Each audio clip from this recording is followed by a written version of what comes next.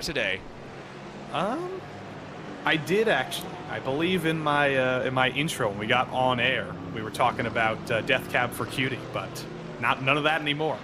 Well, if you're just joining us, we are officially halfway through the 2023 iRacing Falken Tyre Spa. 24 hours it continues to be just tense at the front. The sun continues to rise. If you're watching on the iRacing Esports Network, you don't have to do anything. Coverage uninterrupted continues through the checkered flag. If you're joining us on RaceSpotTV, do not forget that part 3 is about to start. In fact, it's already begun. If you're still watching on part number 2, it is time to make the transition as we make our way into the sunrise here, into what's going to be a crucial phase of the race.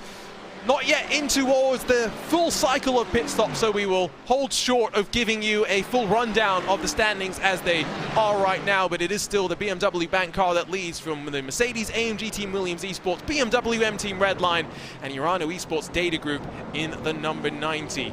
Of course, handful of cars have already pitted. Includes the likes of Williams Esports Chua Blast in 6th, the VG Racing car in 11th, Bila down in 13th. This split call is why the race is so close. And Joey, we have 15 cars once we cycle through the pit stops that will all be on the leading lap. We need to look back in the record books, I think, because I don't know if maybe ever we've had this many cars on the lead lap in this stage of the race. Maybe at the end of the race we could even break a record for most cars in the lead lap, because it has been closer than ever, and that's even with a massive accident on lap 1 where multiple cars got damaged. We're still at almost record numbers of cars in the lead lap, but here are those pit stops that we mentioned. The pit cycle is coming around now once more. Johnny Vecchio in the Team Redline BMW, and then the number 90 Urano Esports Mercedes with Luca Kita behind the wheel. Coming in earlier than BMW Bank and Williams Esports. Was not the case earlier, but the strategies have shifted a little bit now. Now it's these guys that are going to be hoping they can get a great outlap here and make up some time. And if you're just joining us, BMW M Team Redline had a 64-second pit stop about 2 hours ago after getting damage in an incident with Team PGZ's 114. They were able to get the majority of the damage repaired, we believe, and find themselves on pace with those around them. But 30 seconds back from the leaders, where they at one point found themselves in contention. Yes, BMW Bank are positioned best in terms of strategy numbers, but with the Mercedes AMG Williams Esports number 55 just continuing to sit there, pile the pressure on, with the next stint being the one that will see us head up into sunrise and into the daylight itself. Carl Jansen ready to get out. Phil Denez probably ready to get out as well. It's the next drivers to get the fun of being in the golden hour when the conditions are at the best and the track is at its fastest. And you know something I just learned this year, Arjuna, is that Team BMW Bank, it's a BS competition entry. It's BS competition run entry. Team BMW Bank, though, I never knew what the bank was. I didn't know if bank was a separate company. Did you not I didn't know if it was this? BMW and Bank, but I learned this year that BMW Bank is a bank run by BMW. I never put those two things together until very recently. It is something that, you know, most manufacturers have ways to offer financing for their cars. So yeah, BMW Bank is legitimately just the finance services for BMW, and of course BS Competition being one of the BMW M Team affiliated groups. They find themselves flying the flag for the BMW Bank guys on many an occasion. We were talking about Bruno Spengler earlier. He is a frequent visitor to the cockpit of that car. Squeaking through 3 wide with some traffic, but no major drama. Hoisingfeld PGZ steering well clear out of the way. Williams Esports, yes, will be into pit lane a couple of laps earlier than the BMW Bank car, but haven't shown any sort of urgency to get on past. They're content to try and equalize themselves on the strategy with still half distance to go. Still a long ways to go. You might be thinking about some of the incidents early on in the race. If you are running within close quarters of another car for so long, if there is one little bobble, if there's one mistake, like we saw with Redline and Team PGZ a little bit earlier, you can involve both of yourselves. That will be a disastrous event for both of you if you're running in a tandem like this, but you're not really thinking about that. You're not really thinking about the driver in front making a mistake or running into traffic or anything like that, because you can't control that. The only thing you can control is your own pace, your own strategy, and your own level of fuel saving. And every team has seemingly found that this is the meta. When you're running up front, you want to be the driver behind. As long as you're not getting held up, as long as you're not getting slowed down, you want to be the second part in the tandem, saving as much fuel as possible for as long as possible, and honestly, probably not really setting the wick on fire until about 10 hours from now, if anything. Don't have tire limits for this race, which is a good thing, given that we now take tires at the same time as fuel is put into the car. Drivers are taking 4 tires from what we understand in every single pit stop. There's the call from the 55 to make its transition into the lane as close to the wall as possible, as close to the limit as possible when slowing down to the speed limit on the lane. And now it's going to be a long, lengthy transition for Carl Janssen before he finds his way to the box. Phil Denez finally has a rear-view mirror, not filled with a front grille of a Mercedes, as he continues to run out there on lap 24 of the run. These are the most important laps here, when the car behind brings it into the pits, when the second car in the tandem tries to go off strategy. This is going to be very important for Phil Dennis now to basically run a qualifying lap right now. He's got enough fuel in the car to power himself through this lap. He's going to be as light as possible. He's got to hit those apexes as best as possible. Basically run a qualifying lap and hope that once the blend happens, once he gets around the entirety of this track, he can come out ahead of the 55, who's still crawling on pit lane. It is such a long run through pit lane here, 1 minute and 40 seconds, and then a tricky downhill braking zone into the box. Everybody's going to take tires in every single stop, as Arjuna said, because it does take less time to change tires than it does to put the fuel in. It also takes less time to change tires than it does to drive, or it takes less time to change the driver than it does to put the fuel in. Sotomuto gets behind the wheel. Sotomuto out of Japan, able to, again, just cover the night hours that the European drivers maybe want to grab some sleep during. Sotomuto, by the way, also a great place to learn how to get fast, from what I understand, putting out some good content for GT3 cars if you want to be able to develop that niche just that little bit more. Pleasant guy as well, and heads out back onto track after a 40.7 second stop. So nice and tidy for that number 55 crew. The number 70 red line machine is in as well. Ollie Steinbraten would be expected to stay behind the wheel for at least another couple of stints before we see it cycle back around to Josh Thompson in the 2-man crew. Phil Denez, who's going to jump in? Reina Talvar is the only one that's in the session, so I'm going to put throw a wild guess. Reina Talvar in next. I mean, I'd buy it. I'd buy those odds. I think that'll probably happen. Phil Dennis doesn't come in this time. He's going one more lap around, though, so he's got even more time to kind of maximize that lap time, extend the gap as much as possible if he wants to continue leading. 2:16.0 on the previous lap.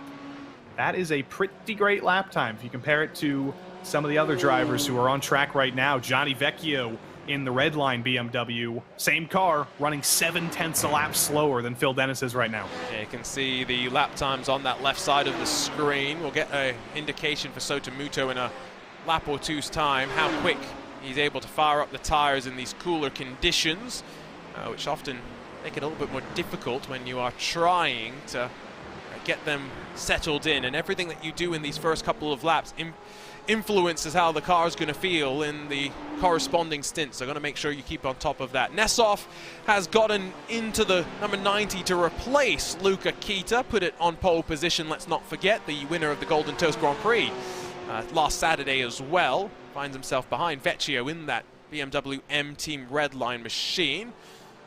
Talked about past winners not too long ago. Red line won back in 2019, they won in 2021. So by all intents and purposes, they are due a victory in 2023. But I was mentioning this earlier, Kawanda and Redline have very much been taking their stranglehold on this place going back to almost 2018. Seems like we got some new faces in contention for the victory finally. Well, yeah, with no Kawanda in the field here, that basically opens up a whole section of the pie chart to issue the challenge. And all these teams that have been in contention for victory over the past couple of years. Williams Esports, Urano, they finally get their big chance because it's only Redline that they need to beat. I mean, they have to beat each other as well, but if they want to be a first-time winner, they only have to beat Redline, and then we will have a first-time winner for the first time in 3 years, back when Redline won their first. People forget as well, this race started not as part of actually an iRacing special event. It was a... it's Damon Wood's fastest lap, 2:15.501 in one of the Falken sim racing cars. They'll be delighted to see that in this iRacing Falken Spa 24-hour. But the first edition of this race was actually with two classes. We had quote-unquote prototypes, which are, if I recall, still GT cars, GT1s, and then the GT3 class, which, guess what, Coanda won. The thing that's funny about it is if you go and look at who won for Coanda, it's Renz Broekman, Jons Jens, Klaus Quebecus, Marcus Lenderman, and then Philip Stam. Those are names that some might know, but not everyone is going to know. So it's a very different Coanda to the version that we see nowadays. Phil Denez is down on the lane, though, and making his way into the stall. Now he gets to wait. I'm a big fan of that helmet, by the way. I don't know if that's the helmet he runs in real life, but he's gone for a very easily differentiable helmet. Bright green, bright red. Easy to pick out who's behind the wheel of that car. But as I say that, he brings it into the box. Is he gonna get out of the car here? Yes, he is. Phil Dennis disappears from the corporeal realm, and Rainer Talvar back in the car now for yet another stint. He's been rapid. That's a good driver to have in the car, just as Phil Dennis is. Now we just have to wait for him to drop those jacks, and I have to imagine he'll be able to come back out in the lead. Sorry, I'm laughing. You see the car behind? Yeah. Yeah. You notice how that paint does not look like it's meant to be on that car? I honestly just thought that's what the design was. That's I thought it was just avant-garde? some random polygons, but I haven't looked at it closely enough until now. What happened was they submitted the paint for the Lamborghini for a Porsche. So yes, it's continued to look quite interesting, and every time I see it, I can't help not laugh. Sotomuto out of last source down the hill builds his momentum for Rainer Talvar off of the limiter, and now with cold tires tries to get himself off of a tricky pit exit. No one, fortunately for him, to merge into the path of as he builds his speed up. It is going to be the BMW bank car that once again cycles through to the point, but not for much longer without any company. There's the 55. Sotomuto is tucked into the draft and lurks large in that rear view mirror. And not much distance between the two. There's about one Carl length between them, although it's not a Carl length anymore, it's a Sota length. Basically the same thing we saw before the pit cycle came around. We're back in the regular sequence of things here. The sun is up, though, and we're with two different drivers here, so everything could change now. The cars are the same, everything else is different, but the battle remains the same for the moment. 11 hours and 45 minutes to go. Why don't we take the time with Alexei Nesov getting up in front of Gianni Vecchio? That's a swap around that I'm sure we'll see a handful more times to come. They have been very content to swap back and forth and just ride as they see fit. Sun continues to rise. Let's take a look at how the race has shaken up so far. Halfway through the 2023 iRacing Falken Tyre Spa 24 hours. It is the Team BMW Bank that lead, but by the slimmest of margins, just a quarter of a second clear of the Mercedes AMG Williams Esports crew. Then back in third, Alexei Nesov has just taken third away from Gianni Vecchio, but it's BMW, Mercedes, Porsche 1, 2, and 3. Vecchio recovering from the damage, looking quite strong after getting it fixed up. Sven Hasseb, the first of the Ferraris, in fifth in what seems to be a relatively equal field in terms of balance of performance. He's gotten back into that car and now tries to hold off Ollie Steinbrat in a two-man affair for the Team Redline number 70. Cody Deeth has got into the car for the very first time halfway through this race. He's in seventh for the Williams Esports Chill Blast entry. Yessi Hilayo has just gotten out. Lassie Urinan into the Coffin Dancers number 14. They'll drop from 8th behind the likes of Mercedes, AMG, Urano, Arnage Competition, who have been hard chargers through the course of the day. And then the likes of Bila, Apex One, Simufy, Williams Esports Academy, Pure Sims, and one of your Drago racing cars. 16 still left on the leading lap. Kira Wolf, part of that Drago racing camp now, is one lap down in the first of those. Contingent Team PGZ. First of their cars is in 18th spot in front of the VG Racing Esport number 1 of Matthias Jensen. Joni Katala in the Team PGZ car rounds out your top 20. and then continuing to see drivers that have continued to persevere through adversity. Little Cake's own Mircho Eschucando Furco team is in 21st. I completely butchered that. I am no Joey Tebben. It's Pure Sims in 22nd, Maniti in 23rd, and then Falken Sim Racing powered by Door Esports in 24th position. Advanced Motorsports 25th in front of the Boostin VDS by undercut entry. Sean Campbell doing a sleep run through this race is in 27th, halfway through a double stint in front of that Team Hoisingveld car with Biela and then Impulse through the rest of the top 30. Not far before we get into the graveyard, Arnage, Mercedes, AMG, Urano, Movano, Valkyrie, Falken and Team 75. Those are the cars that for the most part are still out there and circulating. SimRC in their 75, the most recent retiree, before we get to those that didn't get into the second half of the race. PGZ 114 was up towards the front at times, but Alex Dunn, technical issues drop him out of the race. Grid and Go, SimRC, Schurer were trying to recover. Same with Mala in their McLaren. But so many strong names will be frustrated that they didn't get a chance to showcase their ability. Some didn't even get a chance to get behind the wheel of the car before their teammates were already out. 11 hours and 42 minutes still left to run. Arjuna Kankipati in the commentary booth alongside with Joey Tebben.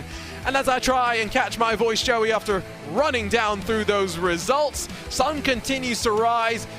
Gaps look quite tentative. Quite intriguing, I should say. We've got 3 different battles right now inside of the top 6. Well, you had a little bit of a Freudian slip there with the gaps looking tentative, and that's because they are tentative right now. Everything can change in this race in the second half in the next 12 hours, and it already has for the most part in the first half of the race. The dominant team, BMW M Team Redline, ran into trouble only a few hours ago. They find themselves on the back foot trying to work with the Urano Esports number 90 to move their way up into the battle for first. Since that happened, though, it's been Team BMW Bank and Williams Esports together at last and for the longest time. No matter which 2 drivers you put in these cars, they have been the 2 fighting for the lead over the last couple of hours. Now it's Sota Muto in the Williams Esports Mercedes, it's Raymond Talvar of Estonia in the BMW Bank number 7, and they are basically just going to run in tandem here, I predict, for the next 23 laps or so, until once again the pit cycle comes around, and we see if they stay in the same order. Yeah.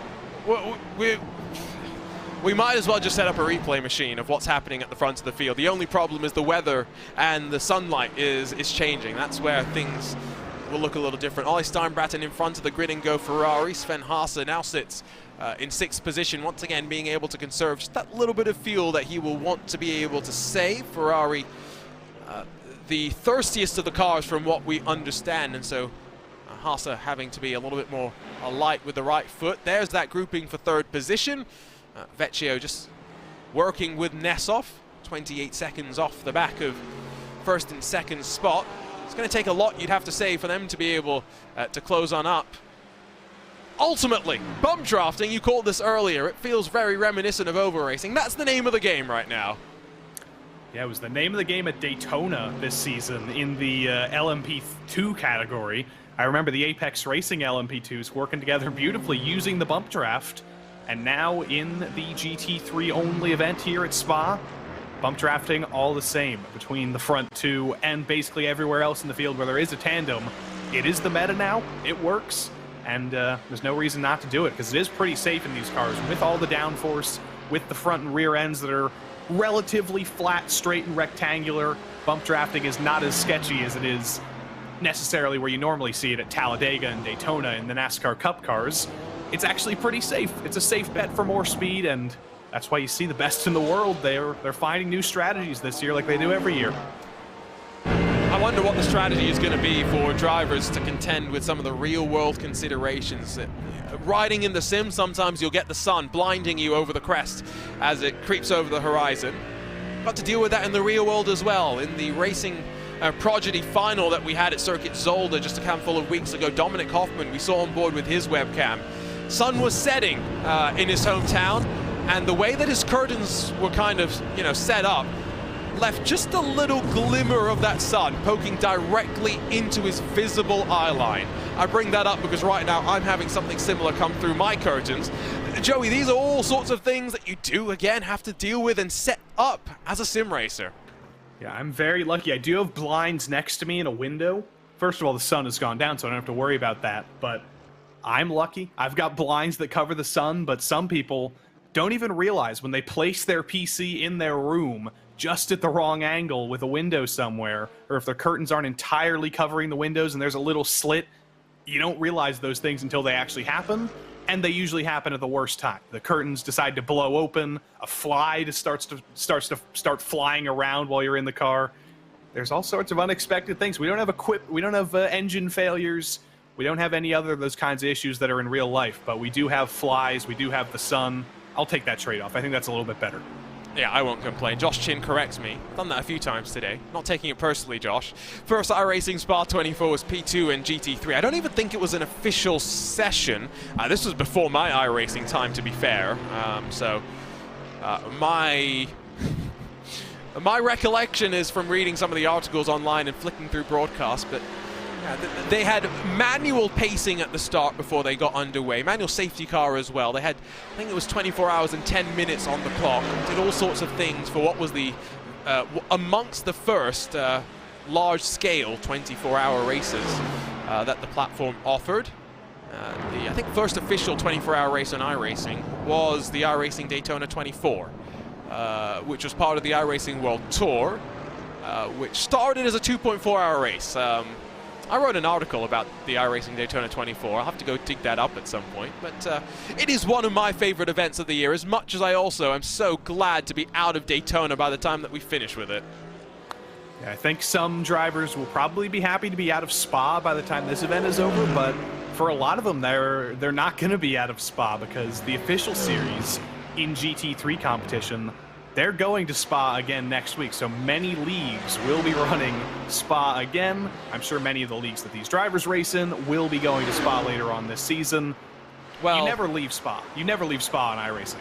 I don't know how many leagues these drivers will do, to be fair. A lot of them run in only these sort of events and the competitions where they're fighting for prize money, but yeah, you're not wrong. For many private leagues, it's a good opportunity for the drivers to have done a special event, done lots of practice and preparation, and then feel very comfortable going into their league race. And so yeah, that's one of those advantages, and you time it up. Sometimes the official series will be the week before a special event, sometimes it's the week after. It's all just about accommodating what makes sense for the community and for the schedule as a whole. Vecchio back up in front of Nessoff for third position. 29 seconds holds that gap between the top two pairs. We've been here, what, almost 2 hours now and counting. Close to 2 hours, getting to that point. That gap's held basically at 29 seconds.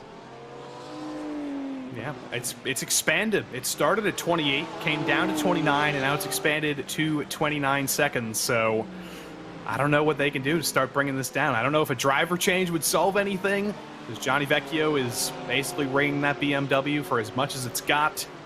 I don't know what they can do other than just sit back, keep trying to run this lap time, save as much fuel as possible simultaneously, as if that isn't counterintuitive, and just hopefully try and close that gap. But we did see Josh Thompson in the YouTube chat. He says he's about ready to not touch the sim for 48 hours, but he's not quite there yet. He's still got 11 more hours until he can do that, I think.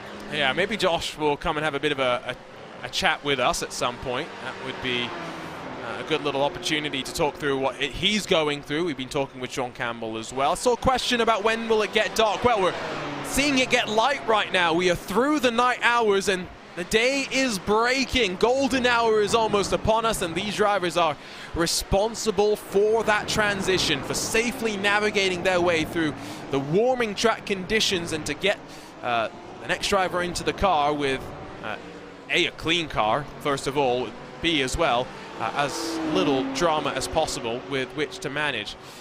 I would also wager that when it comes to strategy, it's going to get easier in terms of fuel numbers as the temperature rises. There's less grip on the track. You've got to have more throttle control at that point. You just burn less fuel.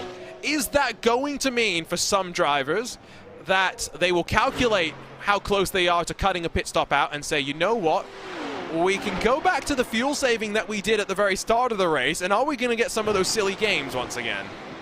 Absolutely.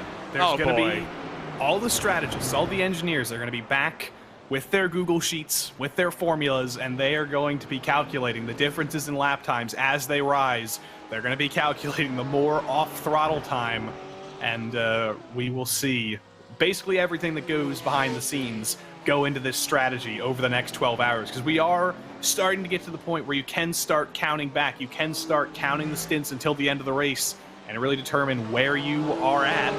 Right now, the track temp's as best as it's going to be. It's as low as it's been basically all day long. 66 degrees Fahrenheit, 19 degrees Celsius. It's only going to get hotter as the sun comes up. It could be in the triple digits by the end of the day. Oh, you're talking Imperial fake units now.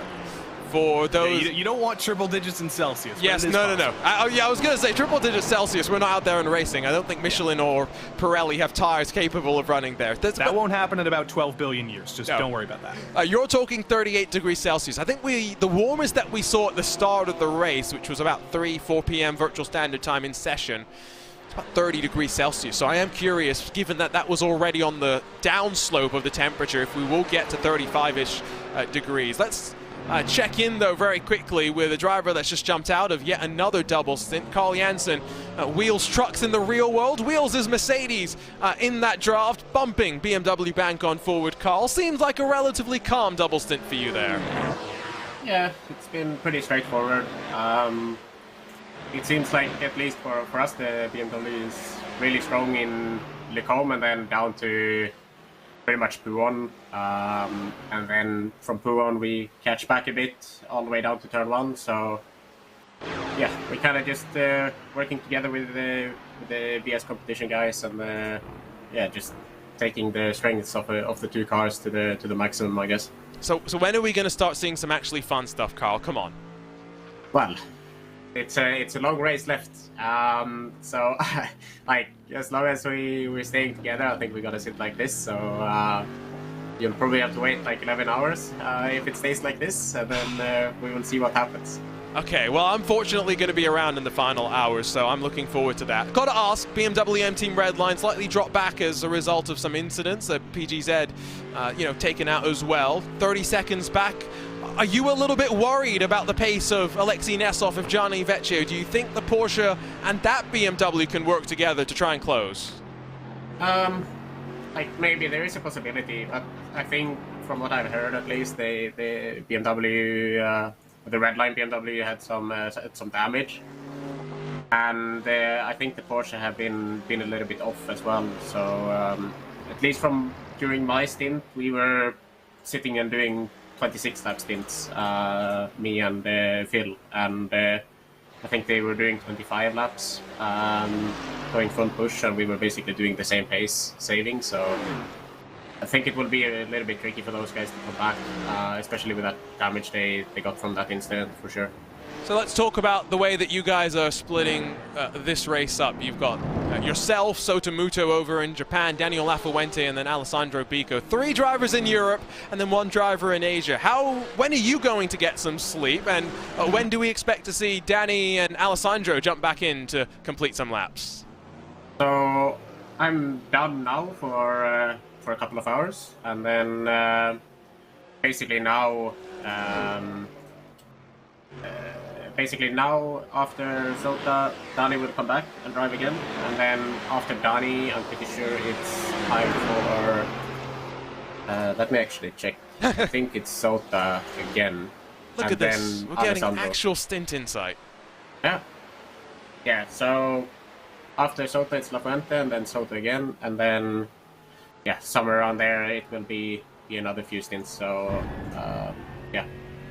Well, it's looking pretty good. I think we've split it up very nicely, where everyone gets a good amount of sleep at least. So that's very nice when you have 4 drivers instead of 3. hopefully you got some of that adrenaline out of your system. We'll let you go and get some rest, and hopefully, Carl, we're talking to you in 11 hours and 30 minutes after a fantastic final lap battle that ends in a really cool finish. Yeah, definitely. Carl Janssen joins us there. Note that, Joey, I did not say who would win in that situation. I just said fantastic final lap battle. Exactly. I mean, you can never tell. The person who wins in a final lap battle between these two might just be Team Redline. That might be who wins out. You are trying to put down the commentator's curse 11 hours and 29 minutes in advance. Yeah, and I did want to ask Carl before he left, a serious question about strategy, but I did also want to ask him, we've been talking so much about Finnish pizza. Oh. Is Swedish pizza any better? Well, hopefully, again, end of the race, we'll get to talk to him about that. The thing with, I wanted to talk to Carl as well, but I felt quite bad keeping him around for any longer, as much as he was definitely willing to stay, is what's going on behind the scenes in Williams Esports. He was going to give us a bit of a leak as to, you know, stint plan and whatnot, but the big operation going on in Grove, we see Michael Preston jumping into the chat once in a while just to give us some insight and follow, I'm sure, the progress of what other drivers are doing. Sometimes commentators can point things out that I don't want to say are correct, but maybe give them insight to guide the rest of their input. But big operation. I can't wait to see what rain does to some of these teams. How are they going to rejiggle their processes, get extra people to come and help them such that they can, much like they do in pit lane with not running the limiter, get every little tenth that they can? Well, I think we see the driver on screen right now who's going to be the best once the rain comes out. He's got rain in his name. I think Rainer Talvar will be very, very happy when that weather drops, but it's going to be another interesting dynamic. We've seen many things over the last couple of years in iRacing. A new damage model introduced, new tire models introduced. Your whole racing body of knowledge can really just completely come unstuck in a matter of moments, and once rain does drop, you're going to see a lot of those strategists and engineers and all sorts of team people, even the photographers who are going to have to deal with the rain coming out.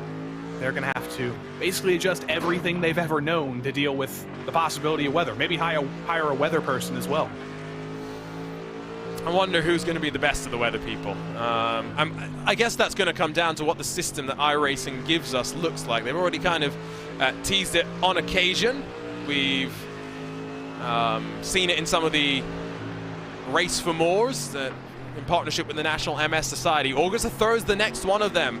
2.4 hours at Le Mans with GTP, GT1 and GR86 classes. So going to be interesting to see what new tidbits we get to see there. Chad Knaus will return, especially pertinent given that he was part of the Garage 56 program, and of course a successful Garage 56 program. Nick Ottinger will be part of the coverage as well. That's live on the iRacing Esports Network, the coverage brought to you by the iRacing studio in-house. Someone in the iRacing Esports Network wondering what happened to the BMW Team Redline number 20 in this 2023 iRacing Falken Tyre 24 Hours of Spa. Well, damage after Alex Dunn had a technical issue and ran into the back of that number 20. Saw them take a 64-second pit stop going on about 2 or 3 hours ago. They've been trying to work that margin to close to these two that we continue to track on screen, but Nessoff and Vecchio, BMW and Porsche. Carl Janssen was saying that they've been pushing 25-lap stints and not closing on the two out front, saving fuel and doing 26 laps. Not a very good position to be in. That's not the position you ever want to be in. When somebody's saving fuel and they're still faster than you, it's basically the worst thing that can happen because they are backing up. They're not at their full power and you're still struggling to keep up with them. So I don't know. Still, what can they do? That's exactly the question that everybody at Team Redline is asking themselves right now. How do we bring this gap down? What strategies do we have in the book? Try and claw this gap down now that we're in the halfway point of the race. We don't have all that much time left to bring it down. A driver change isn't going to solve everything. The sun coming up isn't going to solve everything, even though they have had a lot of pace in the daytime. It's an impossible question. They better break the Google Sheets out and hope that something dramatic happens. Not gonna say too much, but I know some of these teams do have various programs and tools that they use to take data from iRacing's API and SDK and have real-time projections, and I'd be very curious to see behind the scenes of some of that stuff. Can we officially say that we're into the sunrise phase? I don't think we can say the sun has risen. It's almost there. Yeah, I don't see the big orb in the sky, but it is around. It's behind the trees. So I think once it rises up, it's gonna lighten up the track even more, and it's also gonna start getting the track temp up, which is more important because right now it is bright, but it is cool, and that is a good combination for the drivers. It's gonna start getting worse though. Once the sun does come up above the trees, track will finally start getting hotter as we get into the Belgian morning, and we'll see more slipping and sliding than we've seen in the last couple of hours, which will only still be a little bit, but it will be more difficult than ever. And we will 100% see the lap times rise. We are seeing still 2:16s basically across the board for drivers as Klaxon goes off on pit entry. That was the Valkyrie 677 that's in 34th position on towards the pit lane. This, on that left side of the screen, are the last lap times that these drivers are punching in. 2:16.7, 2:16.8 for the two up front, compares to 2:15.7s and 2:15.9s respectively in terms of fastest lap. So about a second off of the pace. Again, a bit of fuel mileage going on here, but temperature's going to rise. Lap time surely going to increase as well. And that's where the conversation that I brought up slightly earlier about some of these teams maybe thinking that they can save another pit stop if they are a little bit aggressive on the strategy, might begin to play with their minds. Maniti Racing and Pure Sims, not just at the front where there are drivers trying to take advantage of chances. Half a second splits two cars. 11.5 hours into a race. It's always a good sign. I think you're just pulling this up, Arjuna, because you want to show off the messed up livery again. I mean, you can kind of see there's some Lamborghini signs on the hood. You can see the core of Corsa. I did not intentionally do that, just to be clear. I think it's a design choice. It looks interesting. It's the Maniti Racing liveries always look good, but this is interesting. And now Arjuna is just dunking on me because he's got the telestrator and I don't. Oh yeah, I have the power of the yellow pen, and I can do a lot of things with it. We will not abuse this power. With great power comes great responsibility. But yes, it just looks very fun. When I first saw it, because Maniti do have a new livery. Maniti have a new asymmetric livery. So when I first saw it in passing, I was just like, okay, that looks quite interesting. Exactly, that's what I thought. And then you look at it up close and you're like, okay, that's definitely not a line down the center. At least you can still read the sponsors. Yes. That's what's important. There's a Hunkos Hollinger vibe going on there as well. That's what I said earlier. Oh no, it's not bad. Just keep it. Run with it. Are we going to actually suggest keeping it? Yeah, keep it for the rest of the season. I mean, if they won the race, you'd have to keep it. But if you're running 20th or so, you could probably replace it. But if you won the race in the Lamborghini livery, you'd have to keep that for good luck. Yeah, no, that I agree. If you won the race, you would have to keep it. But they are, after being involved in the lap one drama, collected up to 16 cars, 23rd position, 2 laps down from the race leaders. Still on the lead lap are 14 cars, may become 13 sooner than later with Drago Racing's number 9, 2 minutes and 12 seconds down from that number 7 BMW bank car. 450, Stefan Hofbar chasing down Thibaut Prévost. This is for 8th position, working down through Pouhon, which in terms of corner name changes at Spa, this is the most egregious. You went from Pouhon to Double Ghost, which translates literally to double left. I mean, the French language is already pretty scary, but now it's a double gauche. That's very, very spooky. I just want a Pouhon. I just want to keep calling it that. I will continue to call it that. That will always be Stavelo. That will never be Campus. Yes. And frankly, this corner shouldn't even have a name, Corp Paul Frere or anything. It should just be nameless, and we should just ignore it. I think we agree on that one, that's for sure. It is like Road America at the end of the day. There's absolutely no logic, and that's probably where there is some logic that has played itself out. You can see as well that we're not far away from drivers heading off to the pit lane. The number 2 amongst the first that we'd expect from within the top 10, maybe within the next 3 or 4 laps, as Cody Deeth will finish up his very first stint of the race. Sky getting very, very decidedly orange. And I said earlier that my visual guide was how clearly I could see the liveries. Pretty clear now.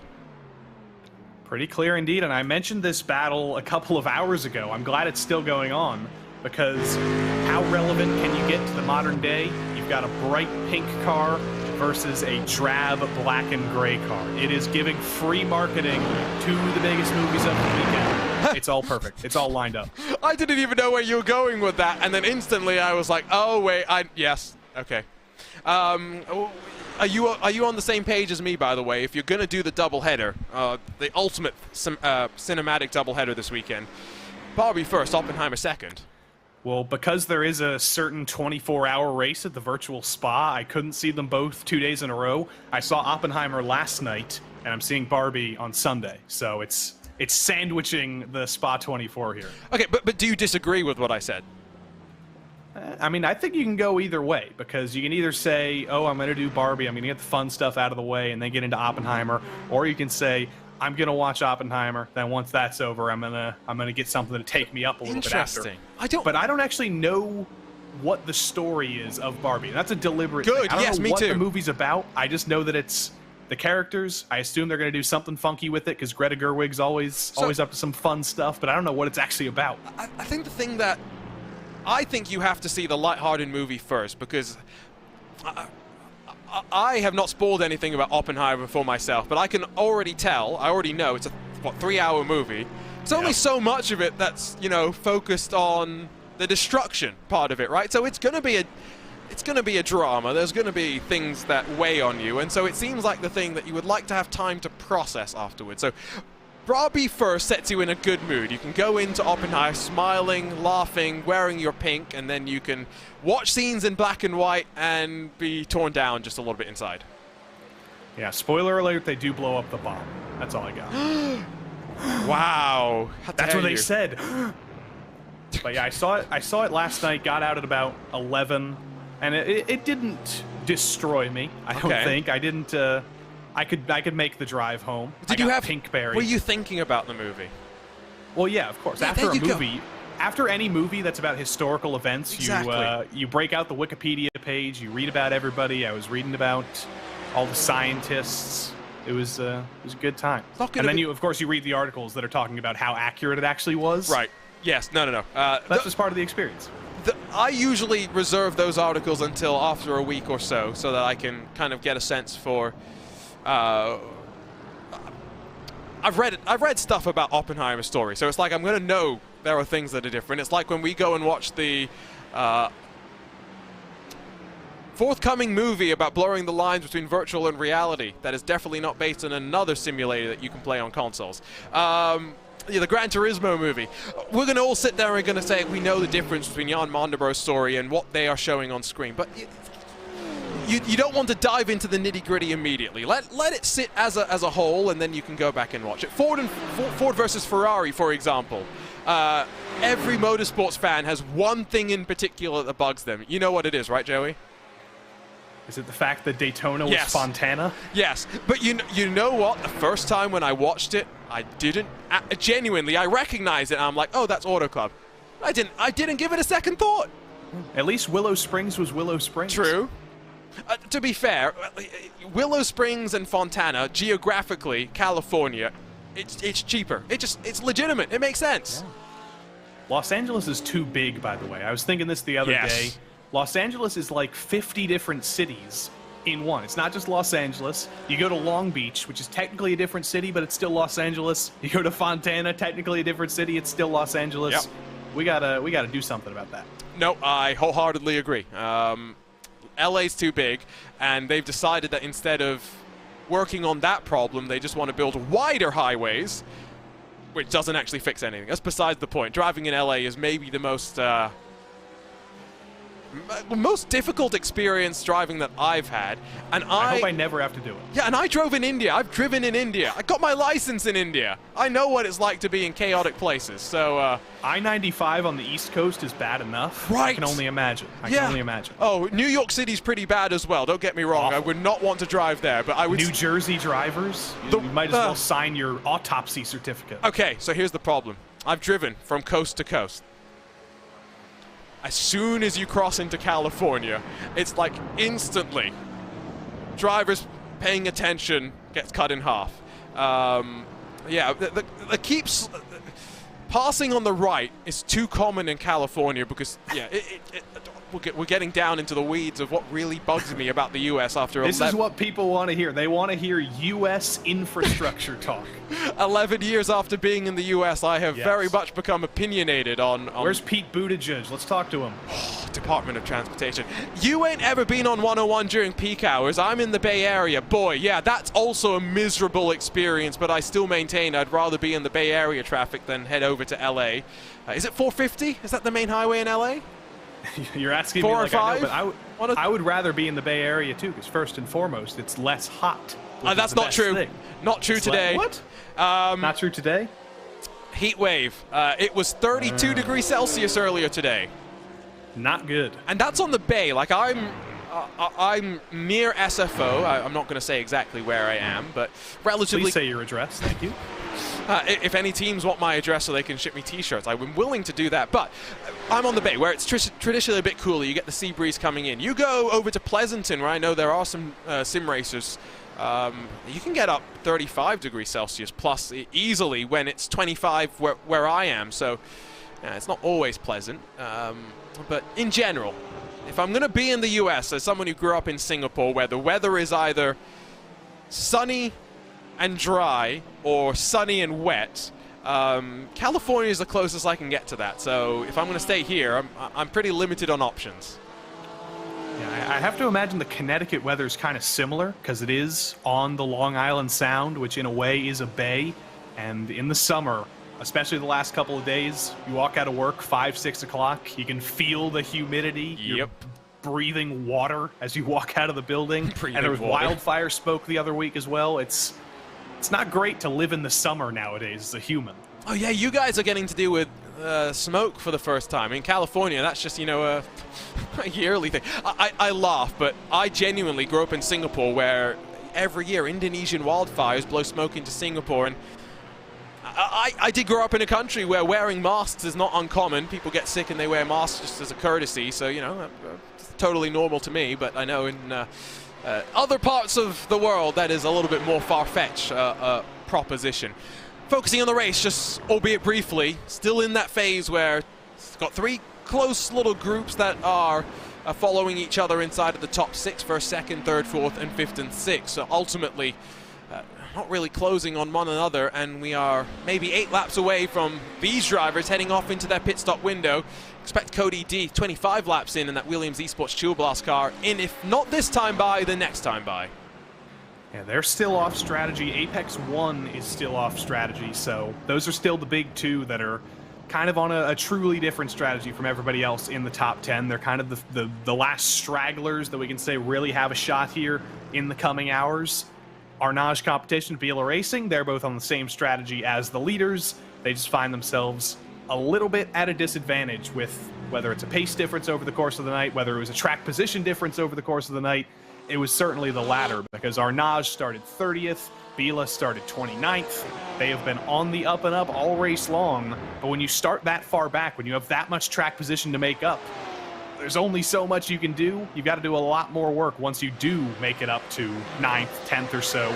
Then you've suddenly got to start checking and catching the leaders that didn't start all the way in the field and already have a built-in advantage. I feel like our Naj competition led at one point in the first hour or two. I could be wrong there, but they were definitely inside of the top 10 and well and truly in the mix. Cody Deeth on cue is in pit lane, by the way, rolling down the hill in that Williams Esports Chill Blast car. I think going to be followed in by the Apex 1 machine. Matthias Luchak in the seat of the 101 Porsche. Now for Cody Deeth, important not to slide down too far, hits the marks up on the jacks. Nice and tidily gets ready to take on the full fresh set of tires and to get a full tank of fuel and head back out there for the second of the double stint. 11 hours and 10 minutes to go means that we don't expect to see these drivers in for, at least in Rainer Talvar's case, a good 20 full minutes. That will see him in 10 minutes beyond the top of the hour. I'm not saying they're going to be cutting pit stops out if, given the rate of temperature rise that I expect to see. But ultimately, every minute past the top of the hour is seconds off that final pit stop that you don't need to be adding fuel. It goes back to what we were saying earlier. Fuel mileage games, fuel saving games, are we going to start seeing those once again? I definitely think so, because you are, like I said, able to count back at this point. 11 hours to go and say, oh my goodness, right on board the Mercedes-AMG Williams Esports number 55. You could hear the sound of the wind at high speed there. Gives a little bit of a bump to the number 7 Team BMW bank car. We've seen that repeated so many times over the last couple hours. Both of these teams are thinking about that fuel right now. They are counting back. They know how many stints they have to go. They know how many driver changes they have to go. And they are hoping, as Carl Jansen said, that once that last hour mark comes, once that final pit stop is over, that they're in position to actually go for the move and actually fight for this win. But for now, it's building the tower, and eventually it's going to top them. You're not seeing things, by the way. The Drago racing car that is right behind them, believe that's Arturo Melgar, does have blue LED headlights. I think that's one of the things in this 992 generation Porsche GT3 machine that they are able to cycle and have some customization on. You can see the blue of the number 9 that's tucked just behind the top 2 contenders. I am very much looking forward to seeing how strategy cycles out towards the end, because I think Carl's not wrong. End of the day, if the BMW and the Mercedes have different strengths, BMW better in the twisty stuff, Mercedes able to bump the BMW where it struggles in a straight line, and the grunt of the naturally aspirated Mercedes roars at the top of the Kemmel Straight, they're able to just work with one another, keep the BMW M Team Redline, Urano Esports Data Group, Team Redline number 70, Grid and Go Esports car out of the mix, because ultimately they're all within 50 seconds of the leading car. Final hour, though, it leaves a lot if there is something that plays out in terms of strategy with 4 hours to go. Let's say there's a call that allows BMW back to break the toe. It's all stations to battle from there, I guess. As we come around La Source, you can see one of the displays at Spa, one of the kind of defining things, is over there on that left grandstand. They have the flags of the world over the grandstand. I believe they're all the flags of drivers who have won F1 races at Spa, if I'm not mistaken, but that shows the internationality of this track, and the internationality of this event shows in the top 10 right now, because if my count is correct, Arjuna, there's not a single driver currently in the car in the top 10 who is from the same country as another. Unfortunately, wrong. Has somebody gotten in the car who I didn't see? Johnny Vecchio and Sven Haase are both German. Well, Johnny Vecchio's half Italian, so I'm counting that part. But because Rainer Talvar, Estonia, Sotomuto, Japan, Johnny, Italy/Germany, Alexei, Bulgaria, Ole, Norway, Sven Haase, Germany, Thibaut Prévost, Luxembourg, yes, Stefan Hofbauer, Austria, Lucas Lindqvist, Sweden, and Cody Deeth, Australia. I count that 10. Unfortunately, Johnny Vecchio flies under the flag of Germany. You included Alexei Nesov under Bulgaria, so Vecchio then goes under Germany as well, unfortunately. So I think he puts the Italian flag first in the Twitter bio. Oh no, he does. It's not what he races under, though. Yes, I get the advantage of the World Championship entry lists that I get to follow. We got to get that changed for next season, John. Hey, we got to get you back to Italy. You've got to talk to Johnny about that one. I don't know. I feel like maybe there will be an increasing push for some of the Redline contingent to maybe make their way actually over to the Netherlands, where Redline are building a facility. It's already built, the facility. They've got a boardroom, simulators there. They've been running a couple of races. Kevin Siggy spends a lot of his time there, but got to wonder what's next for them. How are they going to take that facility and use it to propel Redline, who are already one of the world's biggest sim racing teams across any platform, and make it even better? That will be the question. And for Vecchio, Lullum, Thompson, Steinbratton, these are all questions that only they will get to answer.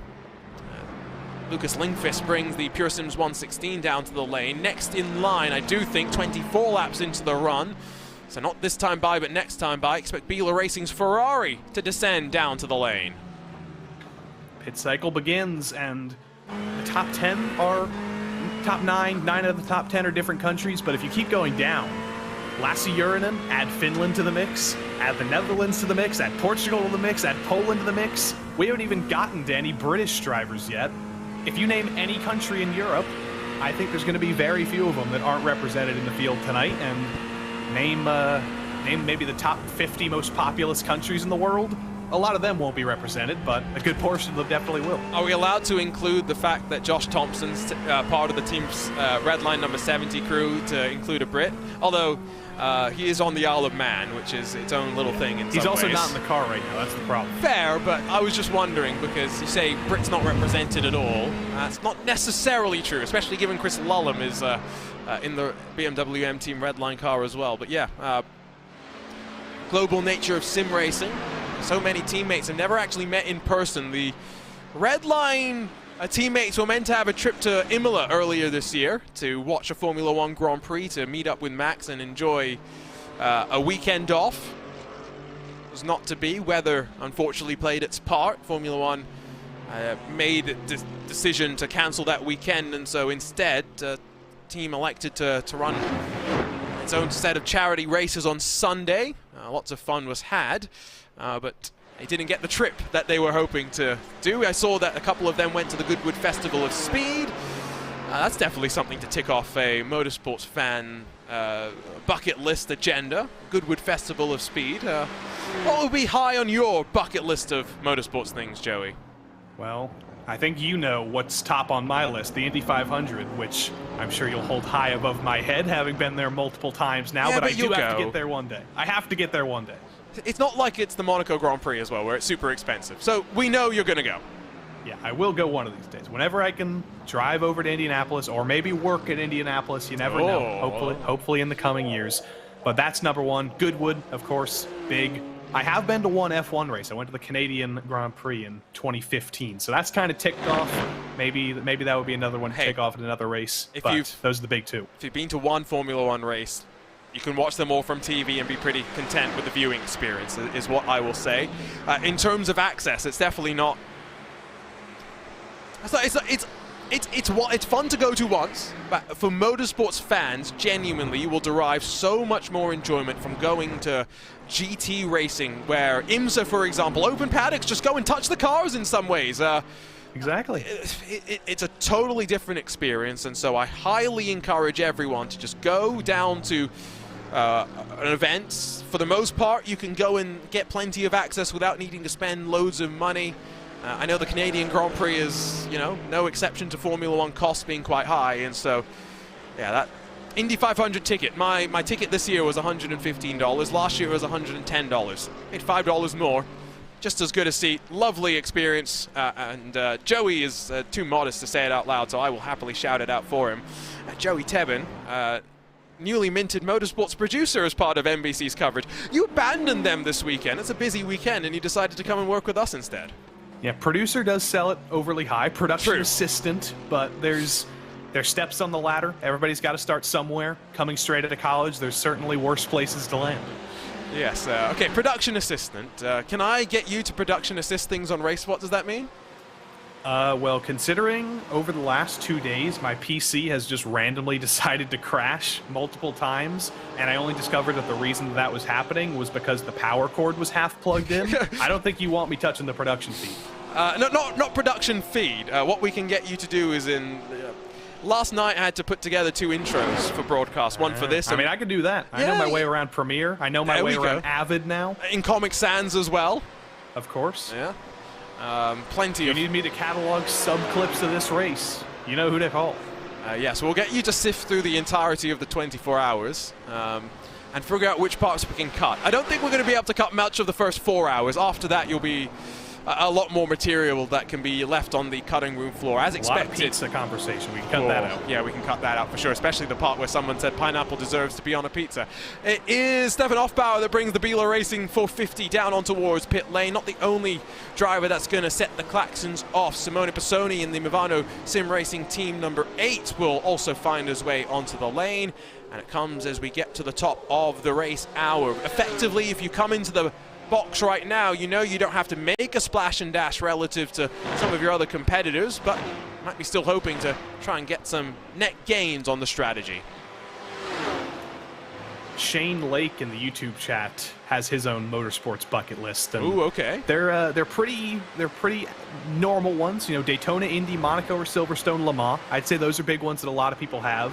Daytona's definitely one of them as well that I need to get to. I have been to Silverstone just for a tour, but that was pretty good. I do want to go to Daytona, though. Maybe not for the Daytona 500, but definitely for the Daytona 24 one day. I am very disappointed I didn't get out to the 24 this year to see the, first ever race for the GTPs. What a interesting environment that would have been to be around.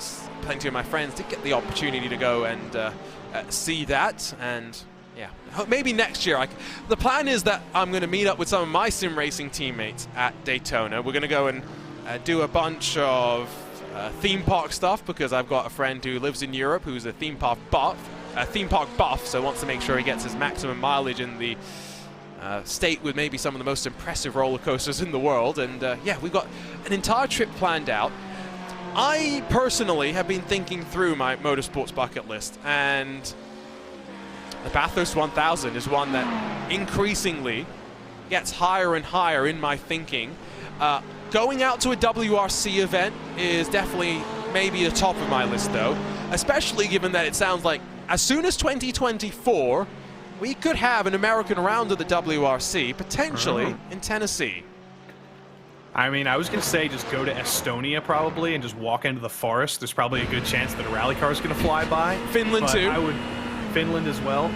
But yeah, I have kind of a weird motorsports bucket list as well. In addition to the big events, I want to see some of the weird stuff. Like if I had infinite money and infinite time, I'd want to go to Lithuania to see Palanga, which is actually going on this weekend. I'd want to see that. I'd want to see the street circuit race they do in... It's some Danish city that I don't remember at this point, but it's a sketchy street circuit in Denmark. I want to see that. I would want to go to Finland, of course. I would want to see the Indian F4 Championship, MSA Formula, that's still going on. There's so many weird racing series in the world that if you do have infinite money and infinite time, you could spend all year going to different racing series. I mean, quickest way to become a millionaire, be a billionaire and go racing. Taking the WRC as an example, we talk about gentleman drivers so often in GT racing, but Jordan Soteridis is living the dream. He's a businessman that's made his money and now effectively pays M Sport for a Ford Puma seat, pays for the car, and whenever he feels like going and driving it, oh, they're going to Kenya, that rally. I feel like I want to drive that one. Or they're going back to Greece, the Rally of the Gods. I fancy that one. He just jumps into the car. Sounds great. It's pretty I think they do, there's a racetrack in Luanda, Angola. I want to see a race there. I really wanted to. When I was in the UK last year, the British Truck Racing Championship was racing at Brands Hatch, and I wanted to go to that so bad. It was in the last couple weeks I was there. But if you don't have a car in the UK, it is almost impossible to get to Brands Hatch. Yes. Because there's no train station, there's no bus station. The way I saw it was you take a bus to some random service station on the side of the highway, then you have to walk on the side of the road and you eventually get to Brands Hatch. So I had to write that off. I couldn't get a connection with RaceSpot's own Chaz Drake. He probably could have got me in. There is plenty of connections in the UK in terms of public transit, but some of those tracks are quite a ways away from the main towns and whatnot. So yeah, they're not always the easiest to get to. It also means that the influx of traffic, if it's a single lane road, can be suboptimal, I think is the way that Lewis McLeod would end up putting it.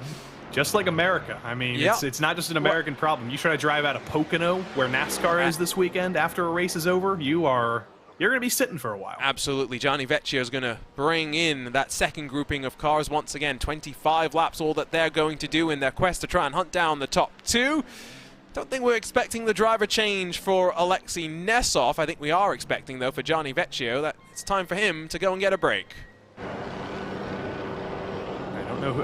I think I do know who's going to get in the car here once Johnny gets out, but we'll wait for that to be confirmed. Everybody gets it nice and slowed down here. It's a very, very difficult pit lane at Spa. A little bit of light flashing there. He's using the limiter. He's going on and off the limiter right now. He is, because you can do that on iRacing. That's a trick that basically at the top level, everybody wants to get as much speed as they can. There is a pit lane speed limit in iRacing, but you can play with that limit just a little bit. Maybe go a mile per hour over, then lift off, get back under the limit. Never mind. But it's not good. I got fooled. It was not the limiter. It was just him on the brakes, trying not to carry his momentum a little bit too. It was just the way that he was fluctuating it that genuinely looked like the pit limiter lights flashing. It did. I mean, I wouldn't be surprised, especially on the oval side. A lot of drivers will play with the pit limiter like that, but Johnny, a little bit more within the rules, I think, than we gave him credit for there. But as I was saying, it's such a tough pit lane anyway. You don't normally have a hairpin in the middle of pit lane. That's one thing you have to deal with. Make sure you don't hit the wall on the inside there or on the outside. Make sure your hands are entirely on the steering wheel. You don't get your brake until that La Source hairpin is done. then you can start to have a little bit of a hand rest while your pit stop's going on. Sven Haase, by the way, followed in Nessoff and Vecchio. It's going to be another lengthy stop for Vecchio. Not necessarily sure what's going on here. Is this a black flag? It is. Speeding in pit lane, and I have been calling it out every time I see these drivers electing not to use the limiter. And it's caught out a contender for the race lead. Diogo Pinto has just left the session. That's BMW M Team Redline done for the day. Yep, that's a sign. Diogo was going to get into the car, saw that they had that penalty, and either they've given up or they're going to wait for Chris Lullum to show up to get behind the wheel. I have to imagine it's the former, and that is such a shame for the car that looked to be dominantly in control of this race. One thing went wrong, trying to fight it back for the longest time, and then in trying to close that gap down to the leaders as much as possible, they overstepped the limits, broke the rules, and unfortunately, they're paying the price for it. And that's going to be the end of the day for BMW M Team Redline. And this is why I do not like the clutch and brake approach.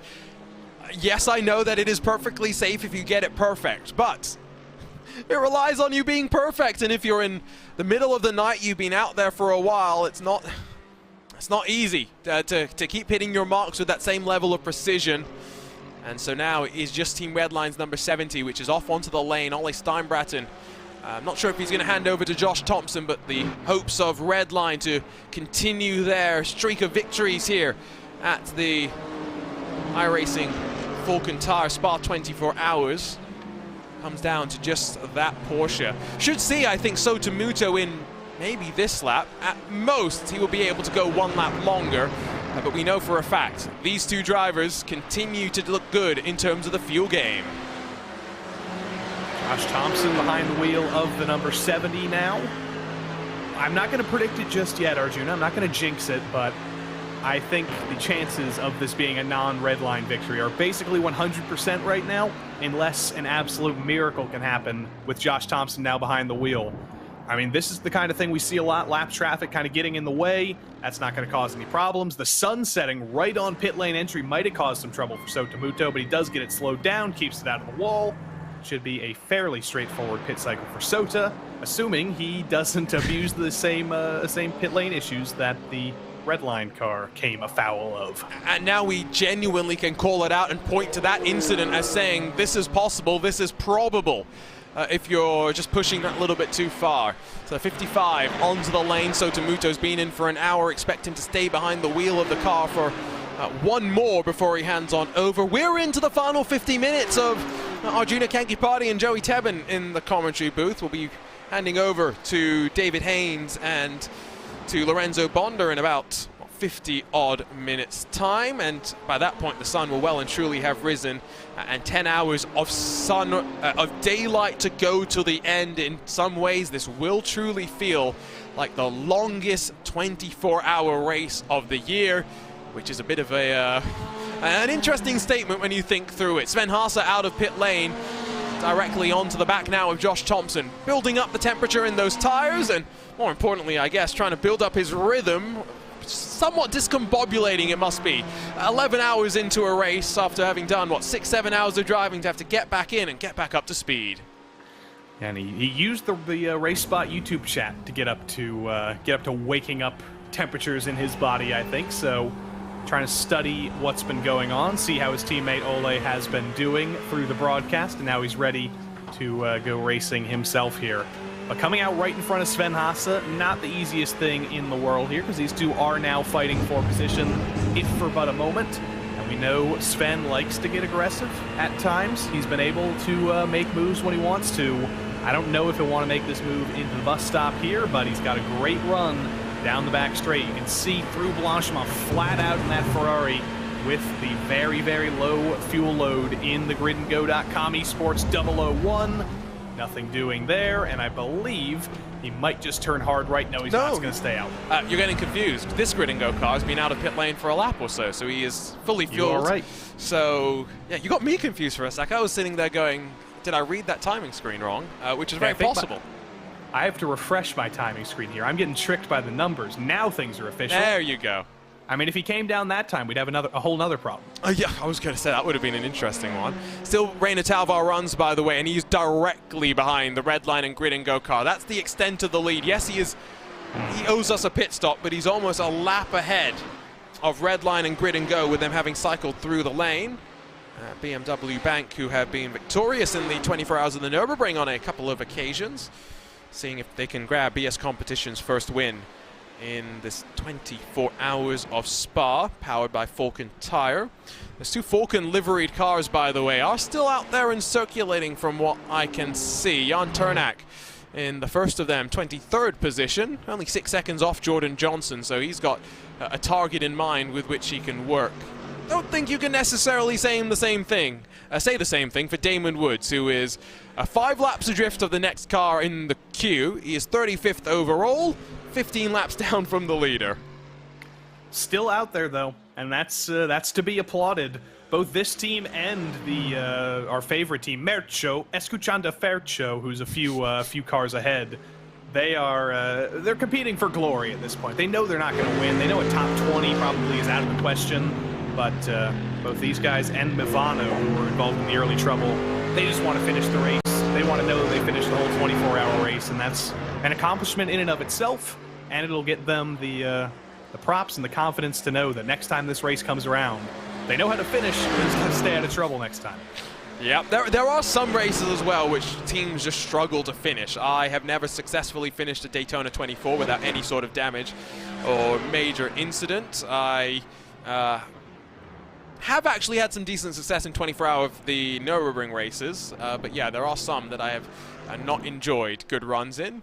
The Movano sim racing car continues to run in 33rd spot. Falken's 44 comes in from 35th in toward the pit lane, as we're about to see the very same thing happen for BMW Bank, and Rainer Talvar cycles his way down through after 1 hour, gets ready to do another stint behind the car before he'll get ready to hand it over to another teammate.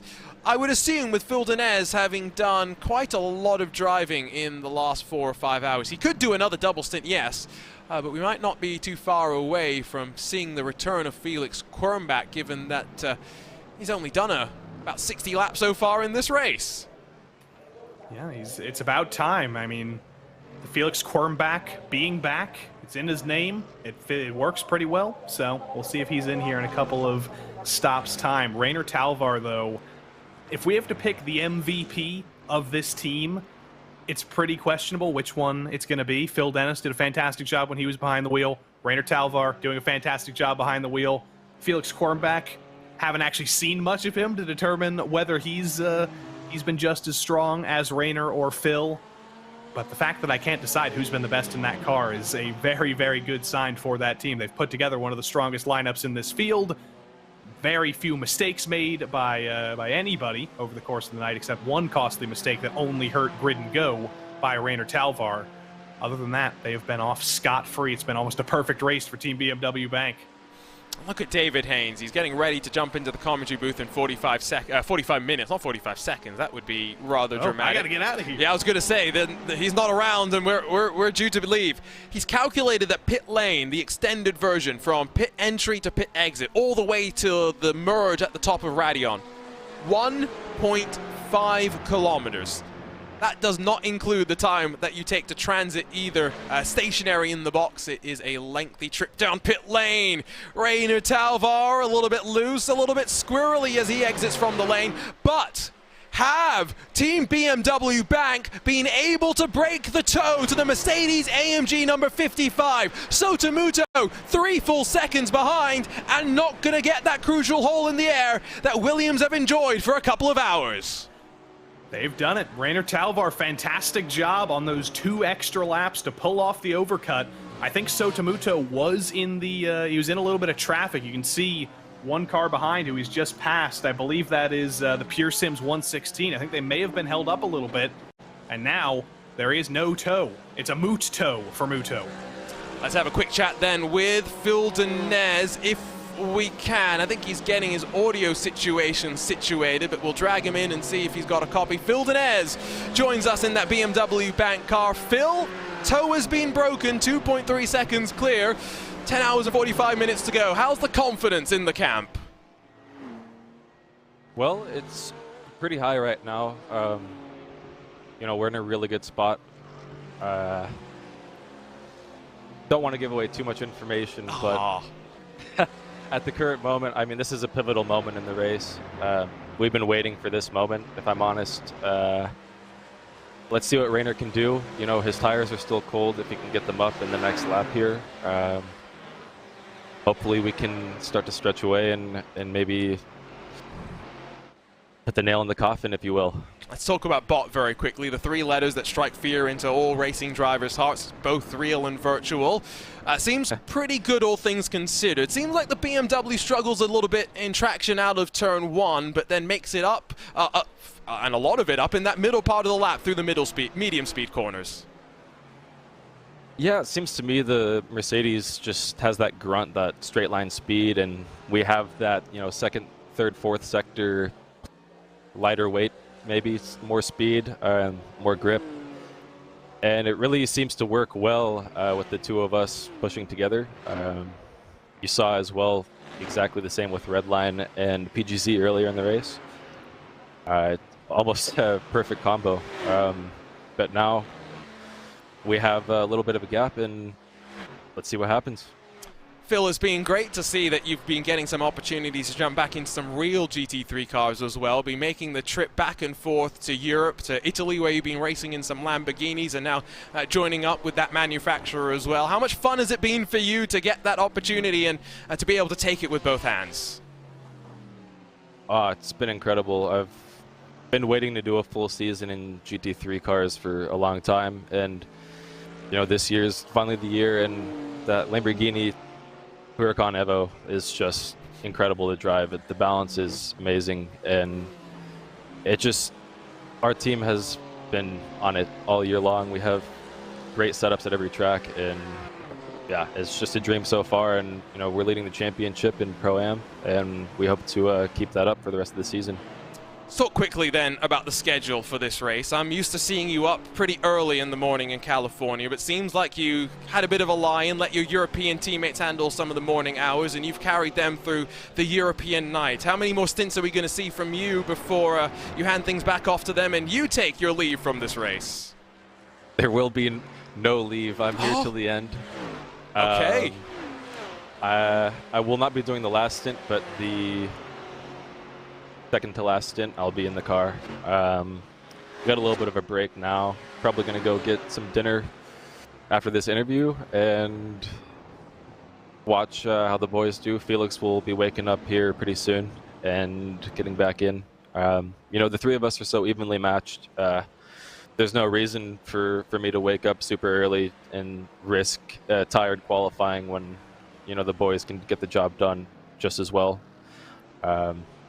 Yeah, I mean, we've been so strong recently. It's really good to see the hard work paying off. And even if that incident didn't happen earlier in the race with Redline and PGZ, I think we would have been able to catch up and would have been quite the showdown. But it's a shame that it had to go down like that. Yeah, it's been a shame, but still looks like we're in for a fun fight. You've been able to build that advantage while Rainer's been able to build the advantage while we've been chatting.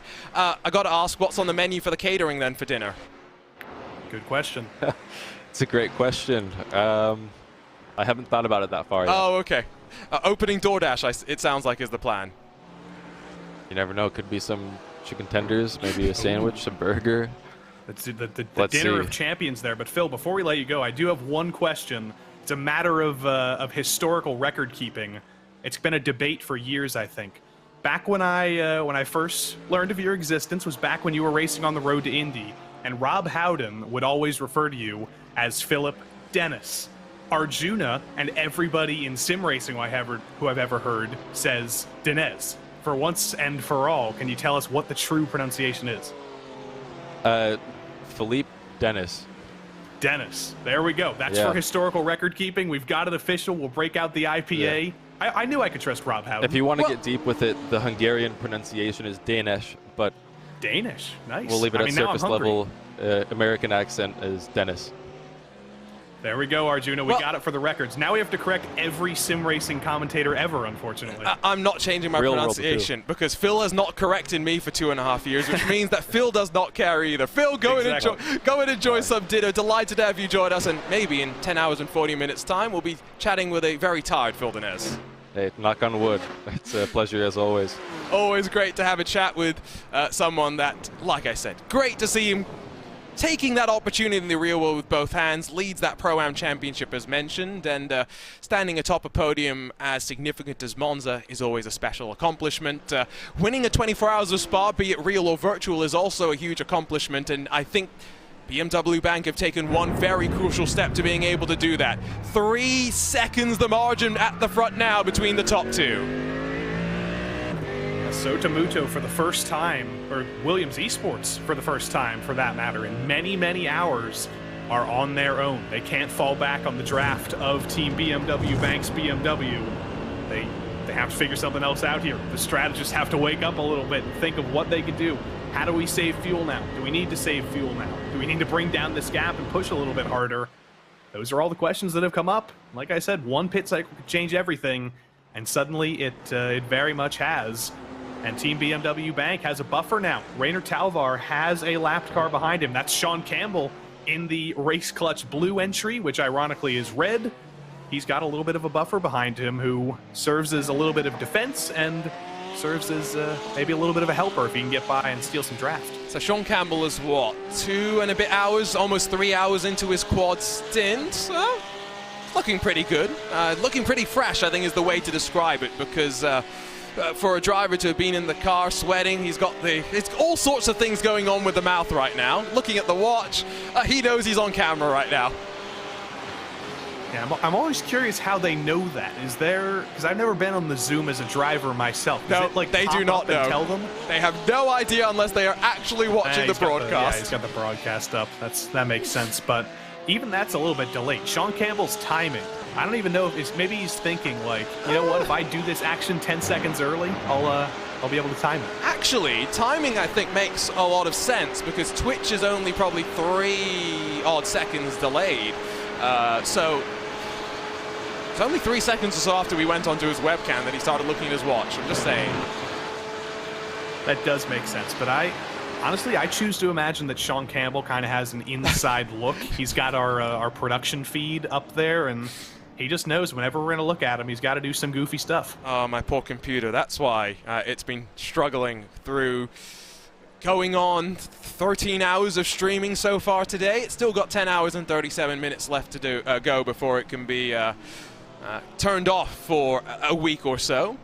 3.1 seconds. Just watch it continue to go. Rainer Talvar, you said that maybe he is the MVP in the car, and I'm not inclined to disagree with you. As Phil pointed out, there's no point for him to have woken up at an uncomfortable time in the morning to have made himself feel worse over the course of the day if he knew that Felix Kornbach and Rainer Talvar could carry the speed of the car.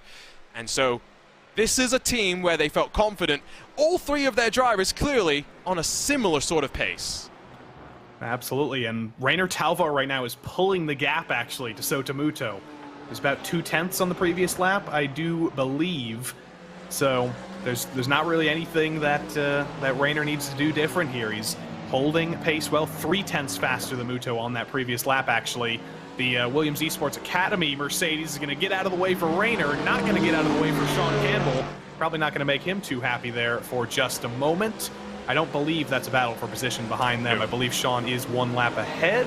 No. 1 lap behind. Sean is very much behind. He is 5 laps off the leader. The Williams Esports Academy car has just gone 1 lap down with Jerzy Glack at the wheel, former Triton Racing driver.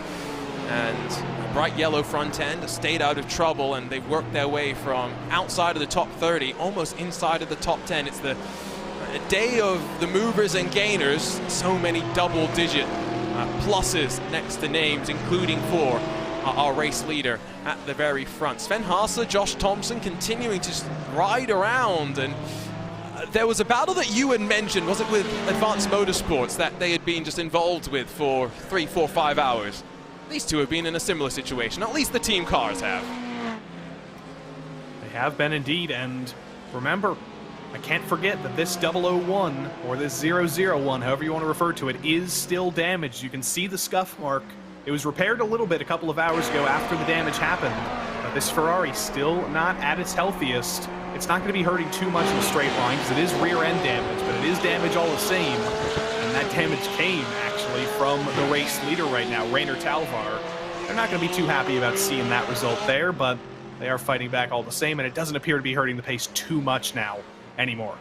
Wonder how close we are to incident limits. 100-point incident limit for today. Once you reach that, you get a drive-through, and every subsequent 20 incident points is an additional drive-through to serve. That is particularly painful with the extended layout of pit lane that we use, and if you're new to iRacing, wondering how you accumulate those incident points, 1x for every off-track, anywhere from 1 to 4 for car contact and loss of control as well. Those all get totted up. They don't get decayed as time goes by. 100 incidents over the course of any period will get you that drive-through penalty, and it's about a full minute that the drive-through penalty time will cost you.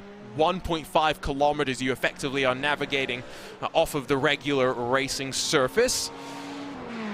There have been races at Spa going back in the history books before the incident limit was instituted, where drivers, individual drivers, Joey, have had 1,500 incidents over the course of a race, so it's a nice and welcome change. I mean, I would not be hard-pressed to accumulate 1,500 incident points. I think I could pull that off. Maybe I could be a pro after all. Ooh, okay. Maybe we need a championship where whoever can get the most incident points wins. I win! Yay! You say you win, but I think that just sounds like the commentator's race. I've just described that. I mean, that would be an interesting format. I know there is a way where you can spit incident points to the broadcast if you turn a setting on. So. As long as the broadcasters are admins, I think it's automatic. That would be a very interesting event. The Incident Point Olympics. It would be kind of like a demolition derby. I think we should try that one day. Put that in the book. Let's not try that, please. That gets me a bit nervous. I'm also a little bit nervous if I'm anyone in the BMW Bank camp watching on right now and seeing not one but two lapped cars stacked up behind Rainer Talvar. Sean Campbell, we know that he can be very quick. He's riding with Rainer Talvar, who did a 2:17.121 last time. That's not necessarily where we expect the pace to be, but traffic has played its part as well. When you've got both of those cars behind, you're now worried about if one of them misses their braking zone, what does it do to the other? How does that influence my race? And the level of draft, the amount of full throttle at Spa, you're not breaking away easily. You're not. And you're not breaking away from Sean Campbell easily anytime soon, or Jerzy Glock for that matter. They are not going anywhere. Honestly, if I was Rainer Talvar, I would be thinking right now, are the two cars behind faster? And if I was the Team BMW Bank lead strategist right now, would riding behind them be able to save me any fuel while still maintaining this gap to Sotomuto? I don't know the answer to that. I imagine they do, and that's why they're still leading, but that could potentially be a strategy. If you back off, ride behind those cars, you don't have to worry about them at all unless they run into trouble and you end up being the car running into the lap cars. As the Mahler Racing team did in the opening hour of the race and found themselves unstuck in their McLaren entry. Here's that second place driver. Sotomuto heads out through No Name Corner, down the hill in towards Pouon. You can see track slightly falls away from you, BMW, Mercedes, and then two Porsches run at the front before a Ferrari completes the top five. Again, we keep touching on this BOP, but it is just nice to see the different marks getting their representation up towards the front. Of course, Mercedes and BMW have got their partnered sim racing teams, BMW Redline and BS Competition, Mercedes, Williams, Urano, and the Apex Racing team. For some of those other manufacturers, they do have affiliations, just not necessarily here on iRacing. Both Ferrari and Lamborghini do have competitions in which you can win the opportunity to become a part of their official esports program. That's a pretty good incentive to go and join those competitions, I feel. Yeah, that's the ladder. There's opportunities if you want to, or if you have the ability to race at the highest level in sim racing and you want to race at the highest level in sim racing, it is certainly possible. It's not like the real world where you need to come with a bag of hundreds of thousands of dollars to move up the ladder. You can certainly do it on sim racing with just the skill and the connections and some of those ladder systems. And then after that, if you really want to, there's been so many drivers that have transferred that into the real world, whether it is like Phil Dennis moving into Italian GT, although he did have a little bit of a start in the real world in the first place. You have tons of drivers who have moved into open wheel series, moved into GT4 series, like Sami Matti Trogan. It's a pipeline. You can do it if you really want to. Yeah, I love seeing Sammy, the former iRacing Rallycross World Champion, head out there with Walkenhorse Motorsports, where he continues to be a huge part of their program in sim and real. There's the look from Sven Haase, not going to go for it. Still content to ride around and save some fuel. Going back to Ferrari Esports Series, by the way, just because I'm delighted to get to be a small part of it for this year. Talking to the team and understanding how Jonathan Riley, who won last year's competition, has been impacted. He now splits time between his university studies in the UK and then flying out to the Maranello headquarters to, do his Ferrari esports responsibilities. Pretty cool. I'd like that job, please. That sounds pretty good, although, do you want to go back to university, Arjuna? We're getting into a philosophical conversation. There's a small part of me that kind of does. Sven Haase, I think, is done sitting behind the red line Porsche, and now grid and go up to 4th. Thompson flashes the lights. Is that a flash of, okay, now it's your turn to pull me forward, or is that the flash of, come on, mate, get a move on? I think it was the first, because if you're getting passed and you're trying to tell the driver in front to go faster, I think that's some cognitive dissonance there from Josh Thompson. I don't think he's the kind of driver to have the anger behind the wheel like that. I think he's just happy to maybe ride behind Sven Haase for a moment, hope that he will pull both of them forward, and maybe that'll stop the little cloud of slow that they had going there, kind of holding each other up. Bosch Thompson not getting angry? I don't know. I think Bosch has definitely calmed down, and in losing his World Championship license and being unable to get back to the Esports Super Cup, I feel like he's been having to adjust his approach to practice. Being part of joining the Red Line team is a huge opportunity, of course, and so you can only get better often when you have people who are better than you to push you, or at least at the same level and trying to get to the same goals that you are. And so it's a great place for Bosch to be, and finished 3rd in the opening round of the Porsche Tag Heuer Esports Super Cup qualifying series today, so that's a nice little omen for him to open up the season. Sean Campbell's jumped into the YouTube chat because he is being watched. He did get word. I don't know if that's confirmation, if he got word when we were looking at him, or if he's gotten word and now has decided to come and say hello.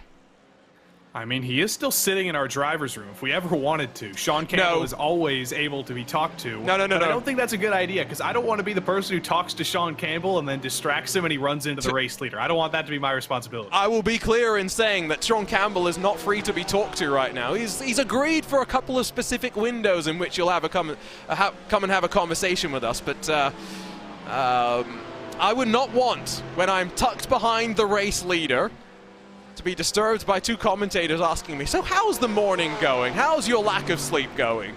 Honestly, I think he might, but I know who wouldn't like that would be Rainer Talvar. I think BS Competition would be very unhappy at us if that happened. Yes, no, absolutely. I do feel like this is such a fun thing. The Porsche Esports All-Stars, the best clip that we had from that series was when Matt Malone, Casey Kerwin, and Quirk were fighting on the final lap of a race. I think it was here at Spa. And Paul Smith and myself just stopped talking. They were all 3 of us in the booth with us, and we let them just, go on till the end. I would be all for that, but we need the drivers to sign off on that as well, unfortunately. So right now, the feed we're looking at is basically live here in the production feed. Sean Campbell is chatting in the chat live as well. Under braking into the bus stop, he was typing in the YouTube chat, or at least right before that. So he's in another state of mind. He must have a 3rd arm. Yeah, well, I guess when you are, how many laps? 5 laps down from the race leader, 90 seconds in front of the car behind you, 2 laps. You're not pushing 100%, right? Yeah, you're not pushing 100%. You're in the draft and you're riding as you can. I would speculate that honestly, it's not a bad place to be right now. Reina Talvar is opening up that gap to Sotomuto once again, and the lap times aren't like we're doing any sort of fuel numbers, fuel mileage conservation going on right now. We're in the 2:16s as we'd expect for drivers trying to push and get the most from the conditions.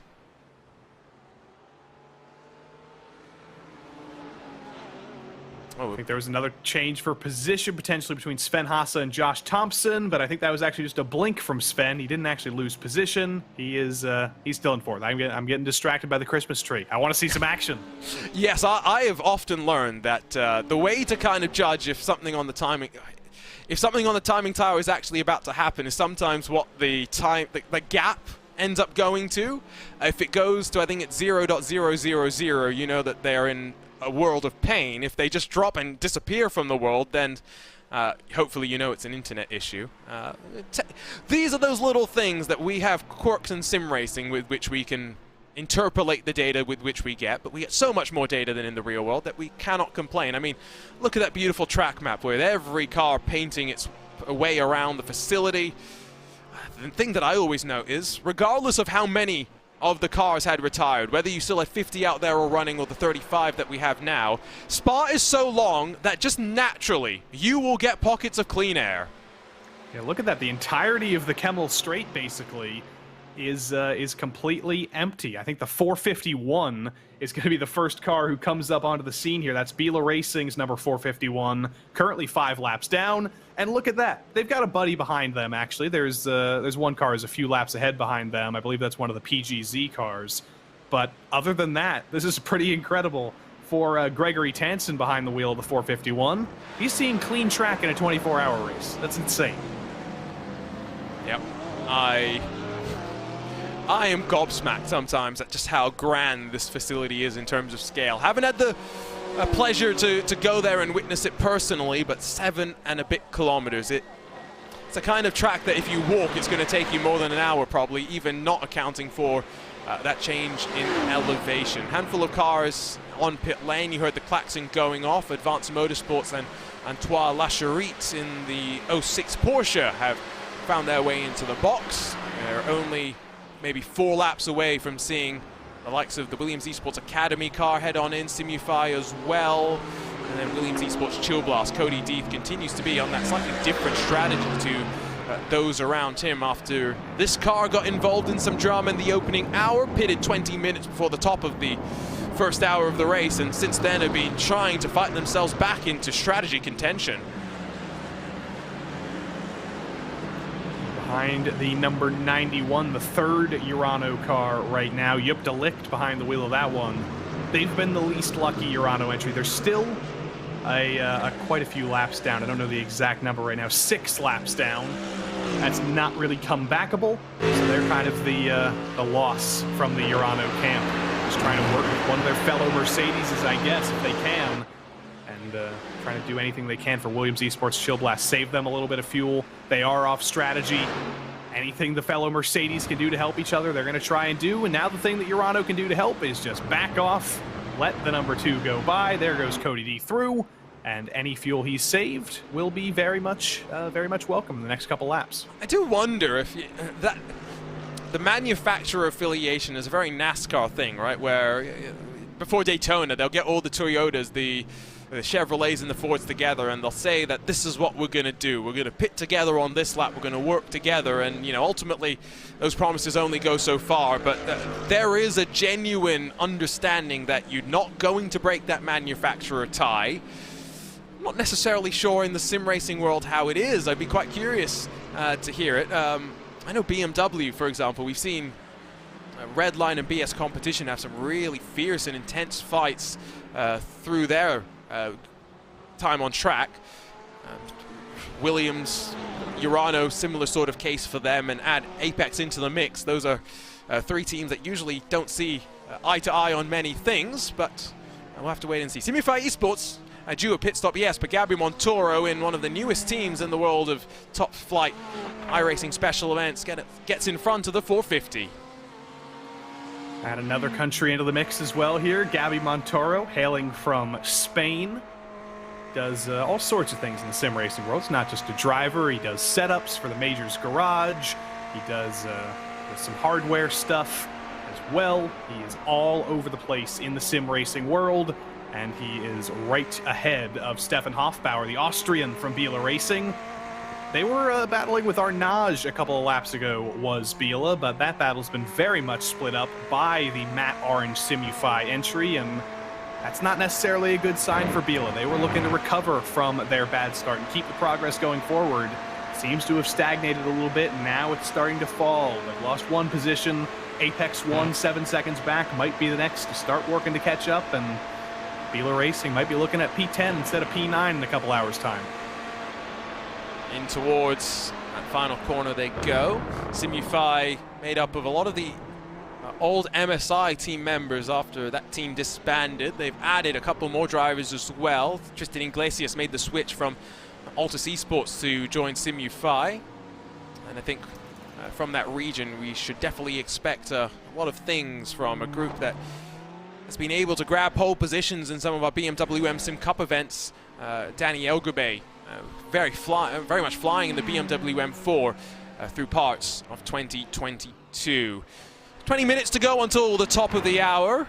What's the time in sim? I think that's probably the question. I was trying to judge, can we officially say the sun has risen, or are we going to still claim that we are in the sunrise at 6:39 virtual standard time?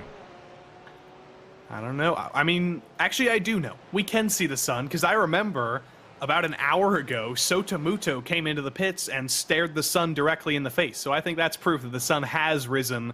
We are in the daytime. We are in the morning time. The temperature hasn't risen yet, but it definitely will soon, because it's the morning. You can smell the spa breakfast, I'm sure. What is a traditional spa breakfast? I'm hoping it's waffles of some kind. It's gotta be. There's gotta be some of them. There's probably the old classic sausages that everybody in Europe and the world eats for breakfast. You're definitely smelling meat. Everyone in Europe, yes. Just sweeping generalization. There is not a single country in Europe that doesn't have its own special sausage. Okay, no, fair point. Every country does have its own special sausage. It does. Is Germany the one? I don't know why I associate Germany most with sausages, though. Maybe they're definitely, that's the biggest sausage fest in Germany. But you got Italian sausages, you've got chorizo in Spain. True. You've got bland sausages in Britain. You've got we can't. No, Britain's not part of the UK anymore. So Europe rather, so it doesn't count. Britain's not part of the UK. That'd be big news. I know. I realize. You can tell I've been up for going on 14 hours at this point. Jersey Glack is off and away in the Williams Esports Academy car. Yes. No. Britain is no longer part of Europe. They made that determination, though, not me. And I do say British sausages are bland, but that's not a slight. I do actually like a good bland and mushy British sausage. Get it from a chip shop, get it deep fried, have some chips with it, have some gravy with it.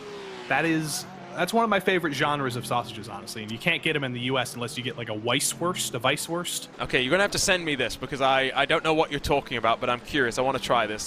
What I do know is that now it's 7:30 in the evening in the West Coast. We were wondering what Phil Denez has in the catering shop for dinner. I've got 15 minutes to start planning that out for myself, so I'm curious. What suggestions do we have? I can't get any Cody Pizza, unfortunately, but... I just realized, Arjun, you know who should take over the Cody Pizza sponsorship? Who? He's not finished, but Cody Deeth. It's perfect. Oh! Cody Pizza. Yeah, that is pretty right there for you, so I'm disappointed it took you that long to spot that pun. Listen, I've been thinking too much. There's one more fun fact for you, completely unrelated to the race that I just learned the other day. There was a NASCAR driver, until some unfortunate events happened this year, named Cody Ware. There is somebody who races in a NASCAR league on iRacing whose name is Cody Ware, but it's spelled Kodiwear.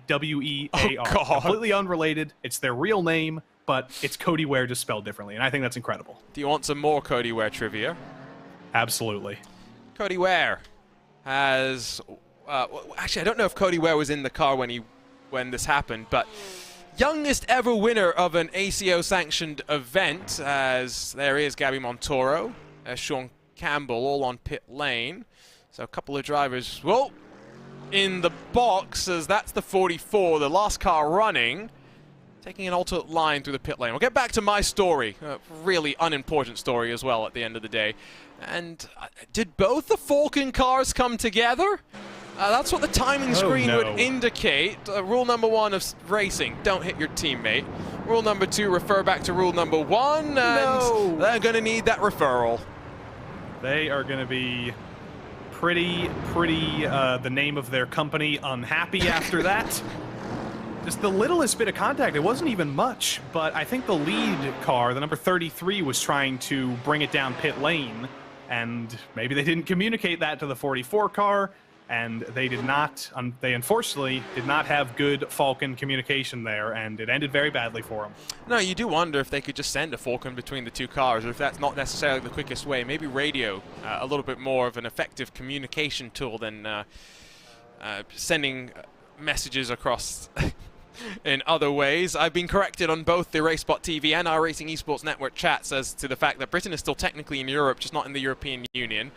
Can I argue potato, or am I totally left base if I try and do that? I don't know, something like that. But we've shaken the reality of your world enough, Arjuna, with Phil Dennis's name. We can't afford to argue about anything else. Well, no, this is the best thing. Until you brought it up, I would never have been the wiser. Well, you know why I ask, Arjuna? I think you have experience with this too. I've heard so many Tebans and Tebans. Right. And it's Teban, singular, not Tebans, nor Teban. It's Kankapati, not Kankapati, or Kankapati, or whatever. Well, so this is the thing, genuinely. I don't care how people say my name. You make an effort, make a genuine attempt, and as long as you've tried, I'm not going to be offended.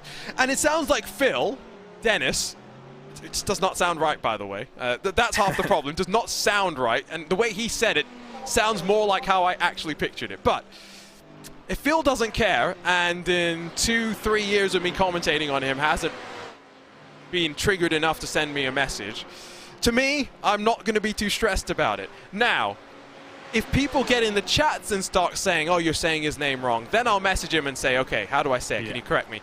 And that is always helpful, because people in chat very often know more than we do, especially with some of these drivers. And if you do have a correction for any of the pronunciations, please tell us, because we do want to get it right. But the reason why I say that if Phil doesn't care, I don't care either in some ways, is one of the greats of sim racing.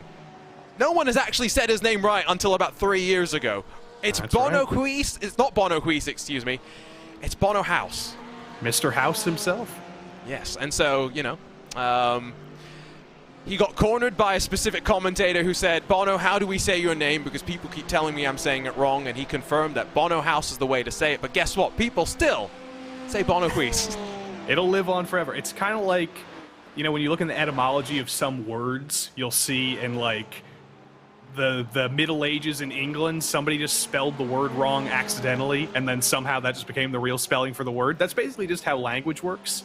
So, maybe in 30 years' time, when Phil has a second generation of the family, potentially, it will just be Dinez from now on. Or they'll go back to Danish, like he said. That would be good, too. Yeah, no, I have a lot of sway. Seemingly, Joey, you and I have a decent amount of sway in getting some teams to change their paint. SimCity Racing, in particular, very much listening to our feedback.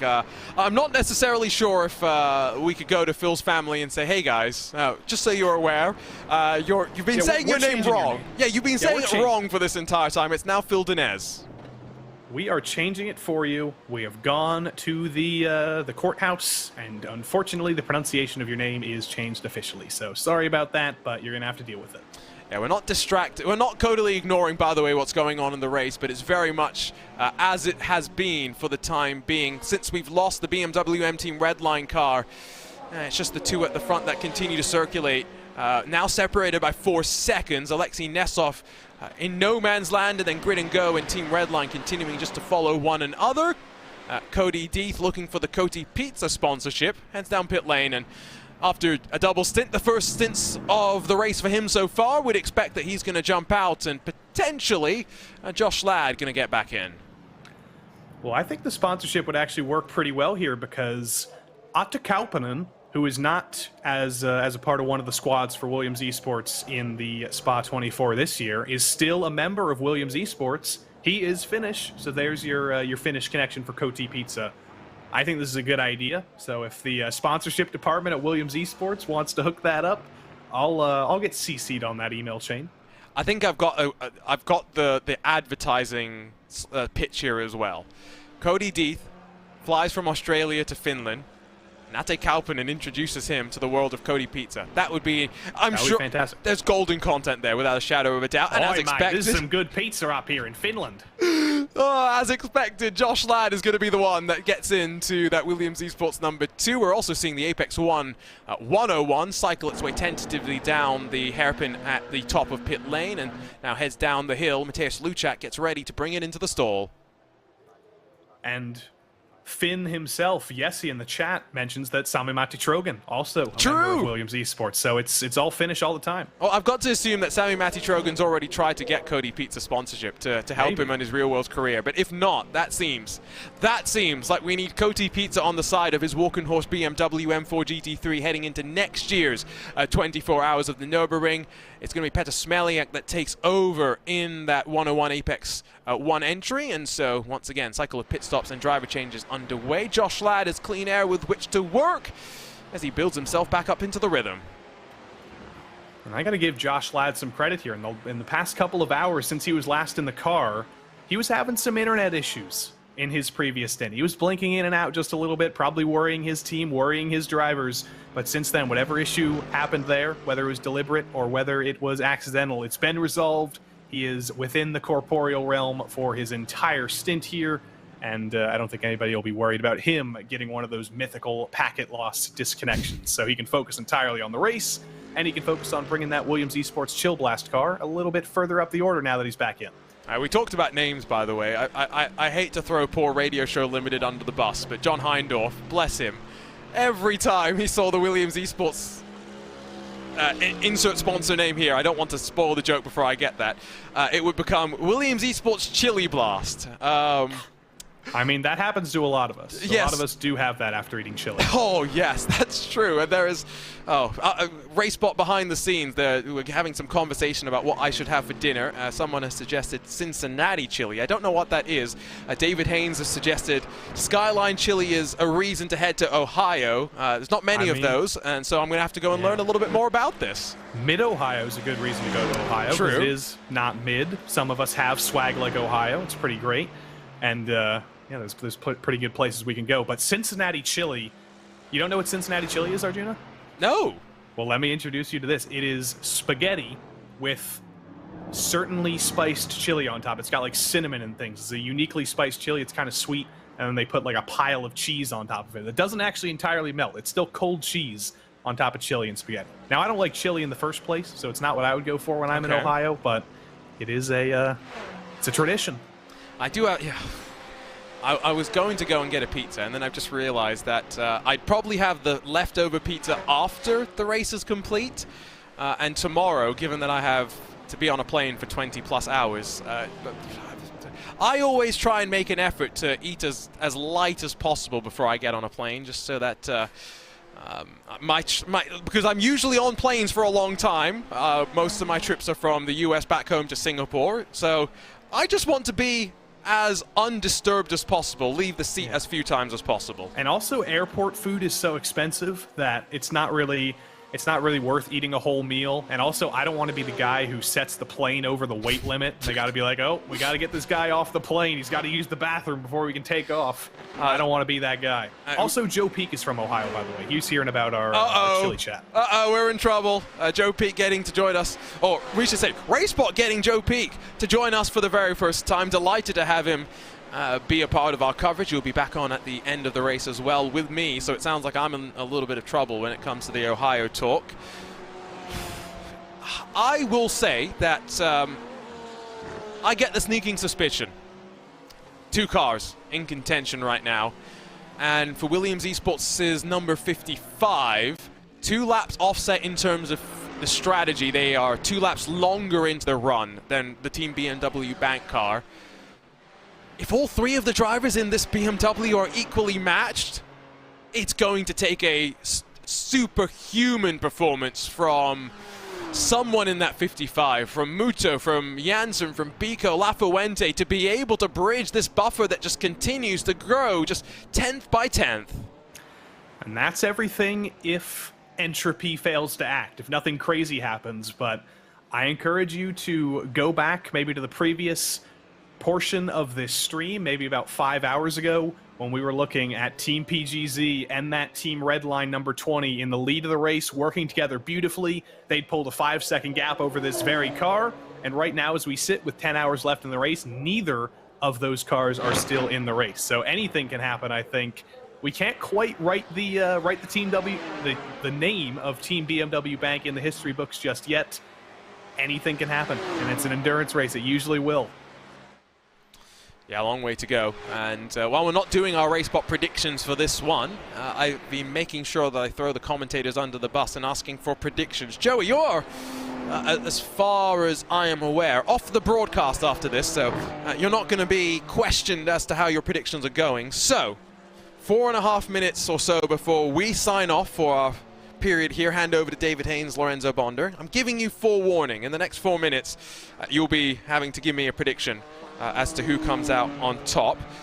Let's talk about... think about it. Yes. Gotta think about it. I know Steph Schlocker picked the Team BMW Bank entry, so he's already, I believe, the first commentator to make kind of a final prediction. Zach Sweeney's... I gotta debate over the next 4 minutes if I want it. Well, Zach Sweeney went Urano as well, so there's a couple of different picks there, but I did want to touch on the weather very quickly. 7 o'clock in the morning or so as we get ready to sign off virtual standard time. Clear skies and not a cloud to worry about, and that means that the track's getting baked, and slowly but surely from here, those track temperatures are going to rise.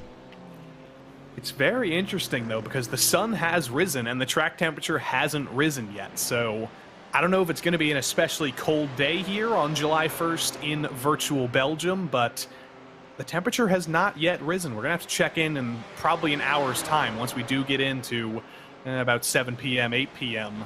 If the temperature still hasn't risen then, we could be in for kind of an uncharacteristically cold final stint, and that might throw some team strategies into disrepair, or not necessarily into disrepair, but at least throw a little bit of a wrench in the works. Yeah, no tire limits, and the fact that we are also doing tires and fuel at the same time means there's, I guess, less of a risk when it comes to the tire wear, but it's something that they will just be keeping an eye on as to how they're going to maximize the tire over the course of the entirety of the run. The fact that currently on that left side it shows just 7 cars scored on the lead lap, not necessarily indicative of the entire complexion of the race. Yes, technically the Williams Esports Chill Blast car is 1 pit stop worse off than the BMW Bank car, but 10 hours of strategy still to work its way through, and so I have no doubt that's going to be an ever-changing storyline if they are going to be able to bridge themselves closer to the top of the hour and minimize the loss that they have on pit lane. Let's bring David Haynes in for just a few moments, getting ready to lead you through the next 4 hours of the coverage.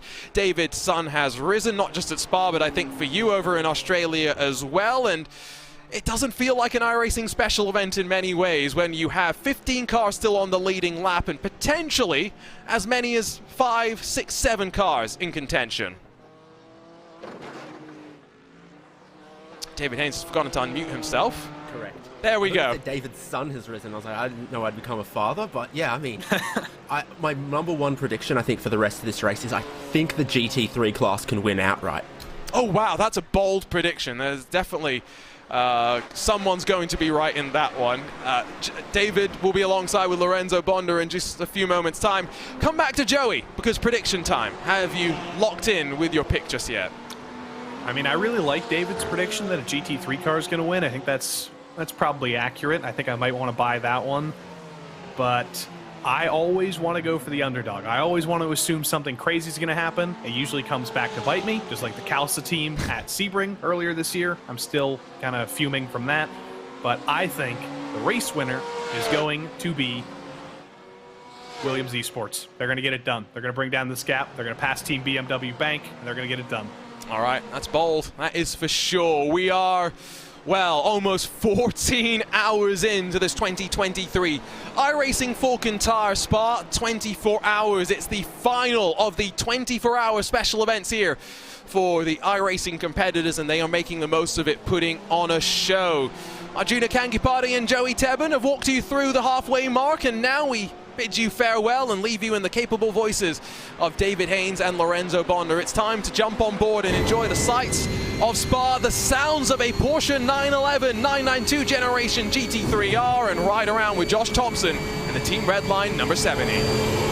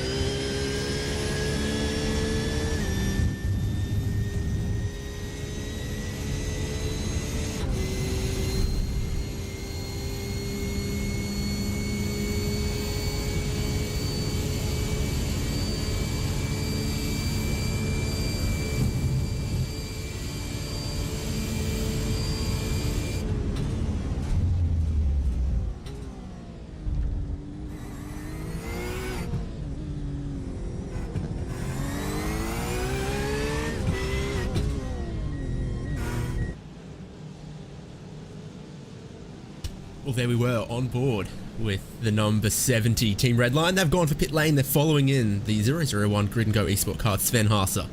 David Haynes here, joined by Lorenzo Bonda. Lorenzo, how are we? I think we're doing good, David. I'm locked and loaded. That's beautiful. I was measuring out on Google Earth the length of this pit lane earlier. So from cone to cone, it is 1,000 meters, but from pit entry to the blend all the way at the top of Radion, it's almost a whole mile, which makes it 80% as long as, say, Tsukuba in the pit lane here. And of course, such a long roll from that pit entry to the pit boxes that are occupied by the cars that gridded high up, because the pit boxes are assigned by the qualifying order. So if you're Grid & Go Esports Sven Haase, who qualified 4th, you've got pit box number 4 all the way down near pit exit here, also looking at Team Redline 70, and that car is up on the jacks, as they all are quite commonly. Car looking crisp, though. I'll give it that much. Yeah, great to have that new Porsche 992 on iRacing as well. It feels like we didn't have the 991.2 generation GT3R for all that long before we got an update. We got 0.9 more Porsche mathematically. Okay, and I can see. Oh, nice jump. Yeah, that is a bit of a jump from the Grid & Go Esports car. Jarno Koch takes over from Sven Haase in that one. And where did they get that second? Did they just save 1 second of fuel, come in with like half a lap more in the tank, and just were they cleaner in and out of the box? I mean, I think earlier on in the race, Sven did like a 28 lap stint. So they had the field numbers and everybody. I think a few issues they had throughout the race and other outside or external factors just could have made the grid and go to be in a better position as they probably wanted to be moving forward into this race. But the matter what Sven did, it's commendable for all that's worth. A couple of other cars stopping now, like the number 90, Alexei Nesov from Urana Esports Data Group, who led probably the first 50 minutes of this race right off the bat, and he was the conductor of a massive, massive train. Of course, the longer the racing goes on, the more cars drop off that train, the more incidents we've had, etc. But this is still, no doubt, a contending car, and they've not shied away from leading some of the draft trains at points in this race. Yeah, absolutely. And they're not looking too shabby from last weekend's performance on the charity race. So the only odd thing for me, and I don't know if you agree with this with me, David, he drove spot 24 on a Mercedes. His team, and his team is kind of like has had some partnerships with Mercedes, and he's driving a Porsche. Okay. It's kind of like I don't know if there's any subliminal message or something like that that Alexei or the guys that or whoever's in his team try to pass. I don't know. I'm just trying to put a tinfoil ahead or something like that. But their pace has been outright great this race. And they, of course, get that quickest run out of their pit box and into the pit exit. You've got to respect the white lines on this pit exit, and they've all been practicing so much. I haven't seen it be a problem really yet in this race. I've seen some other Spa races where it is a problem. No. I think you probably have missed the PGZ blunder on the pit lane then early on in the race, where I think the 114 spun the 119 right around the La Source hairpin in the pit lane. Yeah, that happened. Pit exit that I was sort of thinking about. Oh, okay. Got to be cautious there. I apologize. As one of the groups inside of the top 10, Arnage Competition currently 9th. Still, of course, it's always just a wave of pit cycle by this point in a race. You're never really out of it, but they're in behind Mercedes AMG Esports 92 Urano. Little flash of the headlights from aforementioned number 92, Daniel Alves Lorenco. You're going to pronounce that better than me, though, I'm sure, Lorenzo. Hold up. Yeah, it's Lorenzo. Actually, think about Lorenzo, but you say it with the S. Lorenzo. Go. Okay. He's worried a little bit with this traffic because what you don't want it to do is stall out your run through that critical Eau Rouge Radion section. Looks like he just carried the speed up Radion. Gets side by side with one car. They roll over. Looks down the inside of Lacombe on the next, but it will. This good run through the traffic on the Camel Straight put a couple lapped cars to himself and Arnage Competition Nicolas Rubela, who will therefore have to move a little bit more aggressively through this traffic.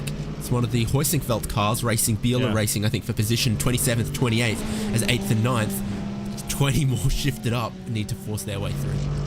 I was going to mention that is for position. So Rubilar is not the brightest position to be right now in terms of, clearing gaps and things like that. Of course, they have to eventually make up way to the faster car, and eventually I think they will, but they want to do that with minimizing time loss. So, wondering what the Chilean driver who just actually drove past, he did a stint on the Porsche Sport Super Cup. It wasn't, I think, I think he got an incident, a drive-through incident at the end of the race, and didn't get the best results, but nevertheless, good stuff on him as we see the Japanese Sotomuto coming in for a stop in a short bit.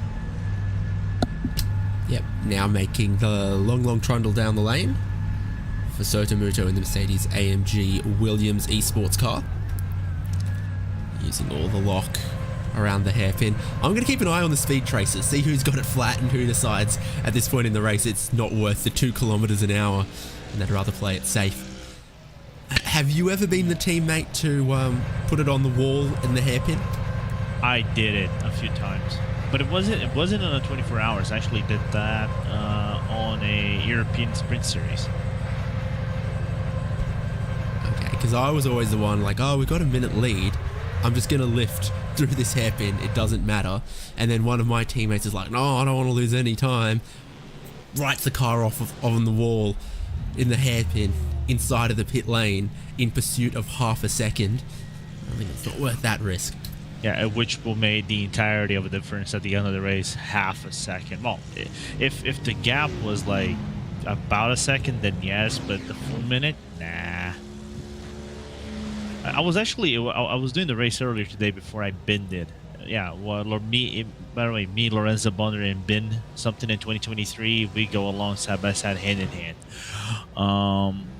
But I was actually clutching down the hill. It works. So that was a driver change there with Sotomuto out, Daniel Lafuente in now. They're going to still rejoin in that second place because the cars behind them have already been through the lane. A bit of a wiggle on the pit exit. Now a deliberate attempt to try to warm the tyres a little bit down the Kemmel Straight. Track temperature is still on the frosty side at 19.5 Celsius. And of course at 7 AM in sim it will still take a couple of hours before we get back to a hot track. These are some of the times to set some glory laps. Yeah, absolutely. The first lap is not going to be your best lap from what we were doing testing with the Porsche and other cars, as we're seeing now. There you go, David. Thank you so much, Hugo, for the track conditions. Very, very, calm, and the only thing that is kind of like considerate is the humidity, which I think for this part of the portion of the race won't matter that too much. Neither wins. But yeah, I think you're gonna get like the first lap might be a little bit slow, but after that you get about 2 fast laps, and then you have to be consistent until the final 5 or 6, 7 laps of your car, where you actually start to build up a lot of speed into it. Yeah, so looking beautiful right now. Great time to start maybe grilling up some breakfast. The one thing I wouldn't recommend is trying to fly your kite with 3 to 4 kilometers an hour of wind. It's not going to be quite so spectacular. No, not at all. It's going to be... We saw Grid and Go get out of the pit lane ahead, but of course only just ahead. We knew Redline we needed to get back in the slipstream, and I saw quite a bit of a wiggle from that Ferrari through Puan just that time then. Into Lafania. So for Janokosh, he jumps from 5th to 4th in the pit lane. But again, on track, it doesn't look like it's going to matter a great deal. No, I don't think Josh is going to actually be that aggressive on Jarno. So I think the German driver may be calm and collected for a little bit. I think what they're going to try to do is, push each other until they eventually, and hopefully for them, of course, reach Alexia at some point of their stint. That might not be at this stint, David, but patient is a virtue. What they say. Do you believe that patient is a virtue? Yes, doesn't mean I have to have it though. Perfect. I'll leave being saintly for people far more saintly than me. Oh, we can leave like that hanging for people in the chat to discuss. Race leader comes in, Team BMW Bank, Reina Talva, so he was just behind these guys in shot. He pulls into pit entry. Got other cars in there as well, like the PGZ124. It stands to reason that if it takes 2 minutes to transit the pit lane and you stop every hour, that... what's that? Somewhere about 3.5% of your race will be spent between the cones. So therefore, at any given time, about 3.5% of the grid is probably somewhere trundling along this pit lane. To be quite honest, you're quite right if I did had mathematics, but I've never done that. I never stopped to wonder you would spend like more than 1% of your race into the pit lane. But then again, it's Spa. I think that's the only race of the season or the special event season that you're gonna have that time or this amount into the pit lane accrued on a total race time. Reina Talva out, Felix Kvern back into the leading number 7. So that is your classic full service. Cheeky little headlight flash. Hello, Felix. Yes, your steering wheel's connected, buddy. Yeah. Your microphone's also checking, by the way. The old have your headlight flasher mapped to your Discord push to talk button. Yep. Classic. I wish I wanted to do that someday just for the giggles.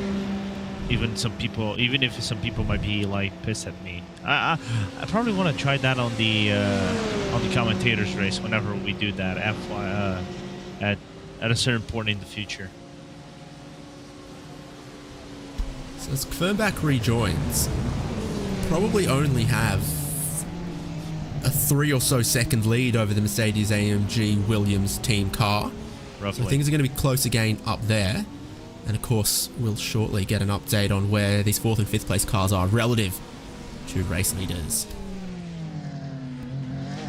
I still like that this race is kind of like open, you know, even though it was much more open before the red line PGZ incident. But nevertheless, I think having a car 3 seconds already past the halfway mark of the race, where normally you would expect the contrary, it's quite impressive to test the commitment level of these guys to try to win a race like this.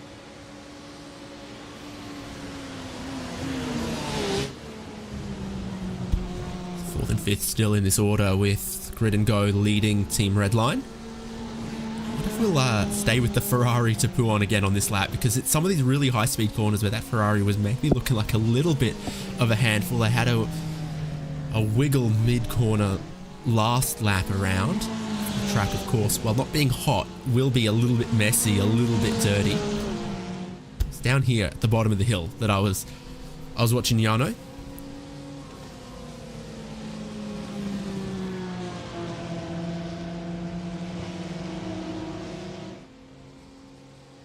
Yeah, better this time around. Better.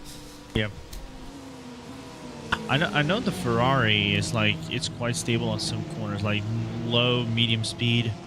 It usually grips out quite well. I know high speed, it's pretty good, but I don't think it is the best car. The best car, I think, is, my opinion, might be the BMW that can handle high speeds.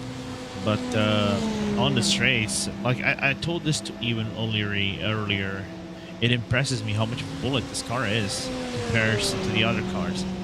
But one thing that is interesting here, the Porsche of all cars I've tested on is the only one when I go around Blanchimont is the snap PS on its rear. I've always spun around Blanchimont. I actually spun twice on Blanchimont during my stint. But then again, my iRating doesn't translate to the same iRating as they do. Likewise. Race lead sits at 3.3 seconds between Team BMW Bank and Mercedes AMG Team Williams, now that they're getting up to pace after their pit stops. 2 laps separated in when they pitted this time through.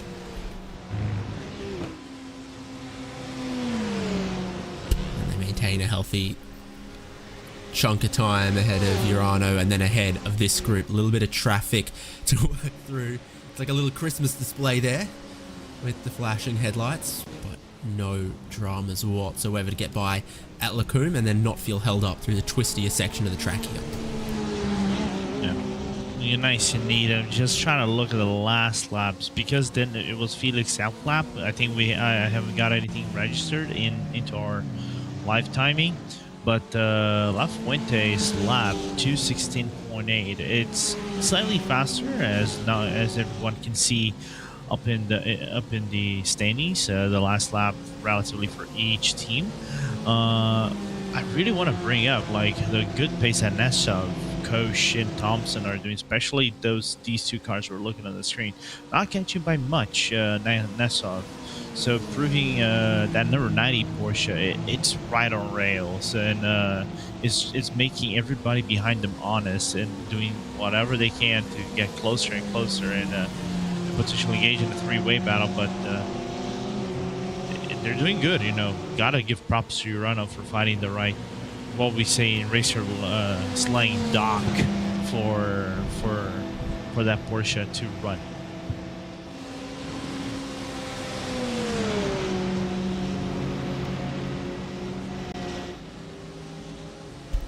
Here's Blanchimont. They've got to be very, very careful to respect those track limits, of course, with a 100 incident limit across the 24 hours before you get a drive-through penalty.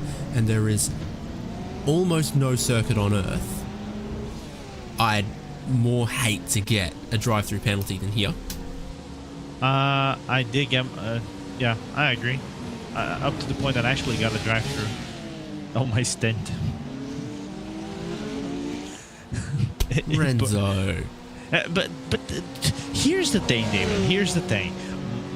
My team had a very good race at split 5. Then the first guy spun. We went from P15 to P44, 47. We clawed ourselves back up.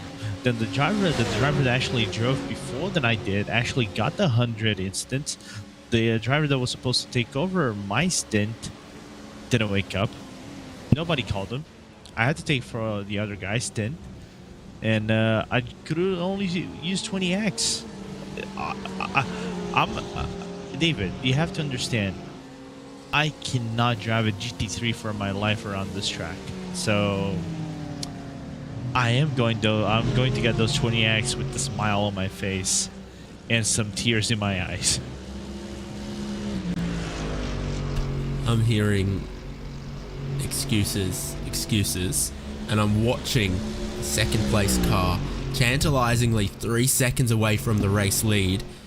I sense that both from a strategy and a moral perspective, you'd really, really like to try and be able to close that time to the race leader. You can see them on most straights.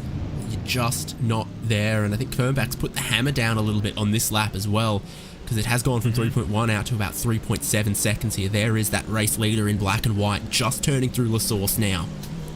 Yeah, 4/10 faster nearly for Kernbach on this lap. 2:16.6 for Kernbach on his third lap of the stint.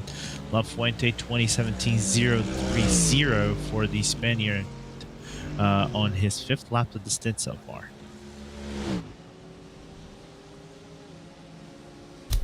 Back with fourth and fifth, and again that Ferrari, it's quick. They've done some fuel magic in it.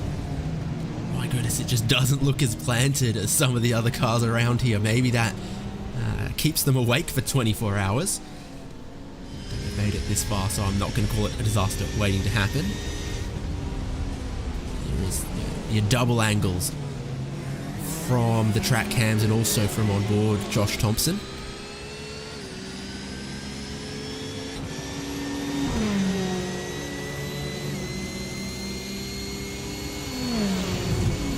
Faster again by 1/10 of a second on Alexei's. Alexei Nessov's lap, 2:16.999.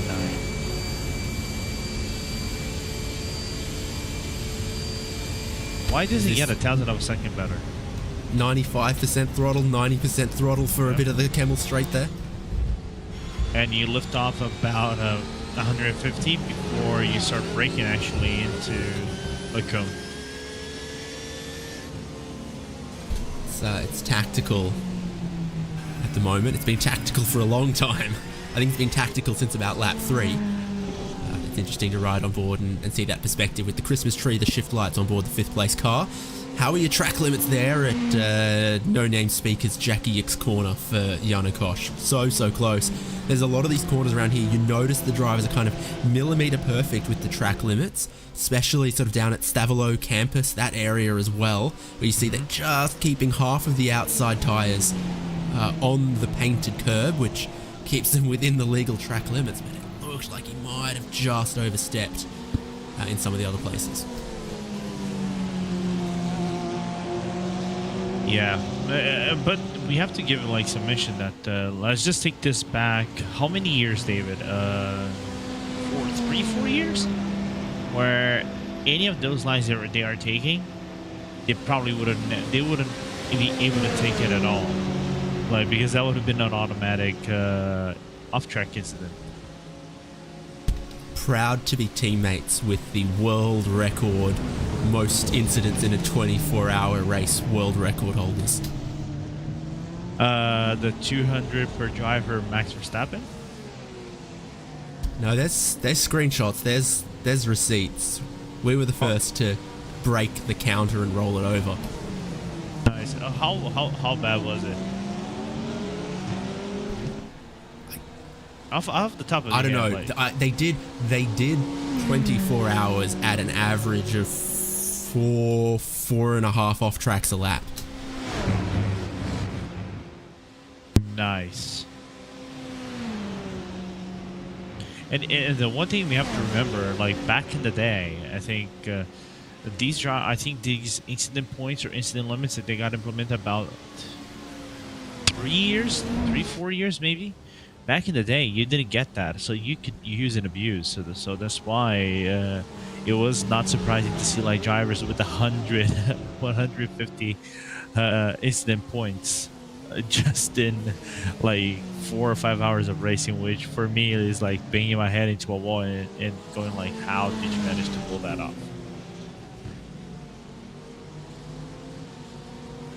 Tiny bit more respect to the track limits that time from Jarno. Josh Thompson maybe has just a little bit of a look, because what they've got happening is a couple of cars lap down to them starting to hook onto the back of the train here as well, and I wonder if that doesn't create just a tiny bit of anxiety for Josh Thompson.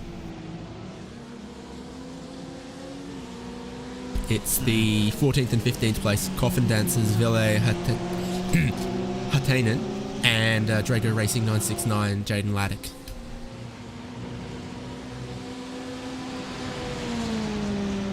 How close are they? This is gonna be good for a good conversation later on. Both guys know each other; they like some banter. So if that overtake happens for P14, I think at some point they will bring it up. It's 4th and 5th and 14th and 15th.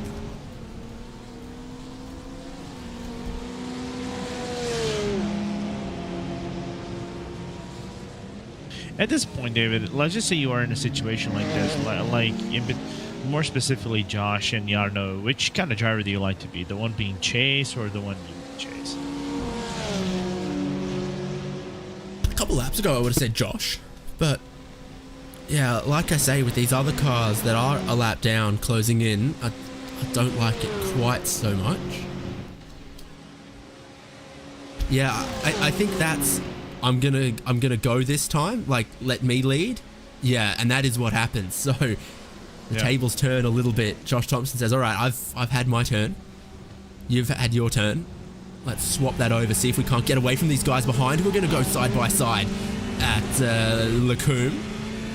Okay, so things are getting punchy. A couple swaps of position happening here. Josh Thompson, I think it is that traffic behind that sort of, he's gone, I think I've saved enough fuel now. Getting a little nervous about being caught by these other cars, and I think I can make some progress towards third place. And I think that's fair to say. He's pulled a couple car links, he's put the hammer down here, and the last lap from these two was a 2:17 lap. That's the pace that this group was doing. So we'll see at the end of this lap and at the end of the next if Thompson's got just a couple more tenths, a bit more speed to go on here, because all right, I knew it. That's what Nesov was doing.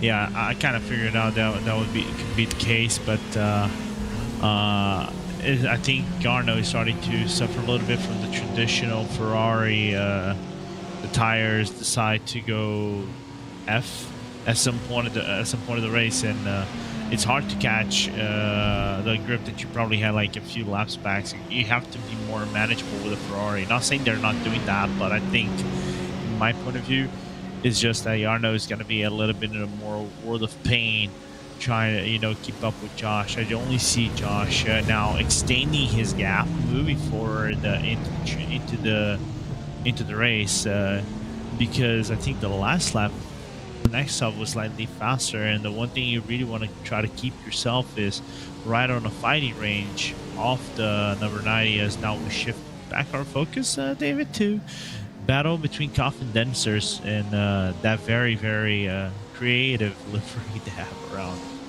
their BMW. Dial B for Bosch, because Team Redline number 70 have just put in, well, they're the fastest car on the track at the moment with a 2:16.5, so they take half a second out of the next group, and he really, really has unleashed the pace. Is it Porsche time around Spa-Francorchamps? Because Jaden Laddick is within a car length, right underneath the rear wing of Coffin Dancers for 14th place. And then rolling out of the throttle big time. So getting close, but still staying behind the big BMW, which is then slipstreaming off the Ferrari, which is trying really desperately to stay within 1 second of Josh Thompson. 16.5 is still a second away from the fastest ever in this race, but it's quicker than the leader, it's quicker than the cars in front. It closes 4th place up towards 3rd, towards 2nd, and towards the lead.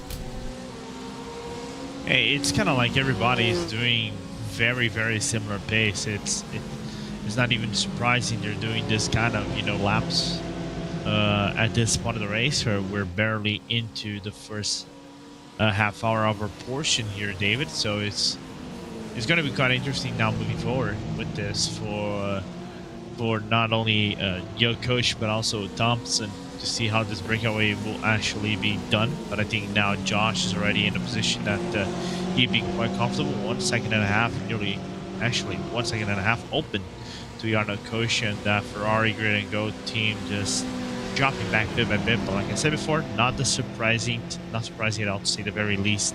Now, if I'm Jaden, I go for the move over here after Munchimon.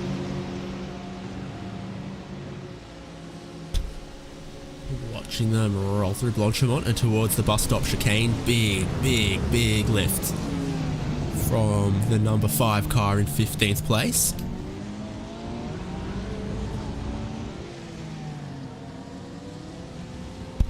And just interestingly watching that gap now was Josh Thompson bangs in another really quick one. In fact, he's almost, yep. Ooh, no, it's not. Yeah, no, it's good. Still It's 3 tenths out of Urano Esports Data Group in 3rd, which is, I guess, your reference point. You're thinking, okay, they're 15 seconds or so ahead of me. If I can just pull a couple tenths on them every lap, it's only going to be a stint or two, and we're going to be there contending for a podium. Yeah, I think more importantly as well is that I think his last lap was about 25 hundredths of a second slower than his previous lap. So the consistency for Josh is there, which is the one thing you really want in a hard long battle like this, to, like I said before, catch Alexei Nesov at P3.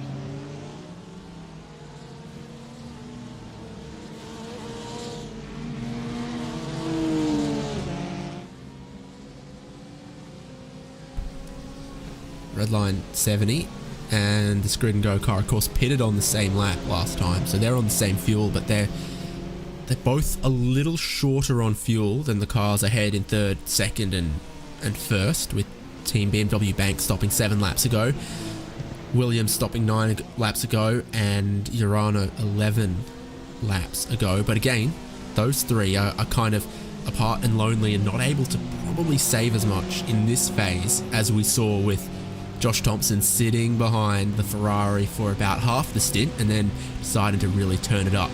This is a replay, and those tyres look a bit done. Yeah, not the best of look for the Mirko Scucciando, and I could not remember even the last portion of the team name, Fixel. So just wondering, I think that was around Stavolo from what it looks like, David? Yeah. Yeah, figured this much. That's the... Well, they're running 20th now. They very well might have been 19th when that happened. Give me the pronunciation guide again on the number 16, please, Lorenzo. Hold up. On the numbers, Mercho escuchando Fexo. And it doesn't mean anything naughty? The last portion, I think it is. Well, it might be like some nuance. I really don't know. Like, but I have to look it up now. Now you made me curious. Spanish. Well, I just didn't want to say it and get in trouble myself. No. It's like, if anything happens, you can blame it on me. Like you normally blame things on Dane So we could like blame on me, we blame Dane by nature of RaceSpot hierarchy. Okay. Still a little cat and mouse here with Coffin Dancers behind Grid and Go and Drago Racing saving, I think it's fair to say, incredibly at the moment. Big lifts everywhere, especially on the Kemmel Straight. Although, who are they staring at on the back of that BMW for this whole stint? I was actually looking for the translation. Which car are you talking about? Guessing on the back of the number 14's got to either be Villa or Jesse Hilayo or Lassie Jurinen or Maddie Sipola. It's probably Sipola staring at them from the number plate area of the Beamer. Or even oh wait, is that what I think it is? I don't even think it is either one of those four. Oh. I have a suggestion. It might be a little bit wild. We would have to look whenever they're on the pit lane. But my suggestion is Florian Hosper. Okay.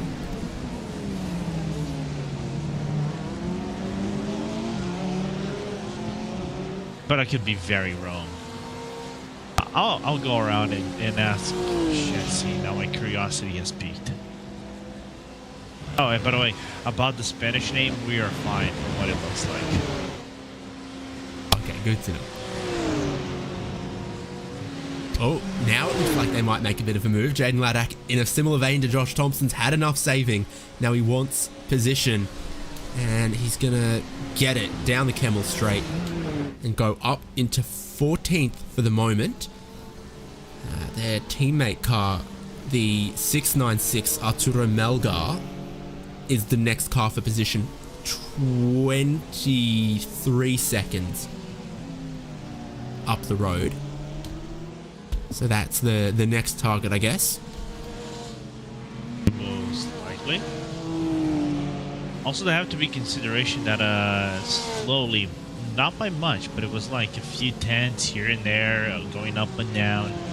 Daniel Lorenzo on the Urana car is the immediate car behind both of these guys, so he was catching, but the gap is still more than 5 seconds on him, so it's not anything worthy for you to put a red or red or something like that.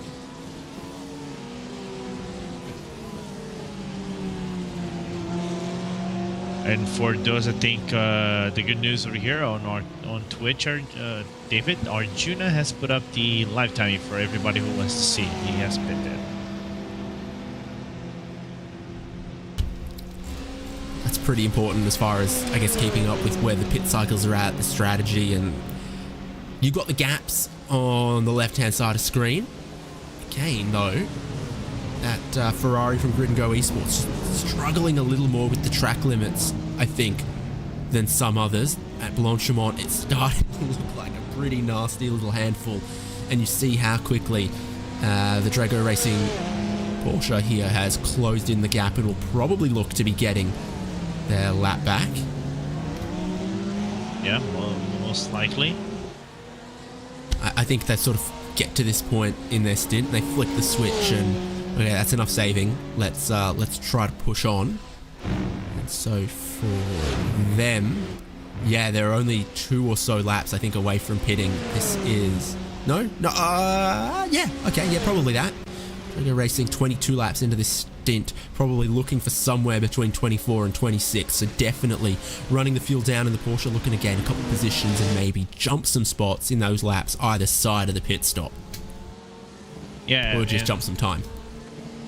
Either or, but the next car, but then again, the next car in front of them, if they actually are able to catch up, would be put the team in quite of a predicament, because it is Melgar driving right now the other Drago car, the Drago car in front of them. So how do you manage?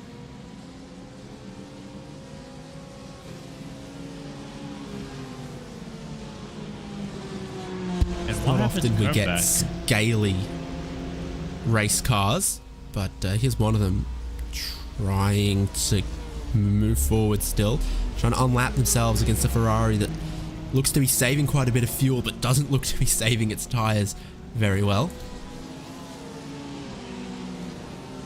And that is a historic nature of the Ferrari, unfortunately, on iRacing. Like, the car has space, but it doesn't have the same tire longevity as the other GT3s does. So it's hard. It's kind of like you are in a world of pain, I would say, after the 5th or 6th lap of your stint. But I think looking back, I was looking at Kernbach's last lap, but then again, I might be wrong. It was around 217, and Lafuente did a 216. Not here, don't take this as now, but it was the lap prior to this, so that's why the gap was under 3 seconds, David, between BMW, Bank, and Williams Esports. Simify Esports are absolutely flying at the moment in 8th place in the number 3 Porsche with a last lap of a 2:15.9. They are running that thing very light on fuel. They might have saved their tyres, and they are moving forward, having caught the back of Arnage competition for 7th here. But again, Arnage with a little bit more fuel in the tank at the moment, as this is sort of end of stint, can burn a little bit more fuel, can burn through the tyres for Gabi Montoro. Yeah, he's due to pit, I think, in the next lap, in this lap or the next lap, 24 laps in for the Spaniard. So let's see how he will handle the car. As I was going to say, predict he's going into the pit lane 5 laps into the stint.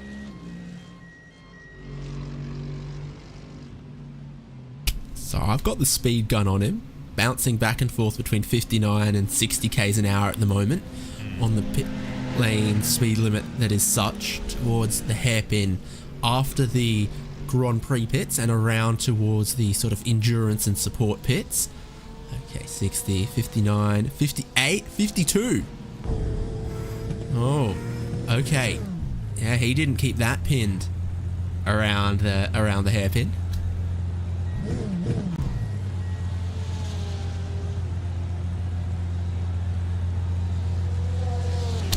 Not that it really matters anything at all, but just for nothing other than my own entertainment purposes, to see a minimum speed of 53, 52 kilometers an hour around the hairpin in pit lane. I think for you to do it around 60, you'd have to have probably a really long arch for you to actually make it to the pit lane, as now Montoro might be handing the car to someone else. Tristan Iglesias will join that car.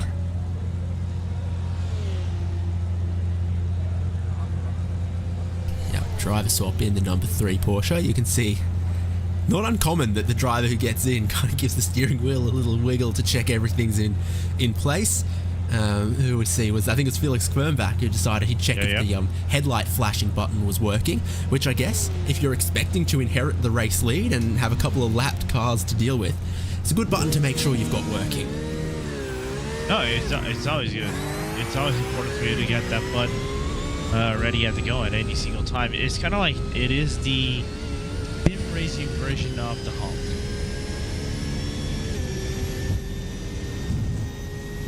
I learned this week what different boat horns can sometimes mean. Apparently, 3 blasts of the horn is boat talk for I'm about to reverse away from this pier. Oh, car off. Is that Coffin Dancers? It is. So, at Lacombe towards Melmedy, the BMW of Coffin Dancers is around, and the question is, they were being dropped by the car that they were racing, a Drago Racing. We're going to have a look at the replay. They're all by themselves here. A lot of curb on the way in. Just in too hot. It slides out wide. They ride across the second part of the curb and go nose first into the wall.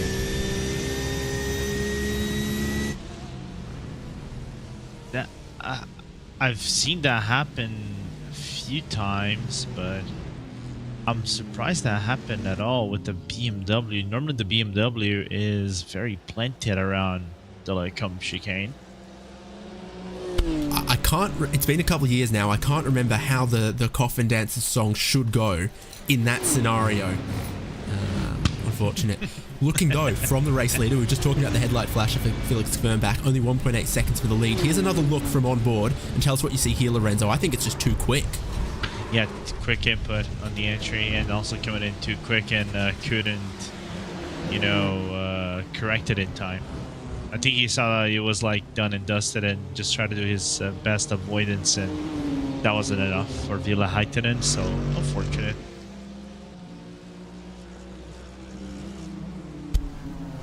So what we've got right here is the race leader, 13 laps into their stint. Second place is the Mercedes just in the background. 15 laps into their stint. Felix Fernbach leading, Daniel Lafuente in second. A lapped car in between, which is Impulse Racing number 68 by the looks of things.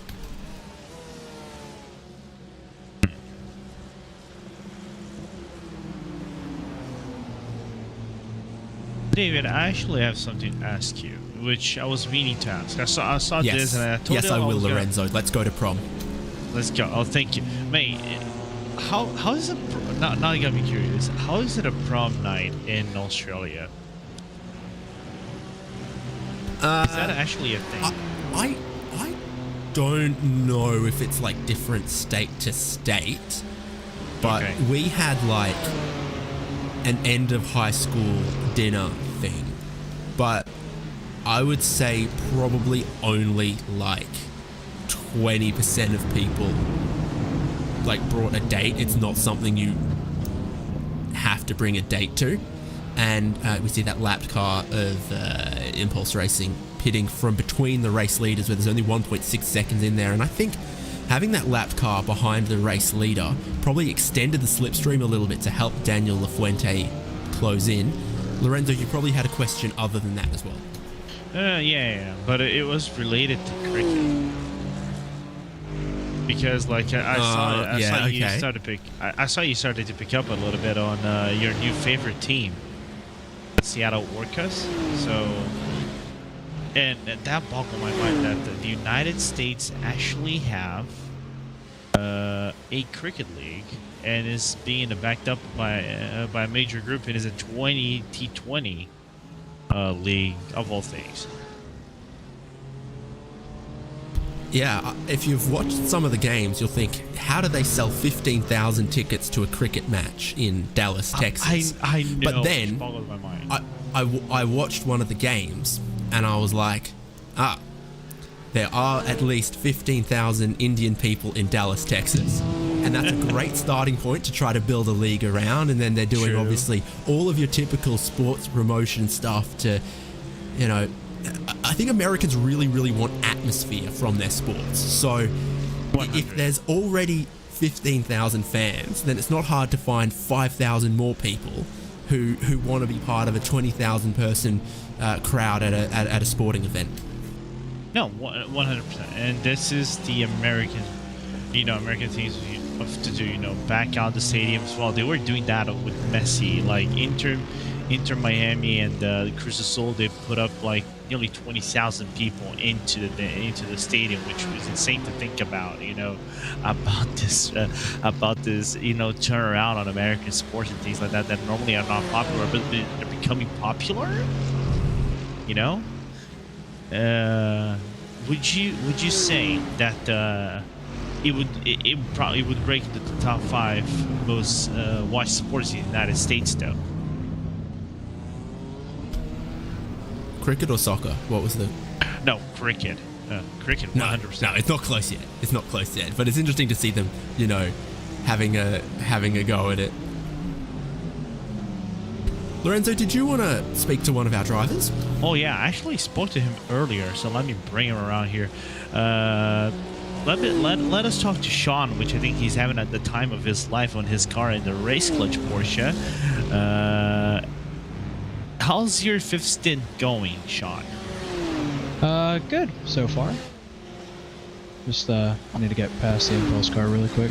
All right. I'm tired, but I'm only gonna stop once the guys behind me stop. so that might be never. Yeah, because like we have, for those who are not aware, I actually talked to Sean before he actually took over his initial stints, and just let people know if you want to know or breach some NDAs here. Do you want to tell until when you're going to be doing stints? Well, right now, I believe I'm on my 5th. I was supposed to do 4. I don't know if my teammate's internet went out, because it did go out earlier, but either it went out or it went past the sleep schedule, which that's a mood, honestly. I'm fine with that. That happens to everybody. So I could do. Just let me 1 sec while I fry my brain. Yeah, no, my brain is fried. I don't even know what I was gonna say. I don't know. I could potentially be going another. Just tell us what you're doing. Yeah, no, I mean not the lap. I mean I could potentially be going from 1 hour from now to the end of the race. All right. If nobody wakes up. But turn 1's really hard. I'm going to talk through real quick to catch up. Turn 1's really hard. Late braking, you got to minimize your apex speed and get as early on throttle as possible in order to get a good run. And then erosion radio is tough in some cars because it'll bottom out the front, which causes it to oversteer at the top. But the Porsche oversteers at the bottom. I think the McLaren might do that too. Lake Coombe is difficult. You want to maximize the curb on the left side, and then sweep in and take all the curb on the inside, and then track out to the left from Almaty, get to the right, and then use all the curb again. Rivage, there's like a gutter on the inside of the curb that you kind of drive in. And so you want to try and grip it around the corner, and then No Name, or I guess Jackie X, right? That's what it is now. You go through, take all that like Astro on the inside, and track all the way out. Pujon is really hard in the Porsche, and I think the Lambo and Audi are difficult too because of the oversteer at speed. So you want to try and get through there as fast as possible, that oversteer. Fagnes, once again, you want to maximize the curb on entry, like on the outside before turning in. Then you kind of want to, some people jump to the inside in order to grip up on the AstroTurf. I don't do that anymore. And then Stavolo, you get on the left side curb, and then to maximize the entry again. And then you try and take it as steady as possible through there. And then Blanchiment is tricky. You want to minimize your steering inputs. I'm going to let this Merc go. And then you go through into the bus stop. I take a lot of the curb on the left. I don't see a lot of other people doing that, but you want to try and have as straight a braking as possible so you don't overheat the tires enough, and then get a clean exit out of it. Sean, we'll maybe come back to you a bit later. Best of luck. Thanks. A laugh on board from Sean Campbell as he talks us through it. While that was happening, it's heating up for the race lead, Lorenzo, because the gap is down to 0.4 of a second. Daniel Lafuente hunting down Felix Kvernbach for the lead of the race. Yeah, so that was long overdue to happen. So really interested now how the Spaniard will go through his lap to try to overtake Kvernbach and get the lead from that BMW car. But so far, he's just cooking. He's just like cooking, saving some fuel. So it's going to be interesting for the next few set of laps because they are 2 laps apart on the stint, 17 laps for Kvernbach. Now it's going to be 19 for Lafuente, and even though they're not that far apart, the pace is still there for both of them to actually make some work around the track. Suddenly, a bit of overcast, a bit of cloud comes across the track as well, and it looks a little bit darker out there. Might keep the track surface cooler for a bit longer. Which car is a cool track going to favour better? I think it favors the BMW a bit more than the Mercedes does. But they're kind of like pretty dead on performance. No change just yet at the end of the Camel Straight, where they stay separated by about a half a second. Felix Kvernbach, we know his headlight flasher is working, but I don't think we've seen too much of it just yet as he starts to hone in on the traffic.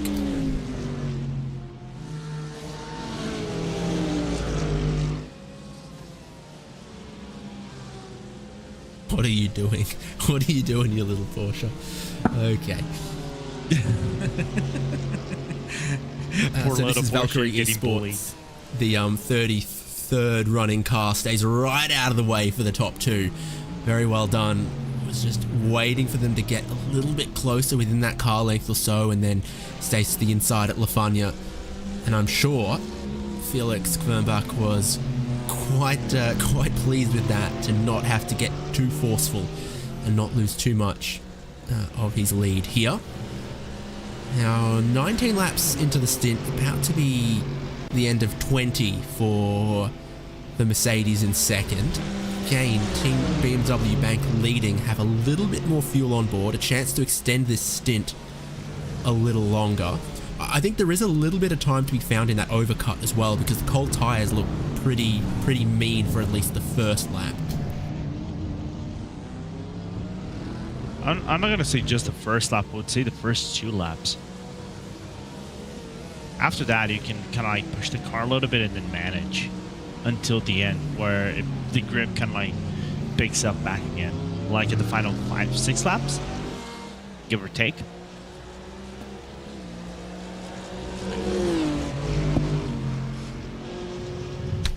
So this will be an interesting point to try to gauge the behaviour of second place running Daniel Lafuente. Does he value a bit of track position, or does he value a little bit of fuel saving to try to get back that 2-lap deficit in the pit stop window? And the answer is he values a good slipstream and a good tow down the Kemmel Straight. I think what Lafuente really want to do, and I think at this point of the race, in my opinion, I don't know if you would agree with me, is not push the car way too much. You really don't want to be forcing the car to try to make an overtake, burn, get yourself into potential incident limit or something like that, which I don't think they will. Not even neck deep, in my opinion. But just also don't overstress the car a little bit, or maybe get into a situation that they really want to be finding themselves with. So it's just play patient, try to save some fuel, minimize the time into the pit lane for the fuel, so that you can make the jump eventually down the line. It's not going to be an undercut, because you're going to be doing that program 25 laps, so you lack 2 laps on the other car. So it's just try to maximize efficiency on the fuel to get an advantage on the other guys just on pit stop alone.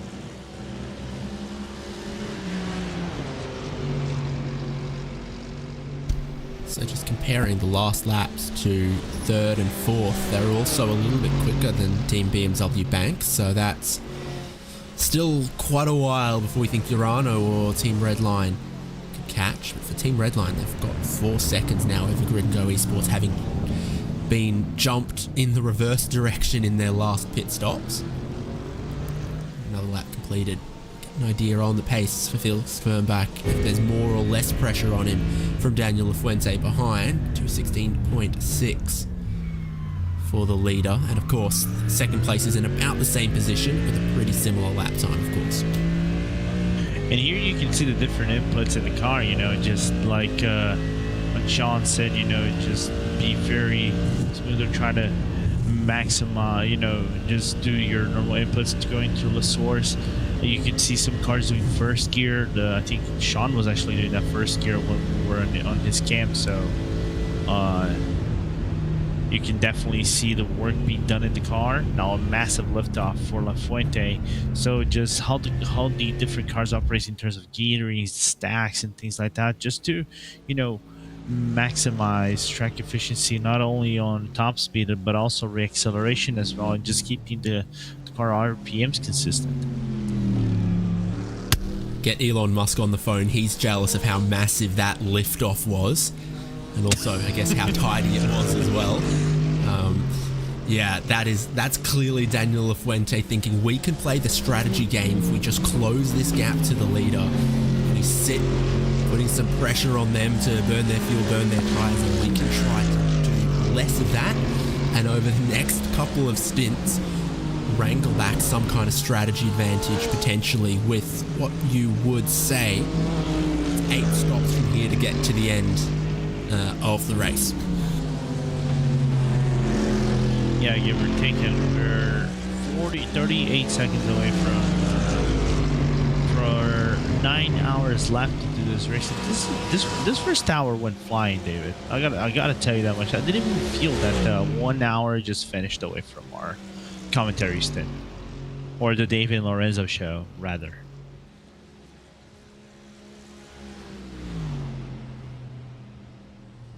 One speaks kangaroo, one speaks Portuguese, the David and Lorenzo show. What do you think? I like that. We can definitely make, and just out of curiosity, if we make a jingle for it, do we make a jingle like those normal jingles, like those quirky ones, or do we try to make something like Aussie and Portuguese fado at the same time? I definitely think we're going to have to workshop it just a little bit, but we're on to something for starters, that's for sure. Yeah, we're cooking. So I reckon it's about in-lap time for a couple of cars, particularly maybe 4th and 5th, Team Redline 70 and Grid & Go Esports right on cue. Josh Thompson is in the lane from 4th, and he's followed in by the Ferrari that wasn't able to save more fuel than that time. So I'd call that a good stint for the Redline 70, because they started the stint behind and have ended up with the same number of laps in the stint, about 4 or 5 seconds ahead, and with good pace all through, especially the second half for Josh Thompson. No, yeah, 100, and what Josh has did, I think, just playing patient, just working the tires a little bit. He knows the Porsche eventually picks up. The Porsche gets really good whenever you are actually at a certain optimal temperature. You can push the car around with more confidence. It will give you the grip, and it's not wasting too much rubber. Like some of my teammates, whenever they were pushing the car and doing some really decent laps on our split, I think they were with about 60% left. So also being a cold track helps the Porsche a little bit more than a hot track. So I'm not even surprised on that end for Josh to actually not only overtake Jarno, but open up 3 seconds on him by the time he actually got into the lane. They both had driver changes last pit stop, so unsurprisingly none happening this time around. Still Josh Thompson, still Jarno Koch, and leaders come around to complete one more lap. They're angling for 25 or 26 again? They're still extending these front two, you think? Good question. I think it's hard because you are at one of the day that it is a very cold track, and you're doing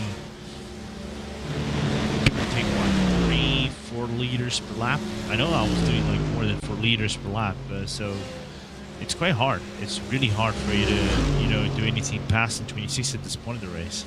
Earlier on, well, he's looking. Daniel Lafuente's looking for the race lead. Felix Kvernbach offers no defense, and the lead changes late in the stint. I suspect Lafuente's hit the fuel number he was after, and now he hits the front. Yeah, he was cooking, and he was cooking some paella right there, and for the Spaniard, all worked out just fine for him. Made the overtake on BMW. Now it's on Kvernbach's court to stay within the toes of the Williams driver.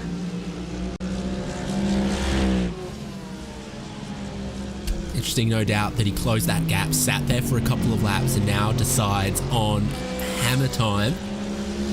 But can he break the toe back to Team BMW Bank now that he's leading? If he can't put a second and pull away, then he's wasting fuel, wasting opportunity, trying to sprint away.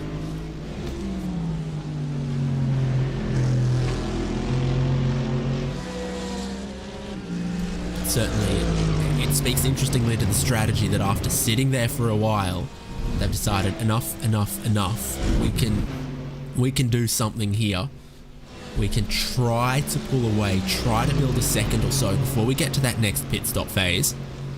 And in theory, The overcut advantage, though, still lies with Team BMW Bank.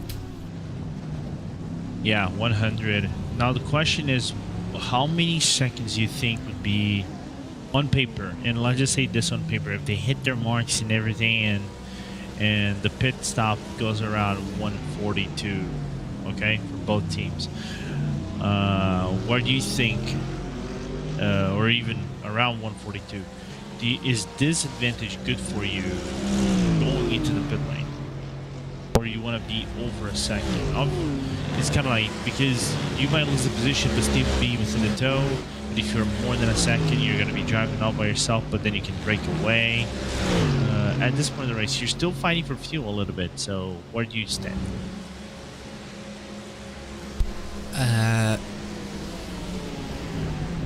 Tough to make a call on it, except that third place is stopping after 26 laps for Urano and Alexei Nesov in the Porsche.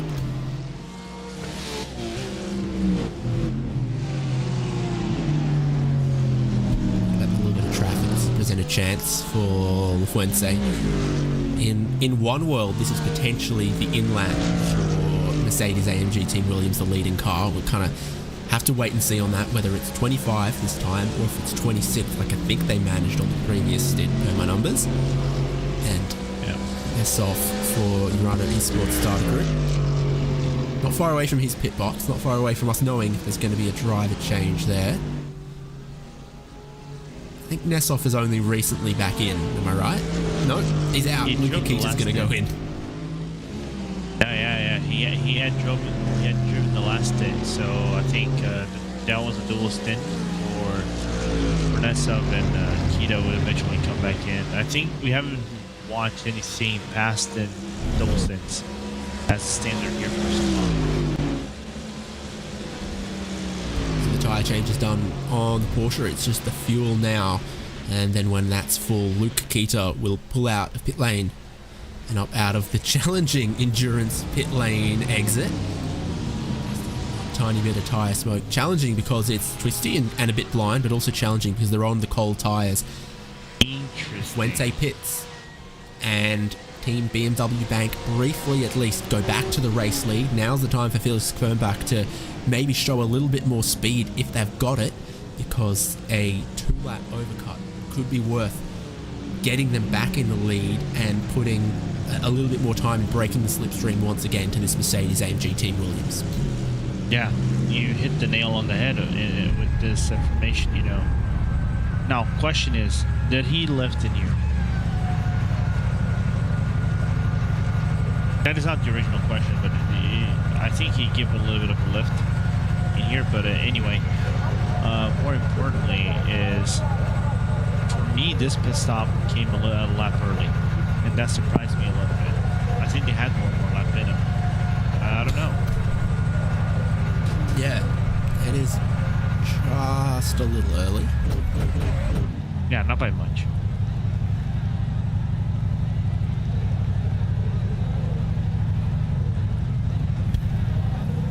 Looks like LaFuente staying in the Williams AMG. Yeah, one more stint.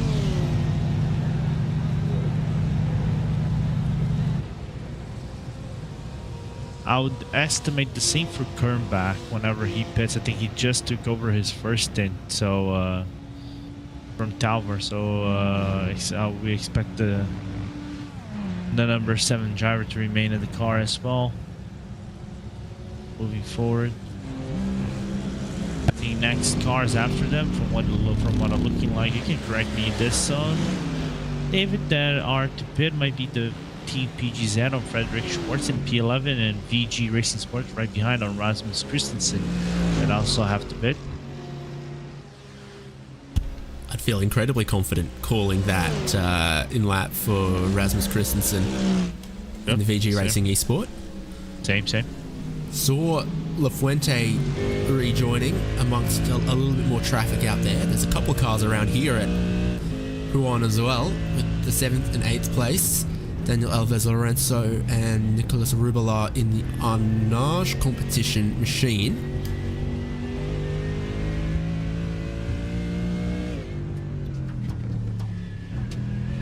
interesting inputs from Rubilar going around pit path, especially the second half of the pit path. Looks like he's counter steering the car a little bit, or trying his best to minimize the traction control kicking in at the car, so and pick up some time loss. Rubilar's pretty early in the stint as well. Car will be very full with fuel, and the tyres maybe just coming in now that he's about to complete the 4th lap of this stint.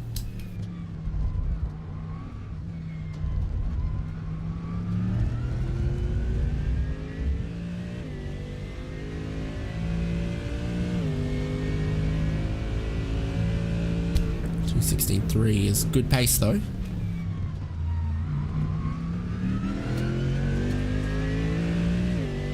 I was just wondering if that car behind him was actually going to be something for position, but from what it looks like, might be the Apex 1 car that has been driven by Piotr Zmielek. So, and not the clean, from what it looks like, not the cleanest Al Rouge Radeon from the Chilean driver.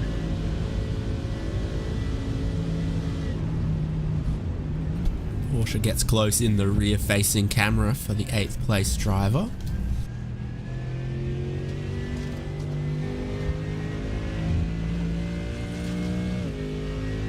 That being Maniti Racing Purple, who are 19th and 1 lap down to these drivers, I think, yes.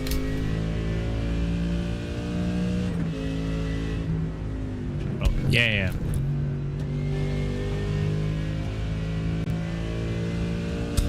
Of course, then 7th and 8th are the lap down to the outright leaders as well, where we're in the middle of their pit stop phase, waiting to see how that one shakes out. Great pace from Mercedes-AMG Team Williams and Daniel Lafuente to catch and pass for the lead, but then he had to stop earlier. Team BMW Bank running just a couple laps longer have a chance at an overcut, a chance at putting in some quick laps now while they're light on fuel, and while the Williams AMG car is heavy on fuel and trying to bring in potentially cold tyres. Well, definitely cold tyres. We saw that car on the chats.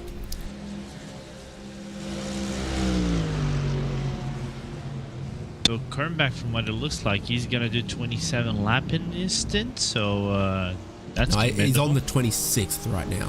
Yeah, it's 27 laps if you count like the half of the lap you would get in, or 1/3 of a lap you would get into the pit lane. Wait, 1/3? No. It's at 1/7. If he stops this lap, it's 26. If he doesn't go in pit entry this time around, it'll be 27. Fair. But I always get confused with these things. But anyway, it's still big, you know, for you to put in 26 laps in your car rather than 25 laps in your car that normally the drivers are doing it around the track. So, yeah, I gotta give them props. So, I don't know if it is enough to stay ahead of Williams, though, when you come out of the pit lane. As Team PG's had 1, 2, 4 pits. Yep.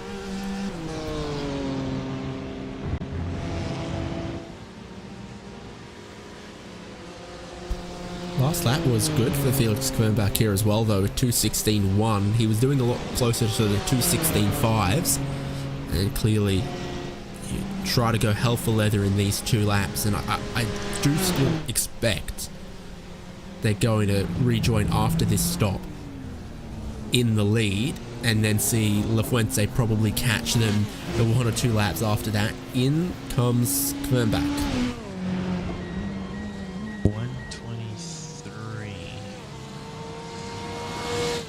And I've got the speed gun on ready for the hairpin as well. Nice. Cheeky Boy is doing 61 at the moment down the pit lane towards the hairpin. Here we go.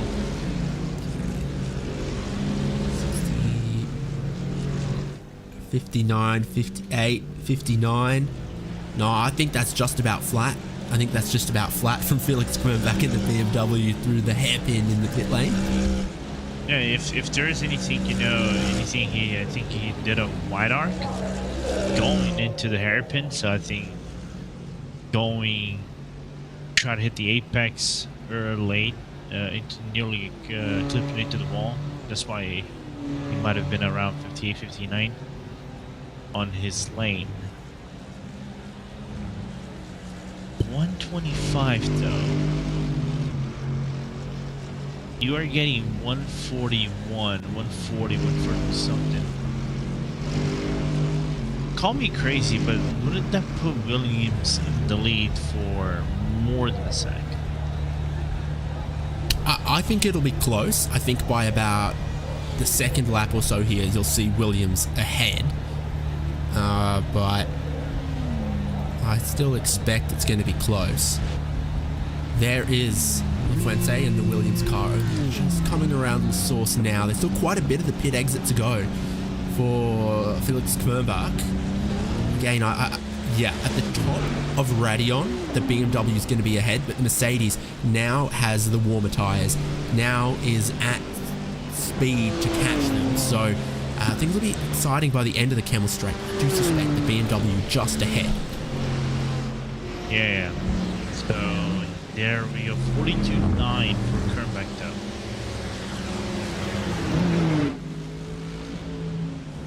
And there is the gap between the leaders. Underneath 1 second, LaFuente now 3 laps into the stint, brought those tyres in, feeling confident with the Mercedes. Kernbach, new set on the outlap. You can see that there's probably not a lot of point to pushing really hard on this outlap now, because he's not going to keep that 1 second gap. He's not going to be able to break the toe by pushing on the outlap.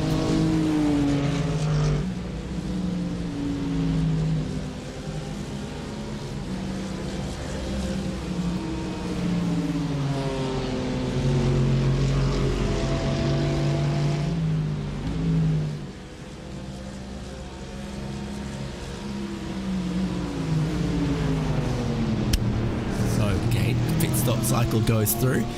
Both teams 2 laps apart, 3 laps apart.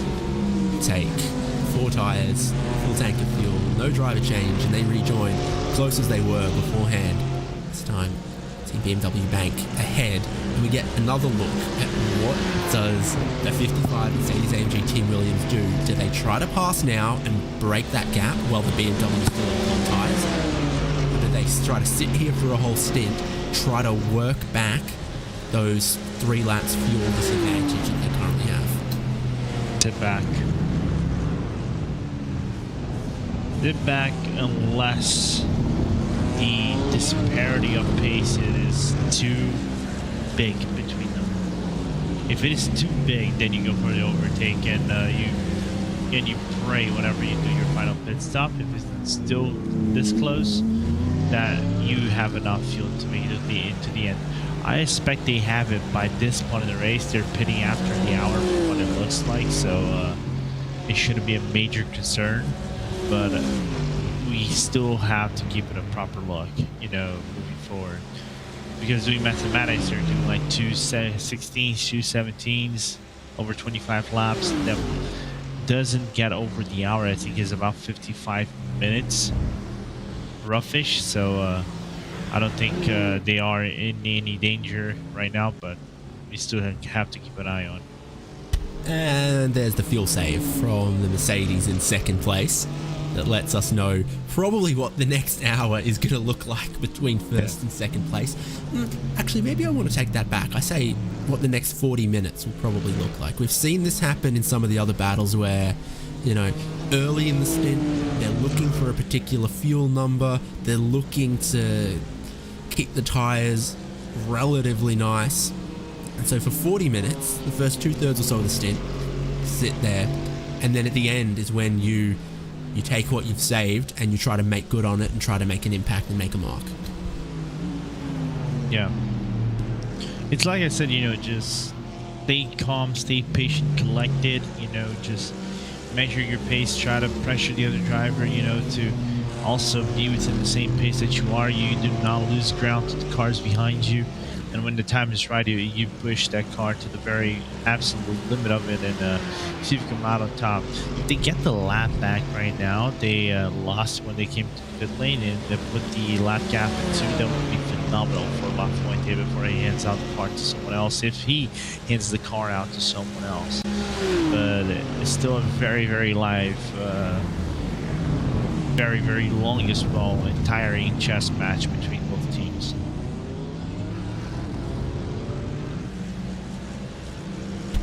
First flying lap of the stint for Felix Fernbach at 2:16.6, so he has brought it up to speed pretty quickly.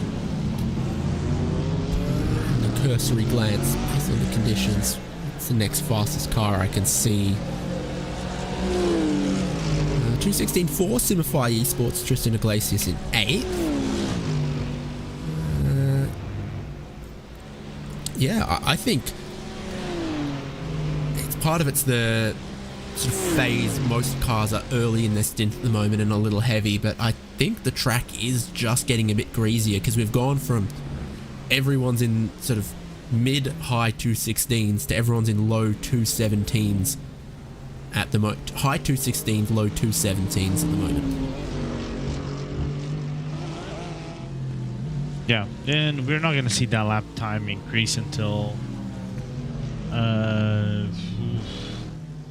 in about 4 or 5 hours. I think by the end of the race, they will start to creep up around 218, maybe 219-ish. Whenever the track goes over 20, maybe between 25 to 30 degrees.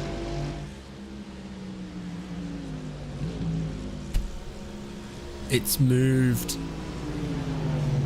half a degree on the needle as the sun had come back out. Now 8:20 a.m. in session time, so 20.6, just starting to climb slightly. So keep an eye on the air temperature as well, because that can matter for the fuel economy a little more than the lap time, but just for the fuel consumption.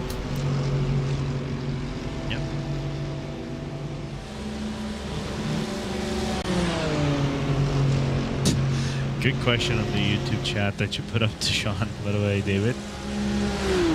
I admire that. I never thought of asking Sean if he gets royalties from his last name.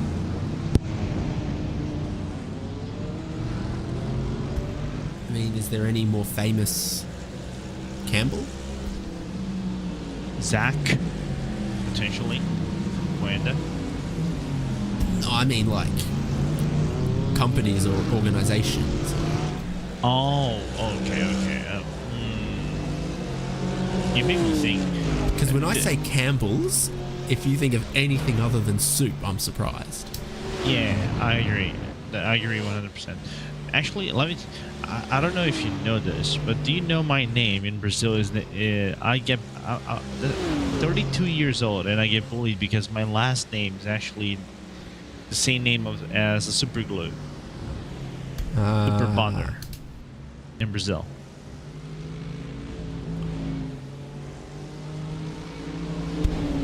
I mean, it's a bit morbid to talk about who I share my name with, but like...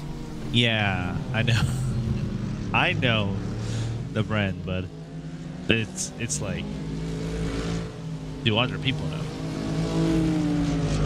The brand? No. I'm fine with sharing the pronunciation of my name with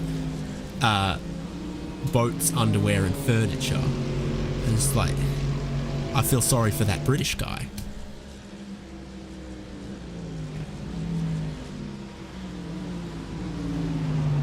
Now you made me think, which one?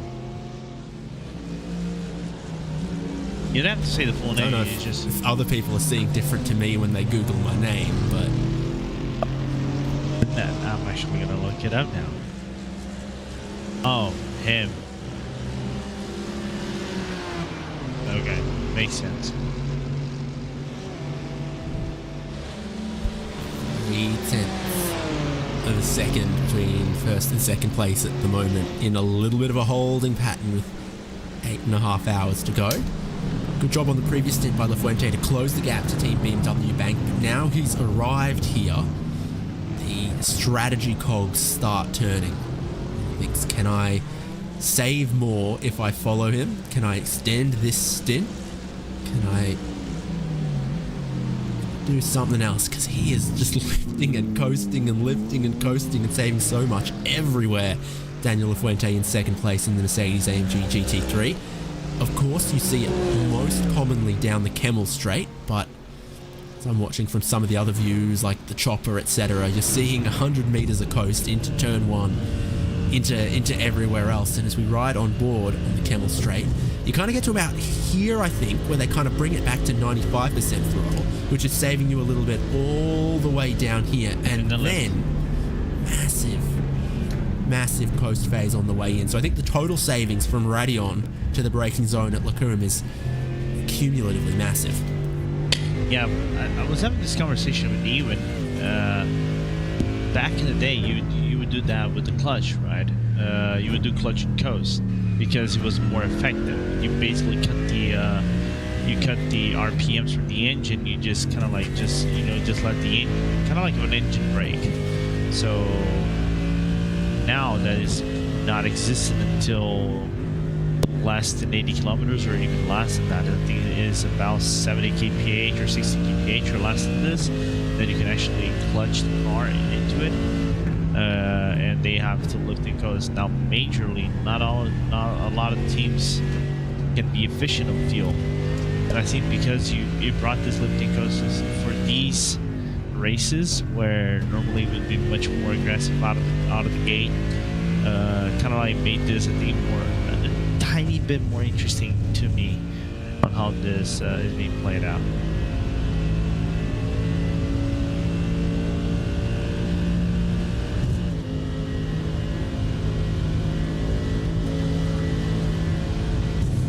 You're gonna see the lift right now here, David.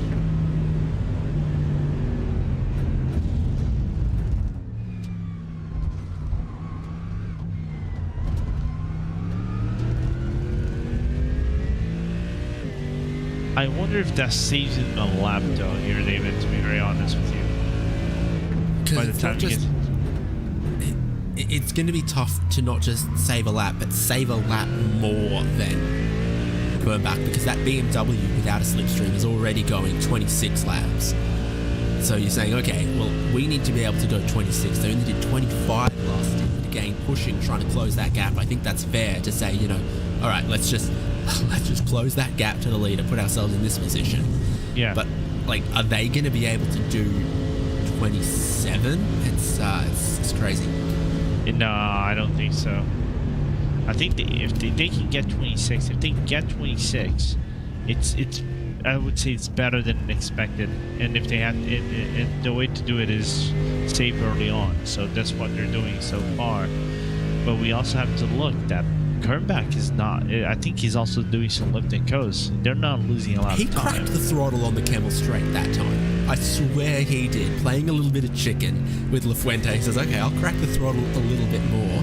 And while the peak speed that I've got in the speed trap for Daniel Lafuente is 267 kilometers an hour, they were doing 255 down the straight there. Yeah, which is kind of like around being playful, but if you really don't get, on average would be the normal run while trying to maximize the fuel efficiency for a car like this. So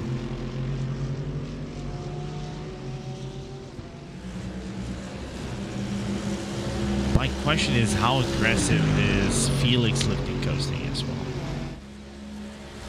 Because I bet you he's also lifting coasting, like, but I think he's just doing that on the main straights, like he's doing here after Blanchimont, and then whenever you get to Lecombe. So that's where I think he's doing the mega save.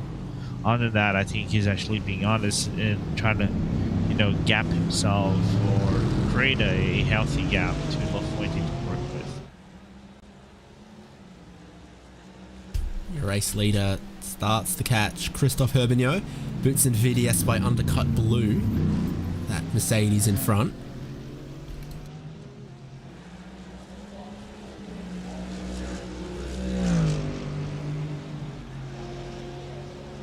see how that affects him. What Felix Kernbach decides to do. Is he happy for a little bit of a slipstream here?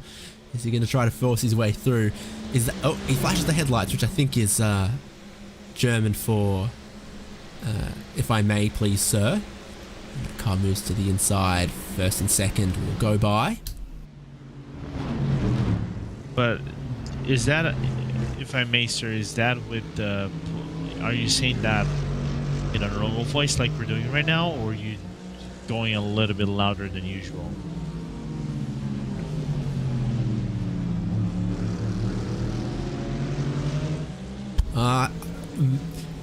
It's a little bit closer to, oi mate, do you mind?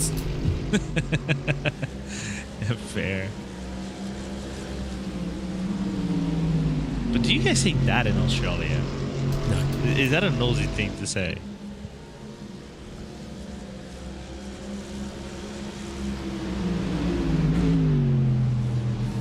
Yeah. I've seen that in Still Britain. mostly asleep, so I thought I could get away with it.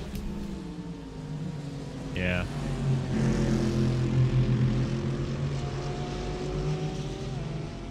So straight through the traffic with very little effect in the lead battle as far as strategizing is concerned. Team Redline 70 again is the fastest car out on track though, so we've seen over the last little bit that they have been super quick, you know, catching, passing, dropping Grid and Go Esports Ferrari in the battle for fourth. Now chipping away tenths of a second every lap at third, chipping away similar time at the lead. First and second really setting timing alight at the moment as they play a little bit of cat and mouse. Do you want to lead? Will I lead? If you're saving too much fuel, I'll back up the pace and save fuel as well, kind of thing. Yeah. So, yeah, that's 70. Still a while back from the leaders. Not that far away from, you know, a podium. No, not at all. Like, people think that 0.2 of a second per lap is not a big thing, but a crew like 20 and 0.2 of a second over potentially more than through 300 laps. If we go to 632 laps that I'm getting on the timing screen, David, that is enough for you to make up the ground that you can cover on Luca Kita and Nessa or whoever's driving that car, if it is also Dylan Scrivens or whoever else. It is enough for Redline to actually contend for a podium. I'll not say race lead, because race lead, I think it needs something different. I think it needs like something on the same terms what happened to BGZ and the Redline 20 car. I think more than 4 hours back.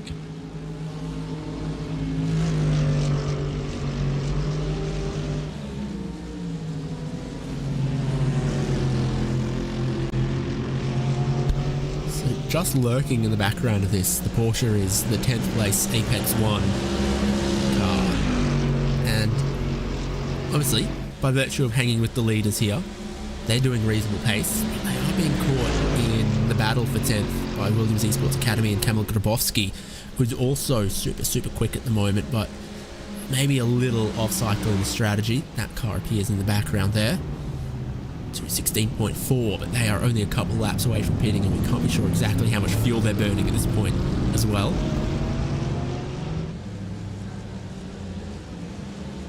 I'll be very surprised if they're doing anything past 4 liters. Porsche was doing with 100 fuel tank around 4 liters at a cold weather track, so.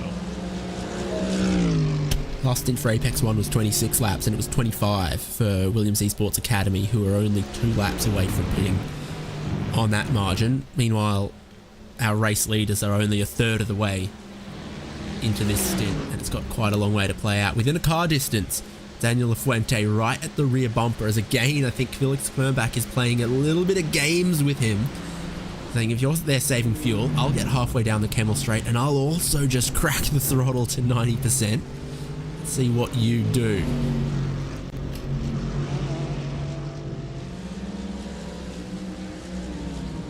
In the last lap, the disparity and also the consistency between the laps.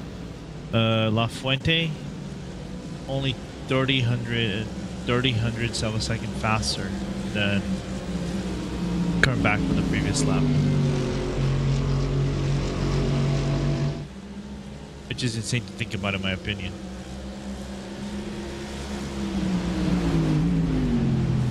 And then Kita 0.002 of a second faster than La Fuente.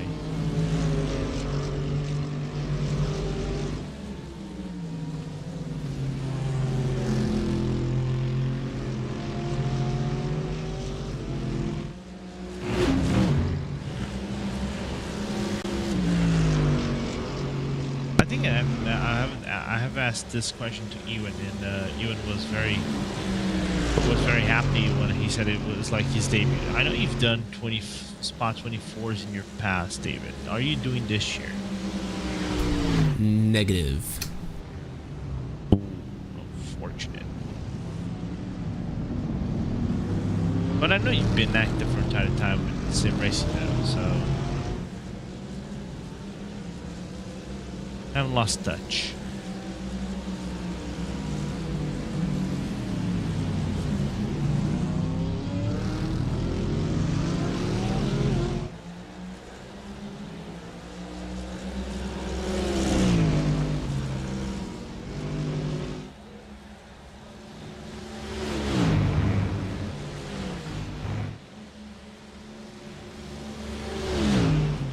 Less than a car length between our leaders on the back straight.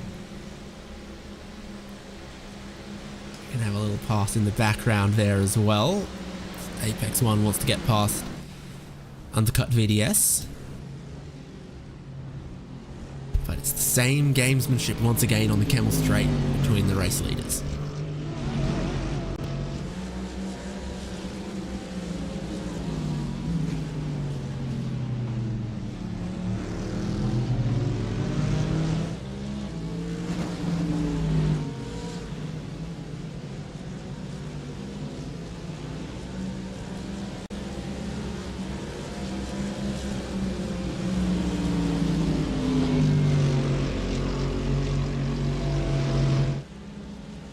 Josh still the fastest car on the track, but I don't think he's going to be able to catch this. In my opinion, if he catches Kita in that number 90 car, I think it will take about 5 or 6 more stints for him to be actually in a podium spot position.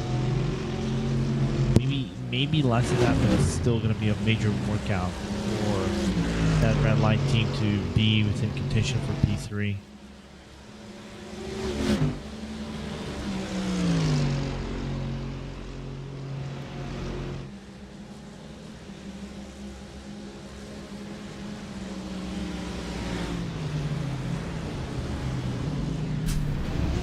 Still a long way before we expect the next round of pit stops out of our top 5 once again. Feels like Kronbach has picked up the pace just subtly. Williams Esports Academy pits from the background like we're expecting to in 11th place. Let this Apex 1 Porsche, Peter Smelek, just in the background there, run a little longer.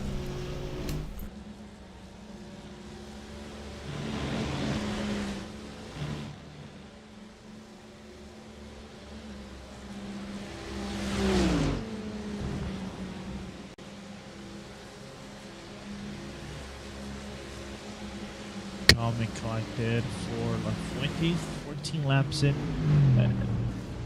If you're I think La Fuente, if he goes for something, I think he goes with maybe 2 laps to go on his stint, so he can actually try to build himself a buffer to turn back and see if whenever he's actually into the lane, he's catching the lap back from the BMW bank car.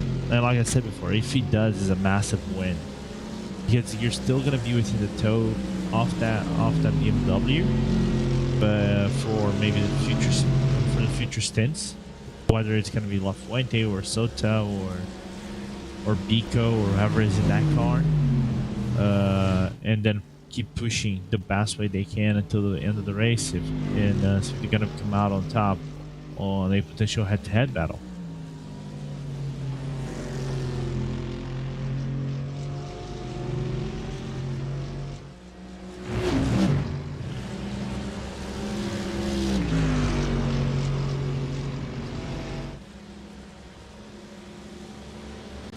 Simplify Esports pit from 8th, I think it was.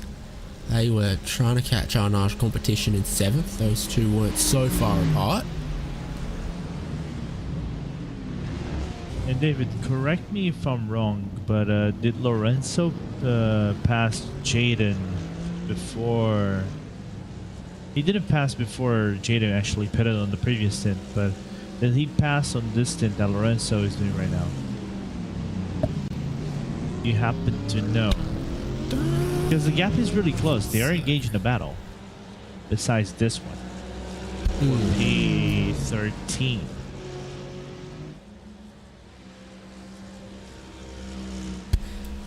It is the Mercedes MG Esports Urano 92 ahead of Drago Racing 169 in 13th and 14th at the minute. Drago Racing with significantly less fuel, only a couple laps away from stopping, while the AMG will carry on a few more. So I think fair to say that the Porsche is in the phase of the stint where it's a bit quicker, and the Mercedes isn't, which of course will flatter Drago a little bit. Yeah, just 3,000. Like, I think the last lap prior to this one were 3,000ths of a second apart from their last lap. And knowing Jaden, I think he's going to go on Danielle. If he actually fights with him, gapping range and making that overtake. There's Simify on pit exit, and it's for position. They're only 2-3 seconds behind now, with Tristan Iglesias having fueled up. So I think strategy-wise, he'd still net ahead of these guys, having stopped from 9th place or so, and he can get a good look at what another Porsche is doing in the form of Drago Racing, but also what the Mercedes of Urano is doing there as well.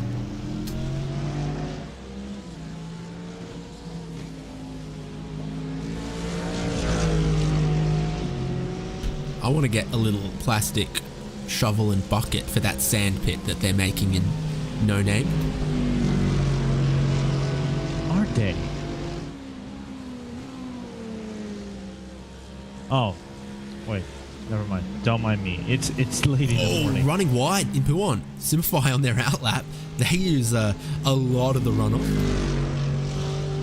Yeah, why I'm not even surprised they ran off there. Well, the Porsche does get snappy or slightly understeering in some corners. Like for these medium high speed corners, it does get somewhat snappy. So that's could have happened in that situation there. I just glanced out a little bit. I just saw that car coming back on the track though.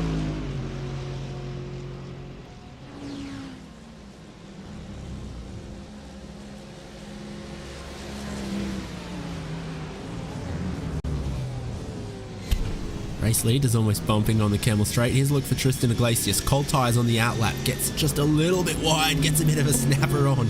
And it takes 2 catches to save it. Fry up some chips too. We got a catch of the day. Yeah, nice catch. And that was a big one. Just trying to carry a bit too much speed through a really fast, long loaded corner on tyres that hadn't quite gripped up yet. And I think it also put him a little bit wide in the first bit. He touches a little bit more of the curb in the AstroTurf there on the outside of the corner than he would have liked as well. Just to double check that you're awake. Yeah. I was gonna actually say, I think that is what normally happens in some cases, depending on how the angle of the car, not the angle of the car, but the angle of the wing, the setup, how it is going. Sometimes you can actually be very understeery if you do the same lines that Tristan did on your outlap. So I'm quite surprised the rear end actually got snappy, but then again, I said before, it does get snappy, but I expect more to be snappy around Blanchie motor at the entry of Pujon, not the second apex of Pujon specifically.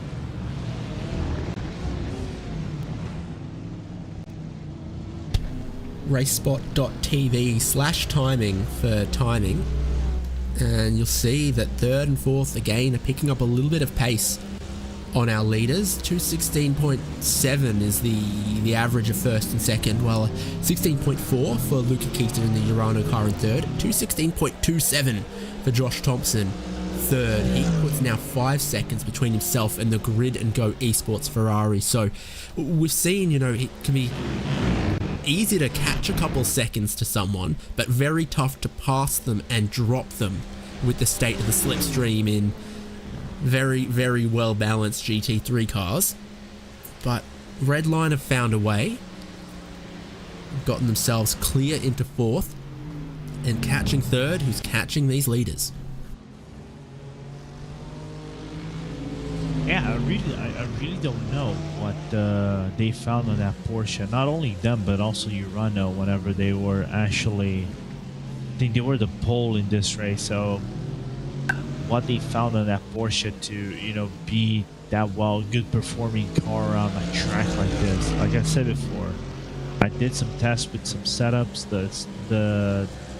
The wing angle, it's around 8, but it makes the car very fast, but it's very snappy, so you demand some input, very minimalized input, so the car doesn't step out way too much. You cannot be aggressive with turn-in, so I wonder how well set are their cars besides the wing angle, if it is at 8 or if it is something higher than that, to counterbalance the oversteeriness nature of the Porsche around the track like this.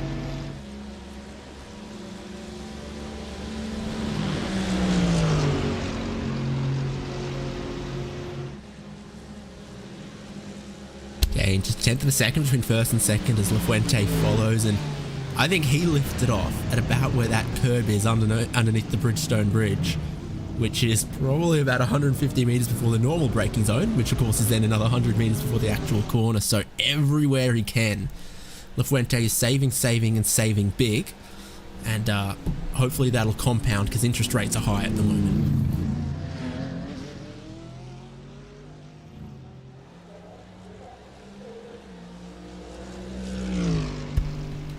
The rate of my interest is very high in this lead battle as well, because it seems clear what both teams are trying to do, which is outsave the other.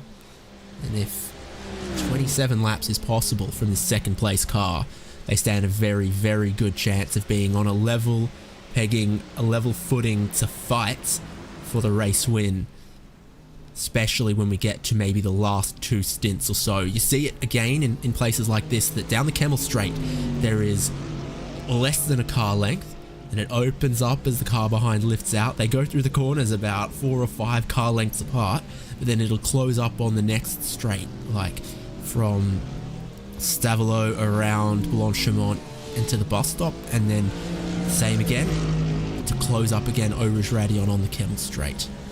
Trego Racing number 5 pits, so Jaden Laddak is in, and an idea of the kind of pace that our leaders are doing though is you can see that Apex 1 car on a relatively similar strategy is hanging with them, closing them up just a little bit at the moment. And again, 2:16.7 from the leaders, 2:16.4 from third and fourth place. The gap between Josh Thompson and the leaders is underneath 40 seconds now. I think there's still plenty to happen in this race. Yeah, and I think for that Apex 1, I think the strategies might be, staying as close contact you have with these leaders, because pace alone, I'm just looking at laps real quick here. The car in front of him is the Bila Racing Team, and they're about 15 more than 18 seconds away. So I think this might be a strategy battle for the pit lane or something like that for the time being, with that Porsche from the Polish team. So just play smart and patient to see if you get some major spoils at the end of things. Ricardo Rico is in the Dragon Racing 969, taking over from Jaden Laddick, who earned himself some afternoon tea in Australia.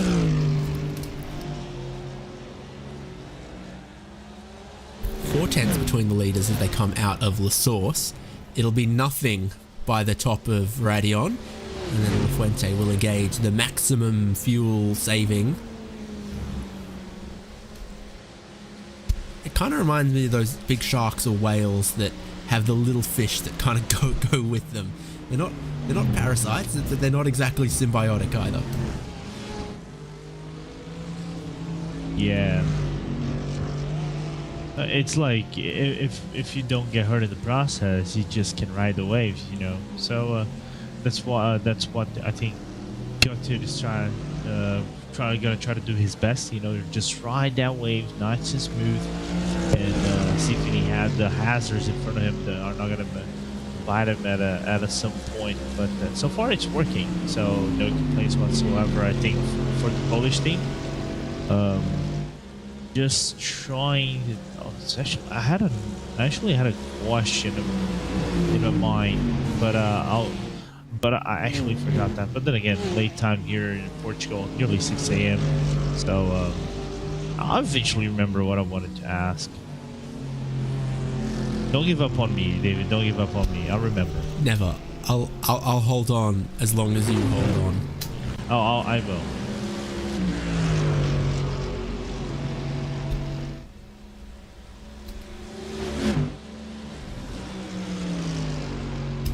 Laps into the stint for Team BMW Bank, 18 laps into the stint for Daniel Lafonte in the Mercedes AMG that again lifts out so early on the way into the bus stop.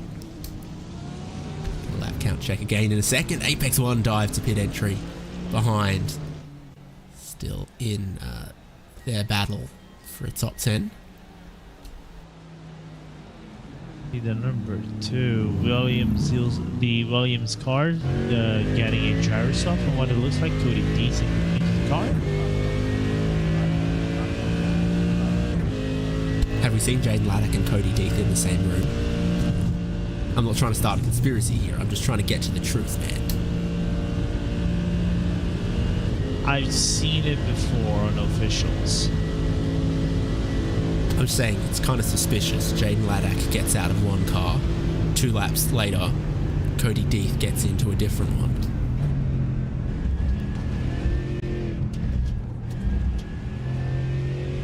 Just making sure we haven't got a Clark Kent Superman situation going on. And don't forget, they also had I think PGZ also had Anthony Pasquale as one of their invited drivers, and they had Brad Newman, I think. But I think Brad is on split too. But imagine if you had like all 4 in the same room racing.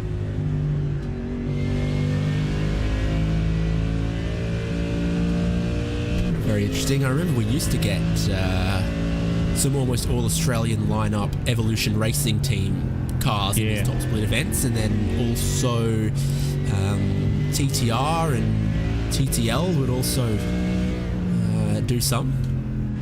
There's I think some years a little bit behind us now though.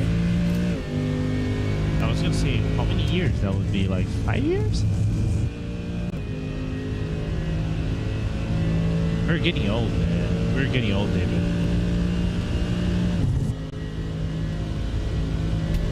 Yeah, you got any recommendations of sort of like collagen creams or something that will stop my forehead and cheeks from sagging so much these days? Actually, I had something to plump out my wrinkles, the dark bags underneath my eyes, Lorenzo. I had a few I heard some suggestions, crazy suggestions, by the way. Some people applied like cream with Vegemite. I'm not even lying. I read that one. I feel like my skin would react to that and tighten up and it'd work. You ever eat something really, really spicy and you're like, I swear I can feel my stomach lining contracting right now?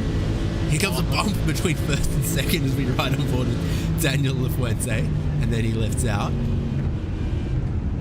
But to go back on your question about spiciness, 100%. Don't get me around Thai food or Indian food, especially Indian food.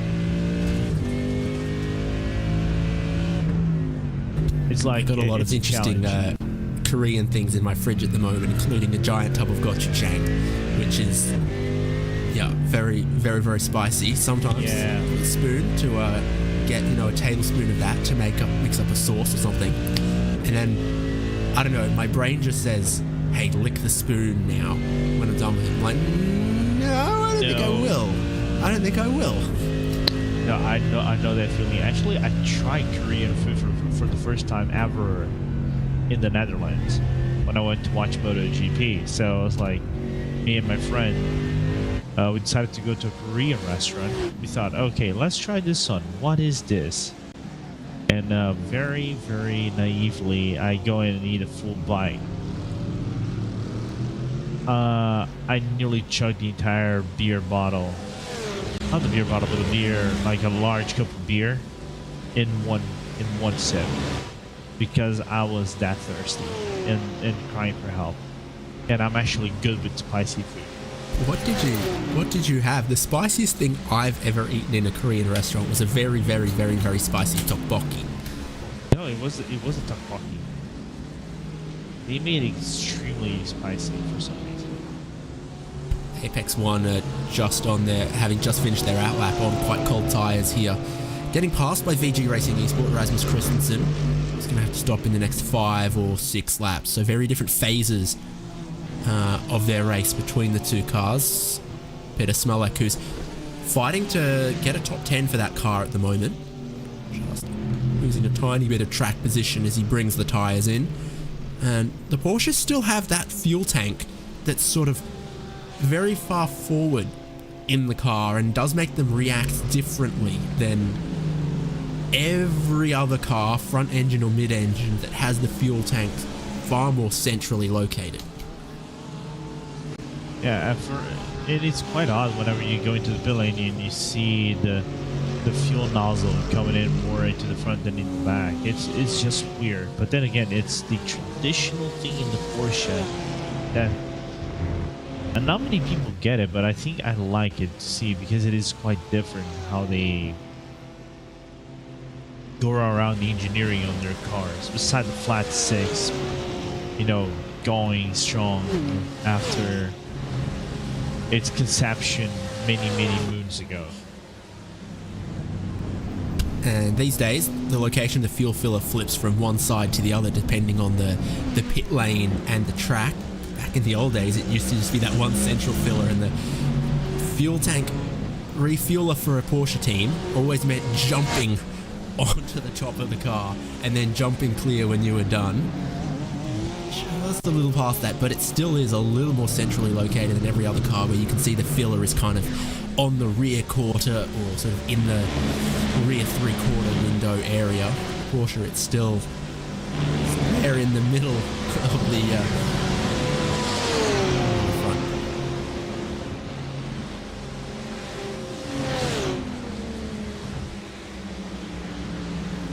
Whole chunk of traffic in the background shot here on the Kemmel Straight as well. Yep. That looks like the Williams Esports Academy car that was Kamil Grabowski. I haven't checked if he's still in.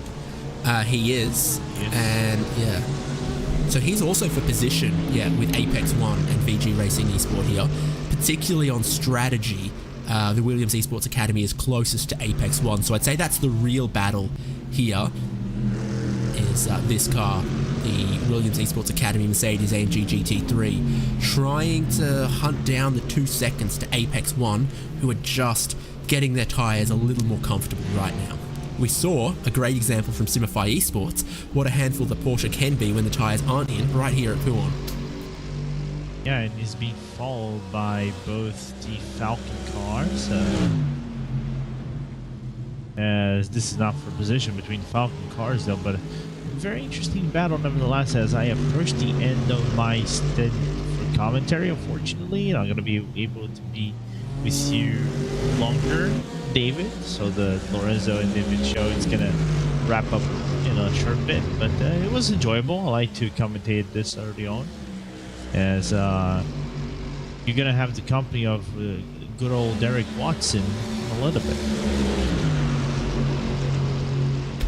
Yeah, no more LB, soon to be a little bit of D Watts up in the commentary box. Getting hounded by double Falken cars here, though, is the Mercedes AMG Esports Williams Esports Academy car. Got a couple other cars on pit lane. Team PPZ 119 is in, and Team Redline 70 and Grid and Go Esports. Lorenzo, bye-bye. Derek, greetings to you. Greetings. Welcome, David. I'm glad to be here with you. I have a question for Lorenzo, if he's still here for a second. Lorenzo, are you still here? Yeah. So I was listening in the last hour, and you guys were talking about names and what your names mean, and you mentioned, the Bond glue. All I had in my head was, anyone ever call you, Bond, Lorenzo Bond? Did that ever come up in school? Oh, trust me. Okay, just want to make sure. I've also dealt with that for the past 32 years. Okay, I mean, I've heard a couple Dr. Watsons in my time, so I thought the Bond, Lorenzo Bond, was probably pretty obvious too, right? No, it was obvious. But people get creative. Some people really get creative. Fair enough. All right. Well, David, I'm glad to be here. I was here about 9 hours ago with Joey Tebbin, and this race looks vastly different than when Joey and I were here 9 hours ago. In this lead battle, what are you thinking as to who you'd rather be for Team BMW Bank or the Mercedes AMG Team Williams? Because I personally think Lafuente's been in a very, very interesting little position for the last hour or so. I always want to be the car in front. I always want to be able to kind of control, I think, more of my destiny. I think the while you're fuel saving in second, David, the danger I have in that is, what if the BMW team has a small brake check, or they miss a line, or they anything? You're going to want to try to check up for them and stab those brakes, and you can end up looping it around. I always want to be the guy in front. I want to control my destiny, not have it controlled for me.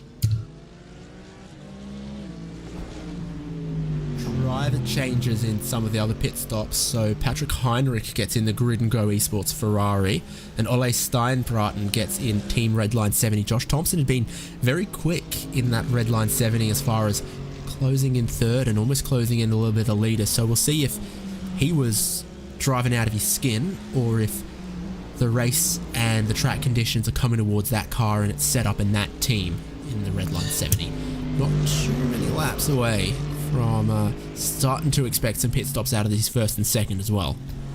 Yeah, and with about 8 hours left, a little less than that now, David, as the track begins to warm up, this is sort of, in my mind, the last question mark we have of the stages of, now the track's going to warm up. This is probably going to be the hottest we've seen over the past number of hours. How are people going to handle that heat? Who practiced in the heat? Who's comfortable in the heat? That heat could change a lot about how this race finishes versus how it's looked so far. RaceSpotTV weather update time then. 17.5 degrees Celsius in the air, 22.2 on the track. Winds are light, 4 kilometers from the southwest. A beautiful Sunday morning in Belgium. There you go. If we get a traffic report, we can do traffic and weather together. Traffic is moving very, very quickly on the Kemmel Straight, approaching 260 kilometers an hour, but there is a little bit of a checkup at the La Source. Make sure you avoid the curbing there. There you go. We'll tune in all night or all day, depending on where you are. Night for me, I'm a West Coast U.S. person, so it's a bright, early, almost 10 p.m. here, David. Almost middle of the road here from Felix Kvernbach, staying off his normal racing line, but he's not going to tempt Daniel Lafuente into doing anything different to what he's been doing for the last 24 laps. Behind them, third place pits, Luca Keitsa in the Urano Esports Data Group car. So we got BMW leading from Mercedes in third, Porsche's third and fourth in the Ferrari in 5th at the moment.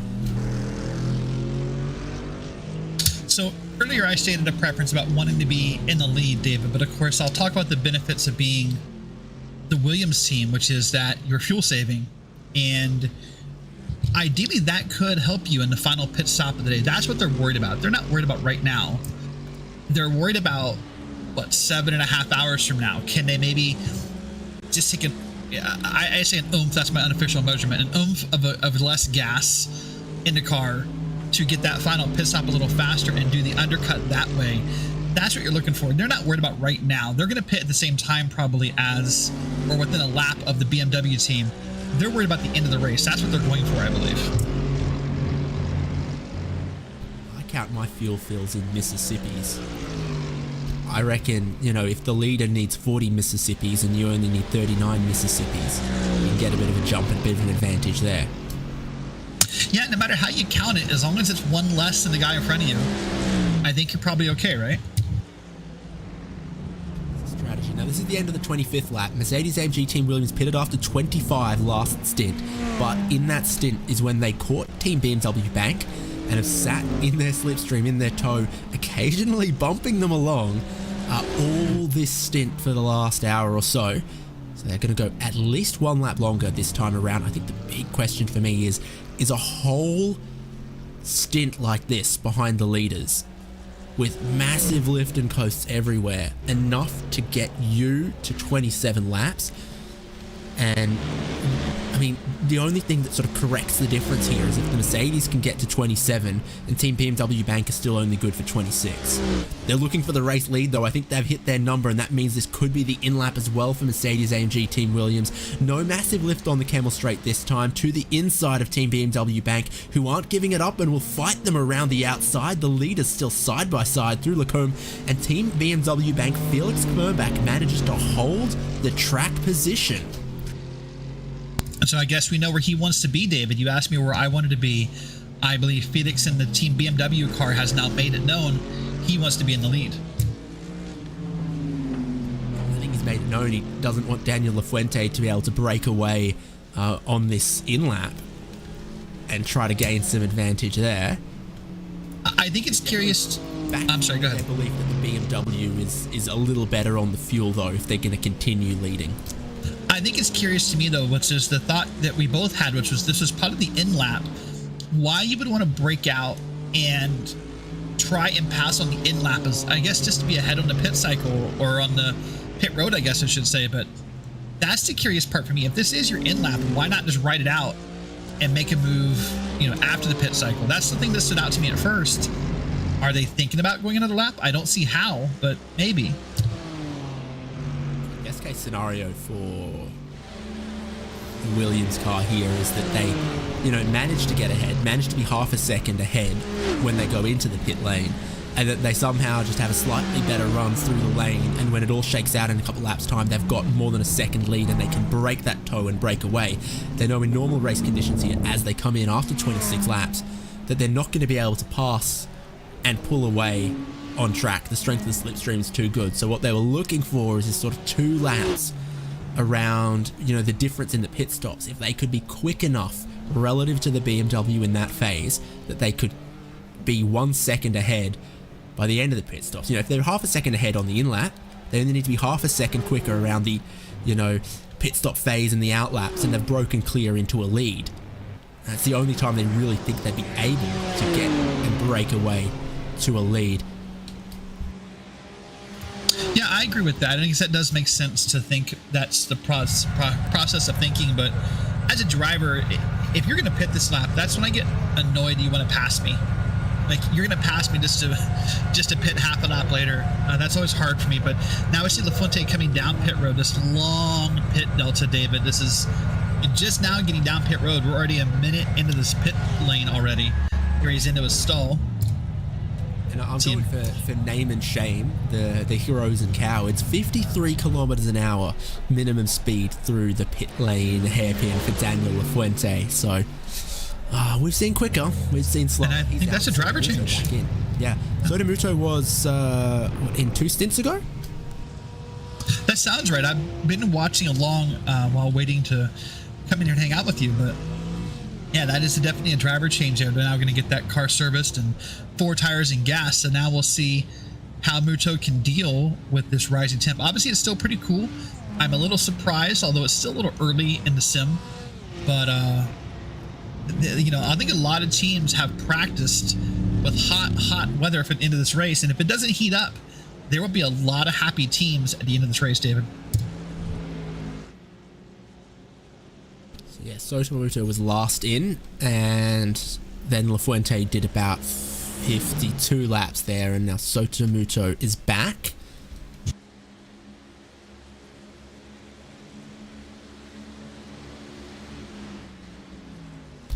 And look at the gap to Luca Keita in the Urano Esports car, which is a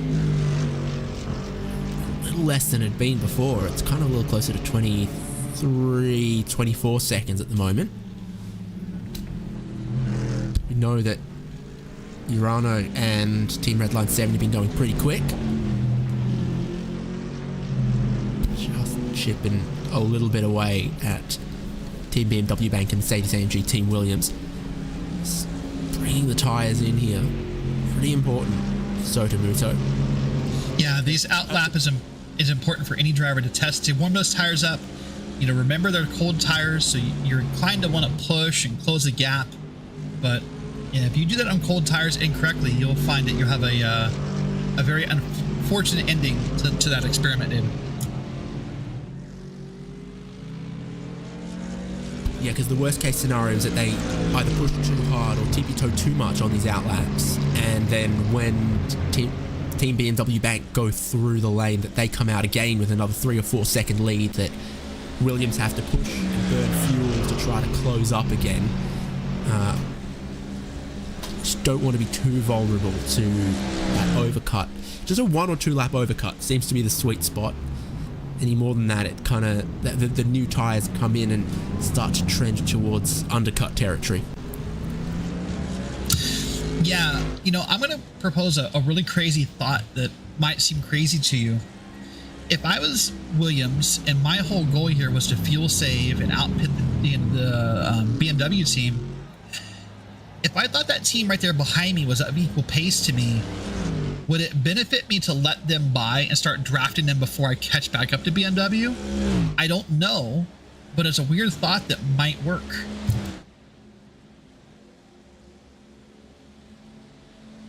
Obviously, that looks like a big gap to give up, but if you could draft them and maybe get that extra lap you're looking for and set yourself up later in the race, you're playing the long game, you're playing, you know, 3D chess at this point.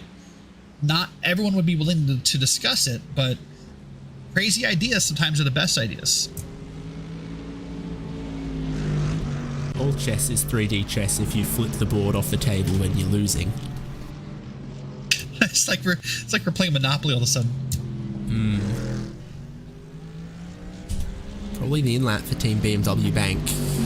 Now they've just started the 26th lap of their stint, so leading the whole way, but they saved enough that they are going to hit their 26th lap mark again. There they are, climbing up the Eau Rouge Radion, potentially for Felix Kvernbach's last time, at least in this stint. I'm going to look at the drive times, actually, of the different cars, and Renault Talvar's done 213 laps in that car, compared to only 104 for Phil Dennis and 103 at this point for Felix Kvernbach. So, lion's share of Renault Talvar, Felix Kvernbach just catching up a little bit on that. And in the 55, how's the driver split been? A little bit more equitable across their 4-driver lineup, where Sotomuto's done 108 and he's gotten back in. Carl Janssen did 103, Alessandro Rubico 106, and Daniel Lafuente did 102, and he's now back out. So, a lot less long stints and a bit more time between stints for the drivers in the 55. Yeah, and that can be a real benefit. And just to give everyone a heads up of what we're talking about, I think we're on lap probably 417 at this point. So, you know, when David says someone's done 200 plus laps, they've done basically half of this race at this point by themselves. That is a lot of driving, and there's a lot of mental fatigue that goes into that, or can go into that. You know, I know a lot of teams in Top Split want to run 3 drivers, and everybody wants to race as much as possible. And as a team manager myself, I understand that and I respect that. but you have to be concerned about what that does to you as far as like your mental fatigue, and you know, it's just one simple mistake on this track. There's many places to have one, and that can be, you know, a very, very costly thing. I'm a four driver kind of guy. I like building teams of 4. I think it's safer, and especially if you can find them across different time zones, that's even better. How about the outliers in that though? 5 drivers for. I was just looking at them. Where did they go?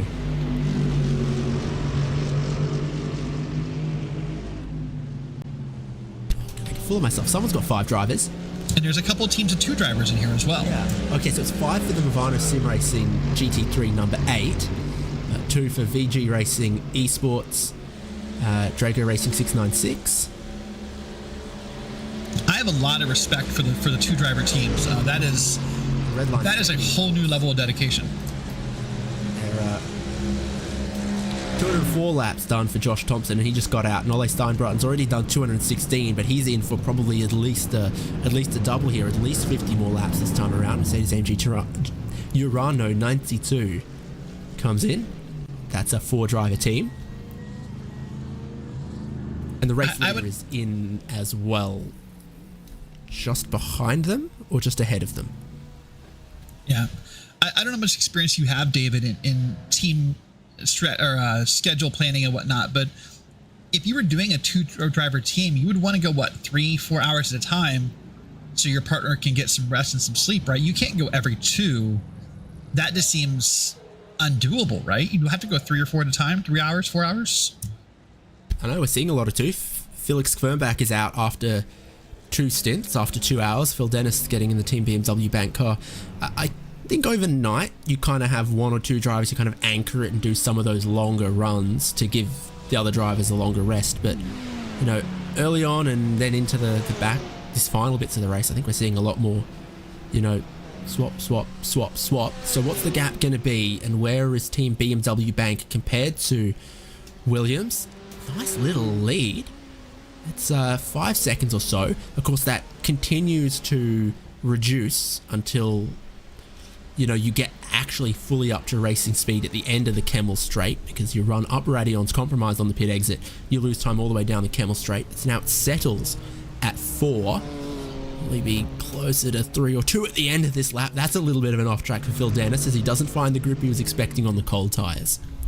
Now, something I noticed as well, though, David, if you look at the times, pit deltas, Team BMW Bank was about a second faster on pit road than our second place team. That will add up over time as well. How you get on and off pit road can matter here. They were 0.3 of a second faster in the box, so about another 0.6 of a second, pardon me, faster on pit road. That can help increase this gap as this race goes on as well.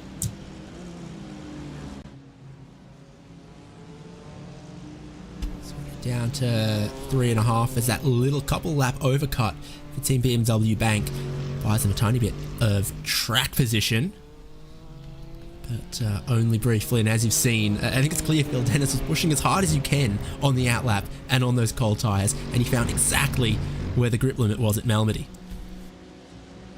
Yeah, good for him. And I love watching drivers push, because it's fun to watch from a commentator and a viewer standpoint. If it was on my team, I'd be a little bit more nervous about it, but don't do that. But no, I respect what he's doing, and you know, Phil's a very talented driver who's done numerous hours in the car already, so obviously he knows what he's doing. But yeah, there is danger in pushing your tires like that. Tyre Jensen, VG Racing Esport, another one of those teams we called out for having a rather unique driving lineup of just the 2 of them. He's paired with Rasmus Christensen, and to this point, Matthias Jensen has done 238 laps. Fair to multiply that by 2 to work out how many minutes he's been at the wheel, which is a lot. I actually thought you were going to come up with an answer there, I got to be honest with you. Yeah, I know, I baited you good, but I think it's about 10 hours he's already done so far in this race. Well, let's pull the old calculator. So 238 times 2. My Apple iPhone says that's 476. Divide that by 60 minutes. So he's done just under 8 hours of driving so far. If you're actually gonna bust out the calculator, we're seeing a lot of laps that are sort of 217, 2. All right, let's not push it. And then, so that's about 2.25 minutes. So multiply by 2.25 instead. And of course, it is a very, very slow pit lane here. We did the numbers on that you spend about 3% of your race time on the pit lane speed limiter. All right, so you said by 2.25, so that'd be 535.5 minutes. So that means he has done almost 9 hours in the car, actually, David. There we go, and he's still got a little bit of vigor in him to try to stay with Team PGZ. I didn't know if I was going to say Z or Z, and I managed to butcher both of them. I'm going to go PGZ. I'm staying with PGZ. 124, Jorge Garcia is the Mercedes in front of him. That also is just bringing in its tyres, and as we were watching earlier, this car rejoining from pit lane on the hoisting felts, just was looking a little loose in the rear of the car, and it was just sliding around, moving around a little bit more than you'd want to. Track still, it's gone up just one more tick on the Mercury. Yep, very, very slow there. So I have a question for you, David, as we watch the racing action here as the sun is now up, and really there's not a need for headlights at this point in the race, other than, I guess, if you want to flash them at someone. What are your thoughts? There are certain cars that have your headlights on, certain cars that don't. Does that sort of work against your OCD a little? Does that bother you like it bothers me, or do you have opinions on this? I don't like that the new Porsche is so... I swear the old one had more running lights. The old 991.2 GT3R compared to the one we got now. Sure, it's nice that it's got those coloured LEDs that I'm guessing are customizable, but they're not very bright. No, they're not very bright. In fact, I had a couple of teammates tell me they didn't want to run that car simply because they thought they had less visibility throughout the night in certain cars.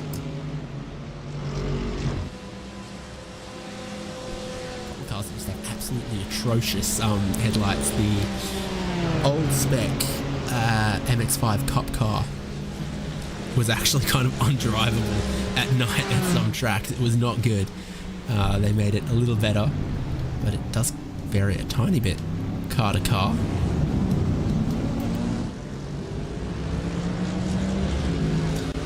And of course you speak of the MX-5, which is in some ways is kind of being replaced, if you will, by the 86, the GR86 that we now have in iRacing, and of course that'll be in use for our next special event in a couple weeks with the Race for More 2.4. I've been enjoying pronouncing it Toyota GR86 lately. If it had a few more R's, could you get your Tony the Tiger and the GR86? Yeah, it's not just good. Yeah, I don't think I can do that again. It's GR86. You're welcome. That's what we're all here for. Out again to 3.8 seconds in the race lead, so Phil Dinez is going good. I reckon that was probably just off track, just out of limits for VG Racing Esport at the same place that Phil Dinez did on his outlap.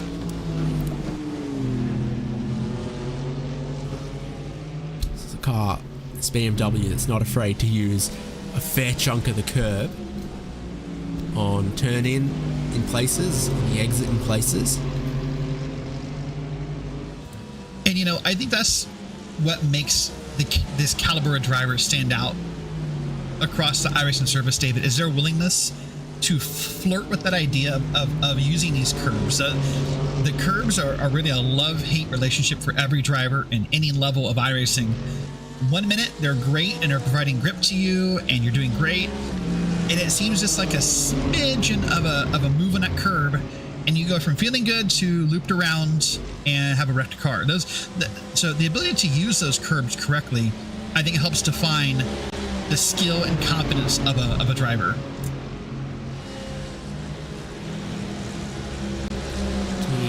Racingfeld 148 in the back here is 5 laps down to the battle of position between Team PGZ and VG Racing Esport. I was looking, they're only a couple of positions back. They'll be 1 lap down. No, they're 5 laps down to them. So it starts to drop off pretty quickly after about 23rd position. And what also a compliment is to the drivers as well, that here we are, 7.5 hours left. We have 9 cars remaining on the lead lap. We have numerous cars only 1 lap down who are just waiting for a moment or something weird to happen or the right strategy play to put themselves back in the lead lap to have a really big battle, hopefully at the end of this race 7 hours from now.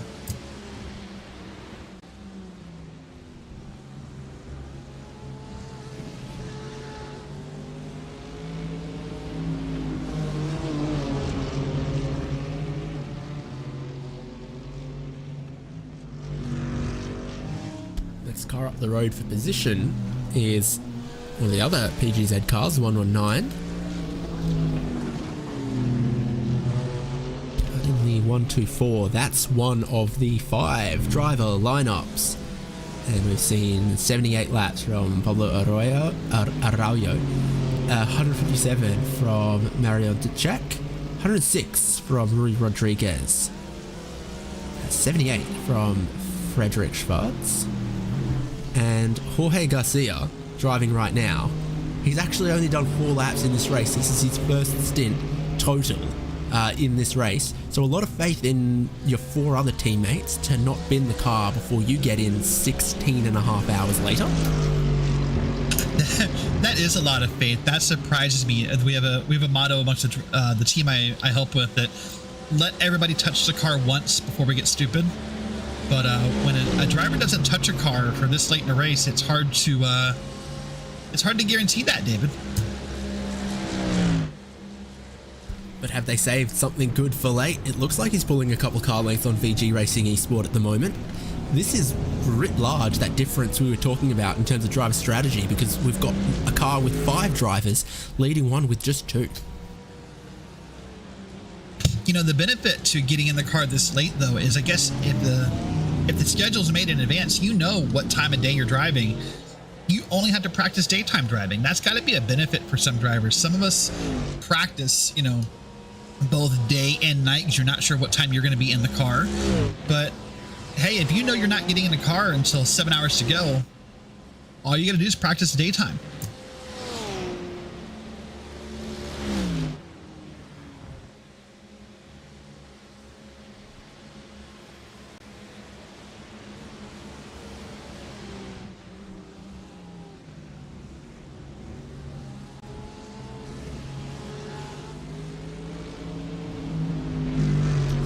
Weissenfeld car just on the train at the moment. Based on the lap times last time around, though, Jorge Garcia, I keep tripping over a couple names lately, in that 17th place Team PGZ 124, not catching their teammates 20 seconds up the road in the 119, where Anjan Amuthen is very well for himself with a 2:16.8 last time. Really matches what the leaders are doing, Phil Denez and Sota Muto. And that's gotta feel good as a driver, even if you are, back in the field or a lap down from leader. At least you can feel good to know you're still turning those times. That gives you some confidence for the end of this race. So by our estimated numbers, Matthias Jensen has driven somewhere between 9 or 10 hours so far in this race, and he's strapped in now with more to go, trying to stay with the Mercedes Team PGZ 124 Jorge Garcia, right on board with the big BMW for a lap or 2 here.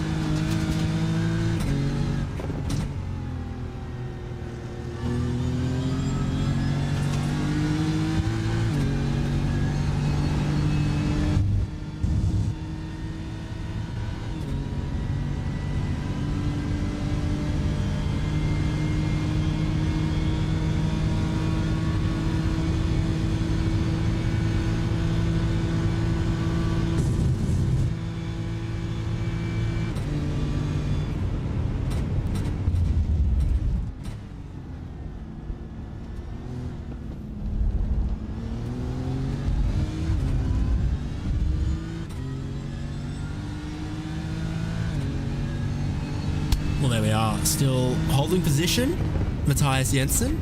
Derek, you've noticed, well, maybe the helmet's making you a bit hungry there. I'm mesmerized by this helmet, David. At first, I thought it was like Raphael of the Teenage Mutant Ninja Turtles. Now I think it's a watermelon. Do you have an opinion on this? It's giving watermelon. Is that how the kids say it? I'm far removed from what the kids say nowadays, so I'm not sure. Oh, there's a better shot of it. Okay, that's definitely watermelon. Oh, that's absolutely. Because the Ninja Turtles only have the headband; they don't have the other thing, the under the eyes thing. So yeah, that's definitely watermelon. Simplified Esports and Arnage competition swap for 7th and 8th. Tristan Iglesias goes ahead of Dino Filippa. But again, they're kind of half a cycle apart from each other here, where Iglesias is very light on fuel, pushing quickly. Dino Filippa in the middle of the stint, maybe saving a little bit of fuel, but also driving a heavier car.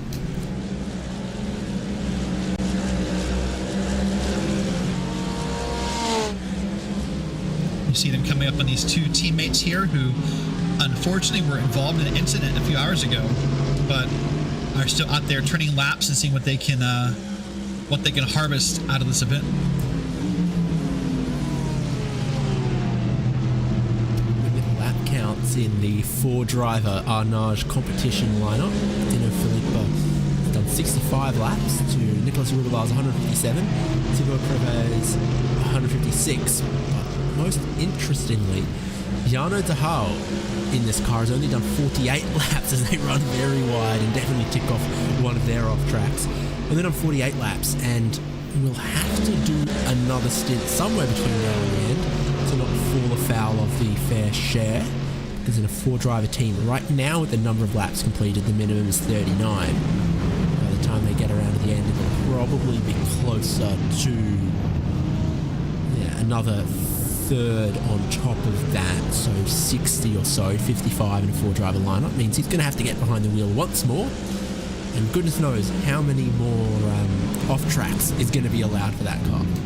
Yeah, probably not too many more. That's a question that started to come in my head in the last hour or so, is will we see that come into play? But man, if you're this 3-car, David, you're in a weird sandwich where you have, the two Arnage cars, leading and trailing this pack, and then you also have 2 teammates right in front of you. This is kind of a weird teammate sandwich for this 3-car. You ever been a 5th wheel? That sounds like a complicated dating life. Where you're the single person to 2 double dating couples. 5 and you're the single Pringle. That's what's going on here.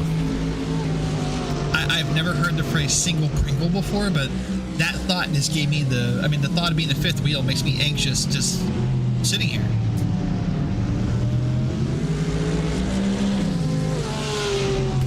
It is unique because they're also different on strategy to a lot of the cars that are around as well. Iglesias would probably want to be pushing quick laps right now. It's on lap 23 of the stint of what's probably going to be a 25 lap stint. So you're looking to go quick right now. You are boxed behind a tiny bit of traffic that's not likely to part easily for you. Because, for example, well, the Falken cars are in it for the Falken cars, and of course the leading Arnage car here is not going to let you gain too much of an advantage when you're battling for position against their teammate. Yeah, definitely not. So you're just going to have to kind of be patient, see if something comes to you, or maybe being behind 3 cars, or being the 4th car in the 5-car line, maybe there's a draft that gives you a better pit strategy. I don't know, but yeah, you're right. This will be a difficult pass, not because the drivers won't let him by or they're going to block him, but just because everyone has a different agenda here.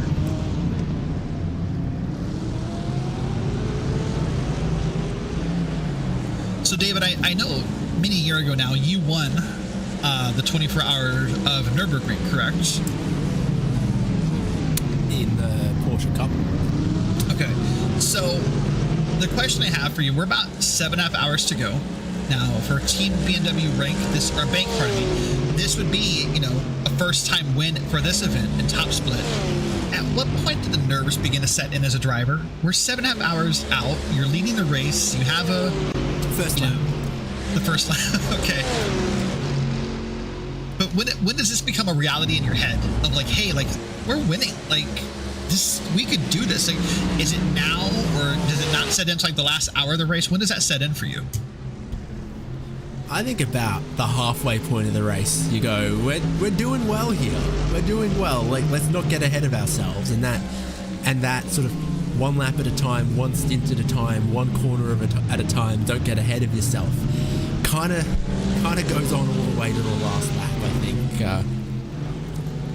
there is a lot of sort of superstition and voodoo, I think, around racing. I don't buy into all of it or that much of it. There's definitely some sort of, don't say we're winning until we've won. Yeah, even the last lap. No one's allowed to say anything in the last lap. That's one of my superstitions. Everyone sits here quietly in the last lap. Here. Sorry, did you just pick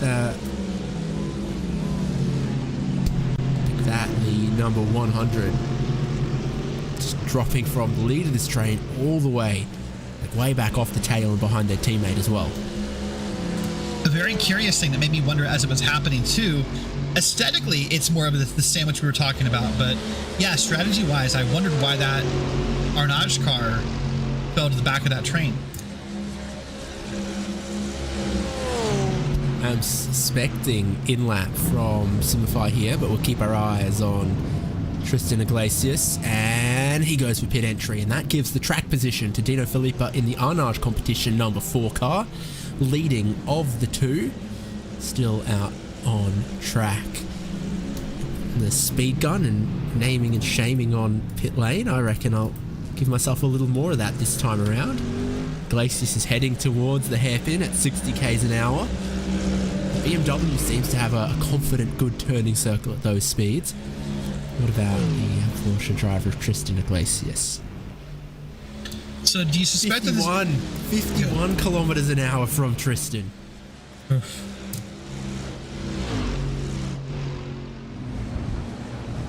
So do you suspect this Arnage car fell back because they felt they were burning too much fuel at the front of the pack and they just want to save some? Or I'm still, because it wasn't in lap like we thought it would be.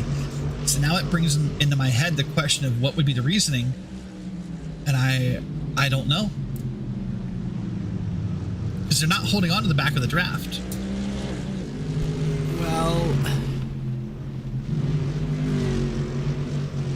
they are a long way behind one of the Falken cars and a long way ahead of the other Falken car. They're not within a lap of either of them competitively, and they're not on the same lap as their teammates, and they are kind of, well, they're a full lap ahead of the next car behind them and dropping quite a bit of time to the Hoisingfeld in 29th. So I figure maybe they just got a flash of the headlights from one of the Falken cars and their teammates were like, I reckon if you get out of the way, these guys in front of me will go quicker and drag me along better. I think it's just a purely tactical who's best to lead the train that contains the best placed Arnage car. That very well may be. Yeah, maybe it's just a matter of, listen, there's nothing to race for in this pack. Let's not put ourselves in a spot to have something silly happen because we're racing too hard. That could be. I respect that move. Tristan Iglesias got out of the Simify Esports car, Gabby Montoro got in, and on the outlap, Nicholas Laubich and Mercedes-AMG Esports Urano 92 swept around the outside.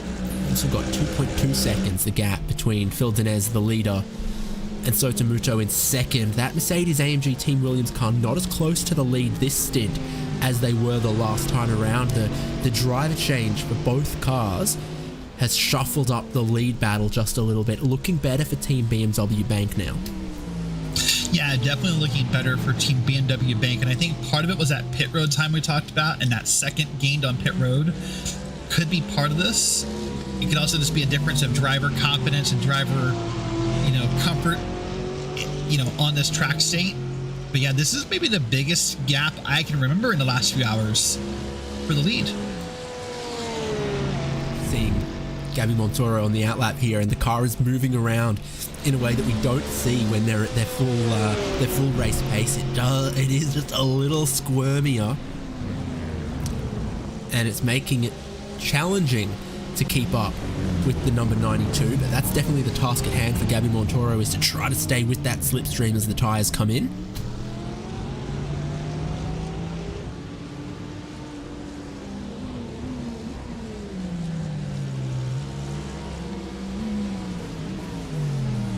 We know when we see some pit stops again from some of the other cars around 6th and 7th that Simify Esports will be battling a little higher than this 13th where they sit right now. Top 10 is, I guess, probably where it'll shake out. Particularly in 5 laps, you're going to have Apex 1 from 9th, Pure Sims from 10th, and Draco Racing from 11th pit, and they're only just up the road here, and Simify will lead them. And I think this is one of those unsung hero tasks of the race. If you have a team principal or a team engineer or a team strategist, David, because not only now at this part of the race are you planning your pit stops and mathing it out, that person's probably now taking the names of the top, let's say the 3 or 4 cars ahead of you, and they're now trying to plug in their pit stops, and you start to math in your head, okay, here's what's possible, here's how we can get ahead of this person, here's how we can get ahead of that person. At this point in the race, you're no longer just worried about your team and what you can do. You start playing that what if game in your head. What if we can pass that person? Or here's our ceiling right now, where we can be end of race. This is where the spreadsheets really start moving, in my opinion. How many tabs on those spreadsheets? I don't want to think about it. I have a few spreadsheets of my own that have been working all day. I may have a spreadsheet addiction. If there's like a spreadsheets and not like a Google Sheets Anonymous class, I might need to enroll later. Our team has a spreadsheet, all kidding aside, David, that I think has, let's say, more than 5 tabs on it. That's fair. Ours have gotten a little better as the years have gone on. How would that support group ever keep track of its members, though? With a Google sheet. Color-coded by, who's attended how many meetings. Well, conditional formatting, David. Conditional formatting. Now, in my defense, we have teams across 2 different start times. That's why I have so many tabs. If I can defend myself at all, I want to present that piece of evidence to the court.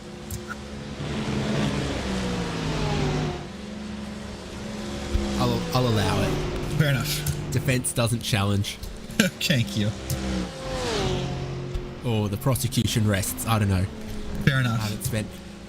Lucky enough to have not spent that much time in court. Or watching, court-based TV, Law and Order, or, all the others.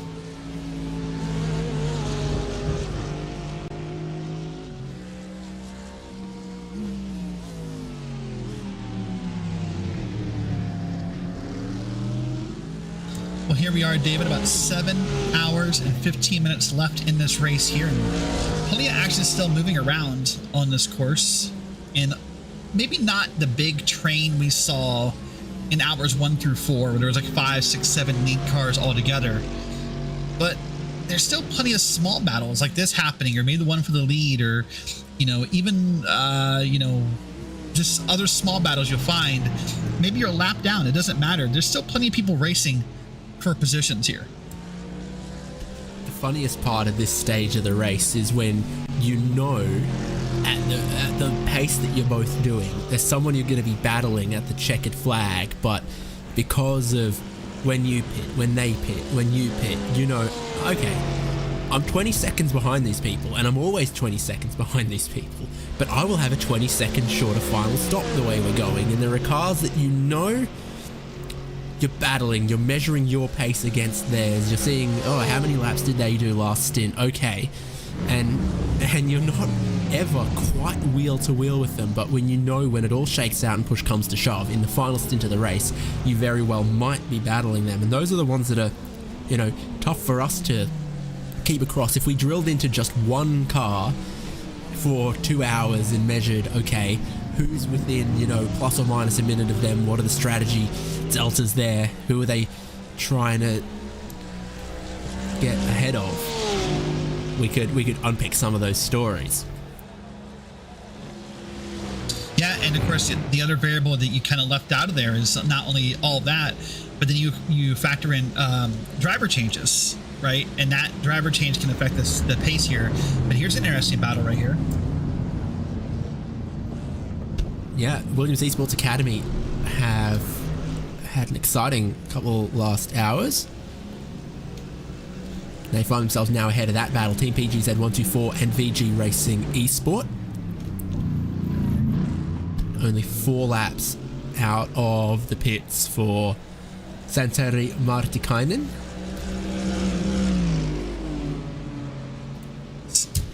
See, there's that aesthetic, David. There's that aesthetic of no headlights on the front car. And I don't know why that gets to me a little bit. But it does. How about on the old Lamborghini where you can really fit some proper endurance lights? Here goes Jorge Garcia looking to the inside at Lacombe on Williams Esports Academy. Pretty easily done in the end. Are you happy now to have headlights at the front? I don't... Yeah, I guess so. I just want to have headlights, either all headlights on or all headlights off. I don't... my OCD is kicking in. I'm sorry. I'm an all or nothing kind of guy, David. I was going to say I'm a simple kind of guy, but my teammates would tell you that's probably not true.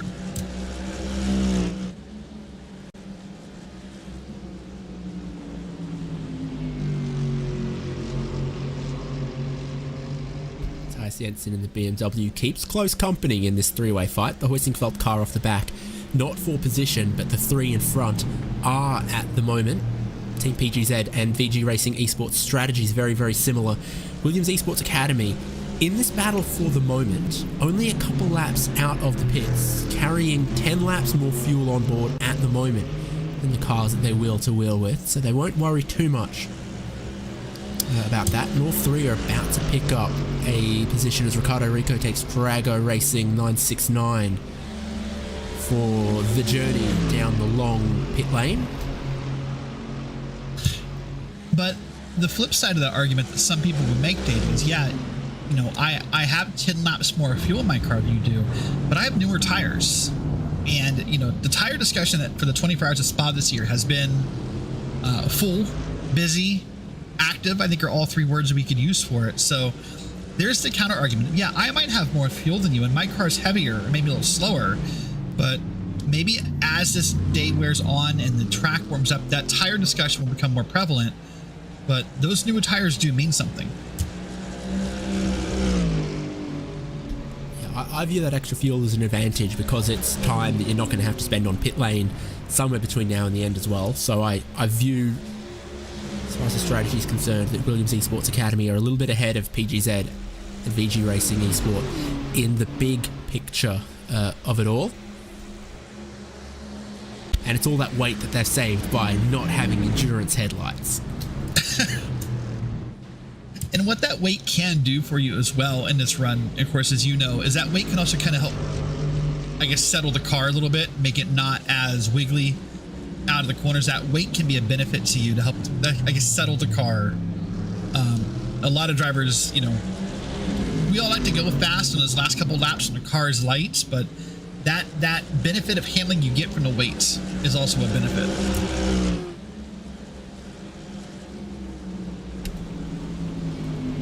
Loose is fast. It's always interesting when the car doesn't feel that quick. It feels like a bit of a handful, but the stopwatch says, no, that's the quick way to go. Sims 116 pits, which is again just a little bit ahead of all of this. Just about a minute ahead of all of this. Lucas Prada in the 116 in the lane. Still Jorge Garcia leading the tiny little train here.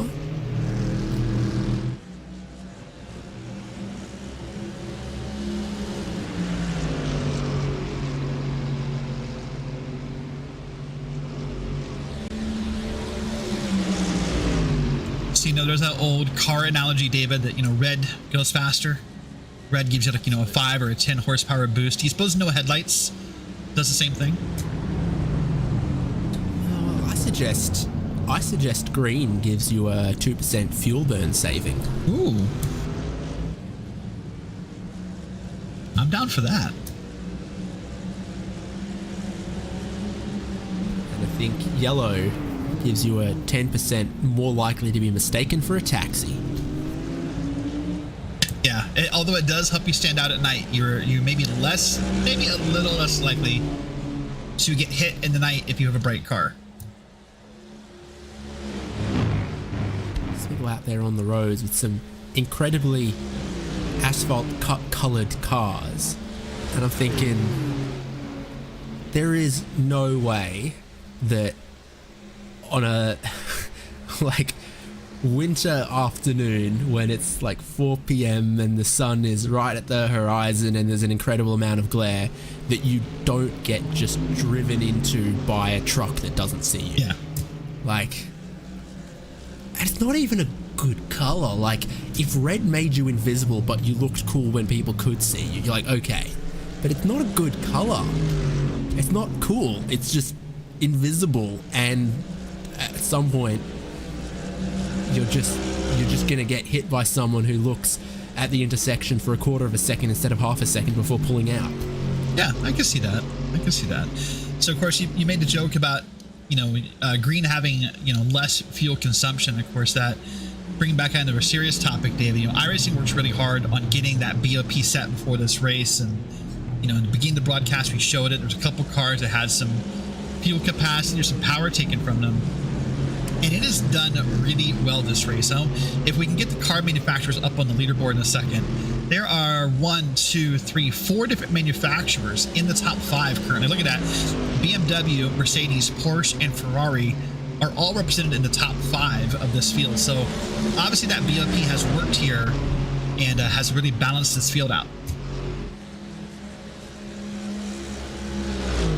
While still giving you the opportunity to just pick the car that feels most comfortable to your drivers, rather than everyone feeling like they're railroaded into one singular choice. They don't handle identically. That would be wrong. Porsche's still got to handle like a Porsche. The Mercedes has still got to go like a large displacement, lower revving, naturally aspirated engine. All have their quirks and their different setups, etc. Hopefully each of them remains competitive. Tiny bit of traffic for the race leader here. Not really a problem on the run between Blanchimont and Bustop. Puts it between himself and second place. It's taken almost 40 minutes for Sotomuto to close down that 3-second gap and finally get back within the slipstream and maybe put a little bit of pressure on Team BMW Bank. Last stint looked really advantage Mercedes AMG Team Williams, but this one, it's been good for Team BMW Bank. And now if you're the Williams car, that lap car in the way is driving you bananas, David. You want them to move. N-A-S. Yeah, to quote Gwen Stefani, good job there. It really is. I think they're going to move here and let the Williams team by. Yep, there you go. Too much harm done. Gap sits at 0.6 of a second as they got past, and then that's right into the slipstream here. So still closer now than they were before they caught that traffic. But still, I guess you've worked for 40 minutes. You'd have nerves about, don't drop me out of this slipstream. I've worked so hard to get back in. And bottom of your screen is live pictures where Williams Esports Academy maybe under a tiny bit of pressure here from VG Racing Esport. Apex 1 have rejoined after their pit stop in a 4-way battle here. 12th, 13th, 14th, 15th as it stands at the moment. G Racing look like they don't want PGZ to be able to get away here, so they might try to stick a move on the Williams Academy car. Yeah, they might. I just want to finish that BOP conversation real quick, and then we can move on. You know, earlier in this race, early hours, we even saw a McLaren in here that was competitive, David. Of course, it has some problems in a wreck, and is no longer here, but to even see the McLarens competitive, there were no Fords entered into this top split, but to see those different manufacturers all together, that makes me happy about where we are as an iRacing community. That Ford GT3 can legally drink in most jurisdictions except the USA, so I'm glad it's still an option. I'm never entirely disappointed when it's not competitive. When is the last time, David, you've driven a Ford GT3 in iRacing?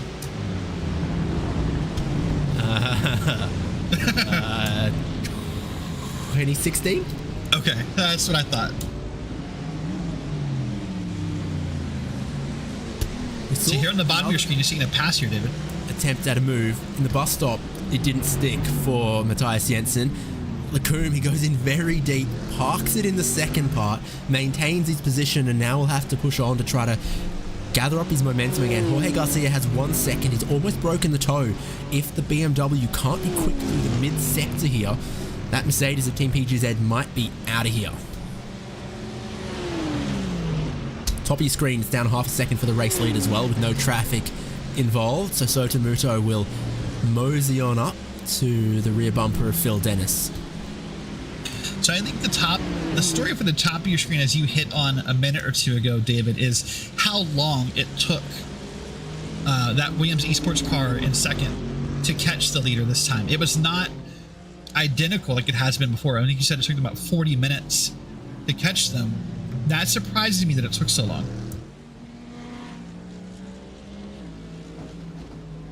Yeah, what we don't know is if it took a long time because Sotomuto immediately went into, okay, we need to hit 26 laps in this stint. I can't push that hard now, but we'll just inch it down 1/10. Or if they were both going close to flat chat and it just took that long for the Mercedes to catch and then be able to hit their fuel saving mode. Because the difference is here is when they're apart, it seems like the Mercedes can only do 25 laps to the BMW's 26. They get together, it sort of evens the score. But, it means apart, advantage BMW. If they're together, level pegging, it's still advantage BMW in both situations. Yeah, it does seem to be right now to be advantage team BMW in either way you laid that out, either scenario you put it through. And so at a certain point, to me, if you're Williams Esports, you just have to kind of accept reality and maybe go for it and see if you can pass them on speed and see if somehow the mathematical deities work in your favor. Sometimes there's this motto I believe in that I hear from a podcast I listen to called you have to be better than, less than, or different than your opponent in order to be successful in life. And in other words, being the same doesn't always get you somewhere. Podcast I listen to and they say that's a Leguizamo-rama. Not quite as inspiring, but just as entertaining. 0.2 of a second between first and second at the moment. Sotomuto, I think, starts to hit his fuel saving stride.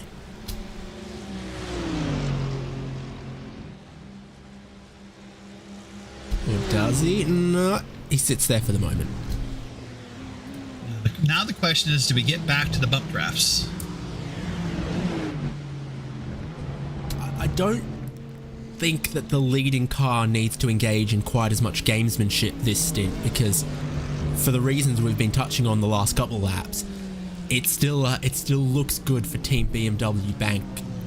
They don't need to worry so much about matching the fuel saving of the following car. We're just past that top of the hour in race, and Team Redline 70 pit. They've been doing 25 lap stints the last two. They just managed to eke out 26 to get them the right side of the top of the hour. I suspect Ole Steinbraten will stay in that car, but they've been one of the quicker cars. They got their gap between the number 70 Redline and the outright race lead here, down from about 50 seconds to about 38. So I just can't look away from them in the next 7 hours or so, because they seem to have a bit of speed. They do, and you know, and that's the small victories you have to celebrate in events like a 24-hour race, David. You have to find those small victories to motivate a team. Listen, maybe we're not at the lead yet, but as you said, we went from 50 seconds to 38 or 50 to 40 or whatever it is, and those are the things you begin to celebrate as a team, and that will lift morale. That will wake up your team. It'll get them a little bit more motivated. Depending upon your time zone right now, it's either late night West Coast, it's middle of the night East Coast. It's I think still early morning, in Europe. But those kind of moments and that kind of good news. 7:50 a.m. in Zambia. There you go. That kind of good news will wake up your team and motivate everyone a little bit to try just a little bit harder for the rest of the race. The capital of Zambia is Lusaka, and the international dialing code is +260. That is a very random piece of trivia you have right there, David. I googled it. It's not off the top of my head. Oh, okay. You cheated. I know that the international dialing code for Denmark is +44. There you go. I know that off the top of my head. Thanks, Mum. Third place also pits Luca Kita in, so we're entering the pit stop phase for the top 5, but again, the first and second going longer. Mercedes-AMG, Tim Williams going just a little bit longer. Team BMW Bank looking at maybe 3 laps longer. I'm still on that fence. Has Sosamuto got 26 laps in this stint, or has he only got 25 as he maybe pushed on trying to catch back up to the slipstream of the outright race-leading BMW? I'll be honest, if I had to place a wager, that's where I'm at, is that Muto spent so much time catching the lead. I can't see how you can catch the leader and get a 26 lap. I think that's an either or, not an and comment. We'll find out in a few laps here, but something I noticed here as well, David, it looks like the sun has kind of hidden behind some clouds again. That will delay the process of this track warming up. So I think you and Lorenzo talked last hour about, overcast skies and how it can affect the track, but it looks like we're kind of overcast again. Officially, it's partly cloudy. Now, the difference between partly cloudy and mostly cloudy is partly cloudy seems to be cloud cover about 20% of the time, not 50% of the time, whereas mostly cloudy seems to be cloud cover about 60% of the time. So I hear partly cloudy, and I think, in my head, I think sort of a 50-50, but it's actually closer to, it should be called mostly sunny instead of partly cloudy, because you can see we're right back into the sunlight again here. Parts of the track have got a little bit of cloud coverage, but it doesn't last very long. No, it doesn't, but as a driver, I would be stoked for any kind of cloudiness. I think most people who practiced this sim date, for your practicing for this event, found the temps to be, very highs in probably the 30s of Celsius. And so anytime those clouds are out, it's just delaying that process and giving you more cool weather. And of course, you and I know more cool weather equals better grip and typically faster times. I'm a glass half sunny kind of guy, so that's how I choose to view it. But the track temp gets very, very hot, but the air temp stays cool. I think it doesn't help the fuel saving much, but if the air temp starts to come up and the track temp comes up, probably extend some of these stints a little easier. It just takes you longer to get back on the throttle. You roll out of the throttle a little earlier as you're going to go slower through the corners.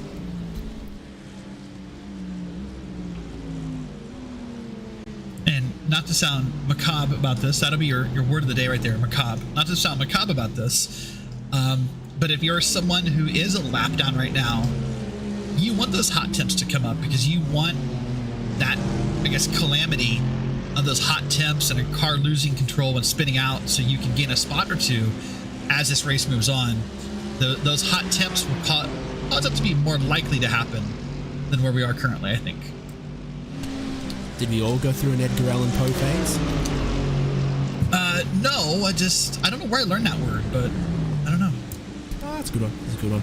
I enjoy how Richmond, Virginia and Baltimore, Maryland both try to lay claim to Edgar Allan Poe. pitting in from Sotomuto. It means only 25 laps in this stint, and I bet that brings a smile to the face of all on Team BMW Bank. They have not only a lead on track, but they have managed to undo any potential strategy advantage from Mercedes-AMG Team Williams, and it's likely that the leading BMW team will continue to be able to build their pit stop advantage. And if you want another small reason to have a smile on your face, David, you got a couple cars ahead of you that if you get in their slipstream, you can get just a little bit more fuel saving out of it and make that pit stop that you're going to have here in a lap or two just a smidgen shorter and help grow that lead. I think that's one of the grid and go cars, if I can see that paint scheme correctly.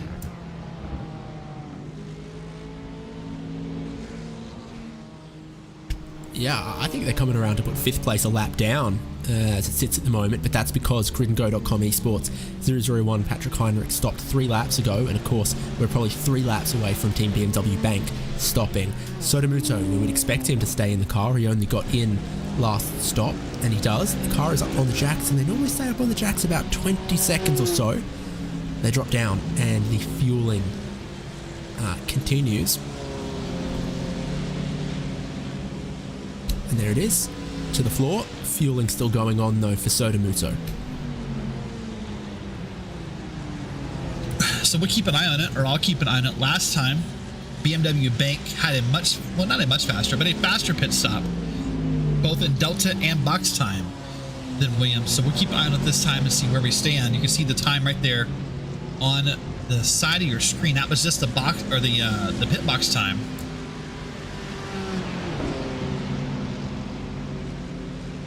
So now we'll wait for BMW Bank to come around. It looks like a 40.8 in the box, David, and a 141.1 as far as pit delta. I forgot to check his hairpin speed as well, but I'll let him get away on that one this time. So I would think then probably 3 more for Team BMW Bank would be their goal, because if they just go 25, the game back and forth between themselves and second place stays status quo. If they manage 26, they get an extra 1 lap advantage over them and continue to just pad that out from 2 laps to 3 laps to 4 laps if that is what they do this time. Now, here's an interesting question to throw just a small wrench into your ideas. If BMW Bank feels that these 2 cars ahead of them are going to hold them up or would be difficult to pass as they're racing themselves here, does BMW Bank pit a little early just to get out of this traffic and find more clean air? No. All right. I don't think we've seen... I mean, I haven't seen any 20 lap stints happen. No one's sort of 5 laps away from the end of their stint and thinking, oh, I'll pit in early to dodge this traffic. I think they've been very, very steadfast in trying to hit 26 in this number 7 car. The undercut VDS car in front is, I think, 24th place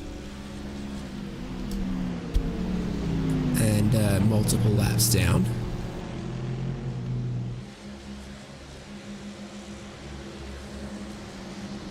And this is Nicholas Laubish going around Dino Felipe in battle against Arnage competition. Race on the pit lane here between PGZ and VG Racing Esport.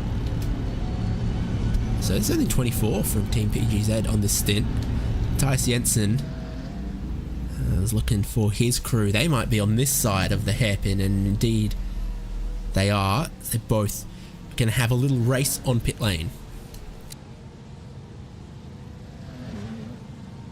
Watch both these cars for a minute Jorge here. Garcia and Matthias Jensen who came in.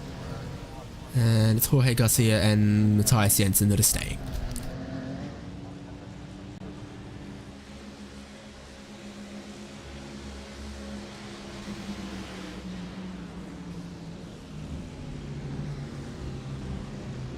This is back to a battle we were watching earlier.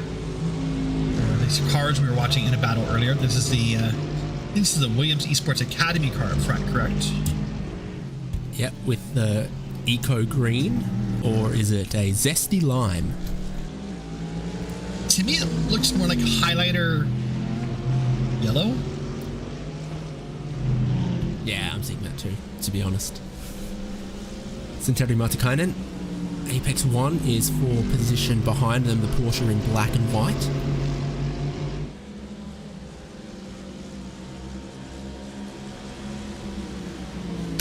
Always involved. And one of the Falkens.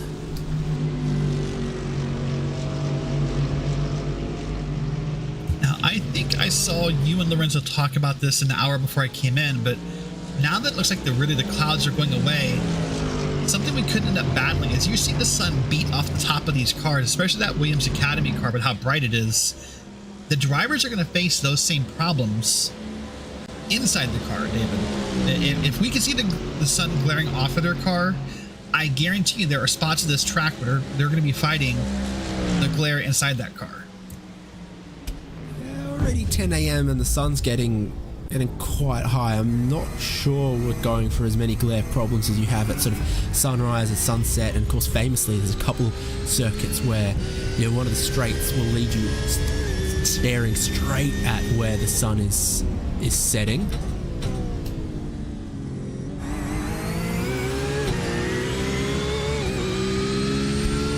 Yeah, you're right. I was thinking with the glare on the cars, maybe you're right, maybe because of the height of the track and where the sun's located. Maybe not as much as I thought here.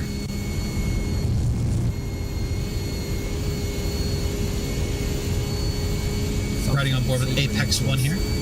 Yeah, is always famously, you're kind of always at some point driving straight into the sun with no hills or anything to block it out, because it's Florida. It's so flat.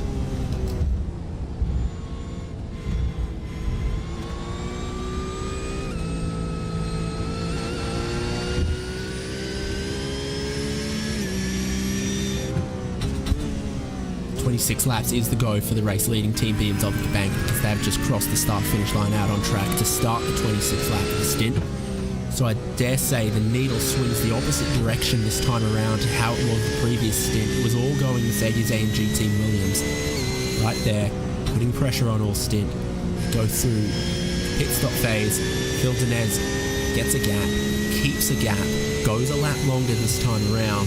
Team BMW Bank just move the needle, move the dial slightly further in their favour as we keep ticking down from kind of thinking about there being a third of the race to go to it almost just being a quarter.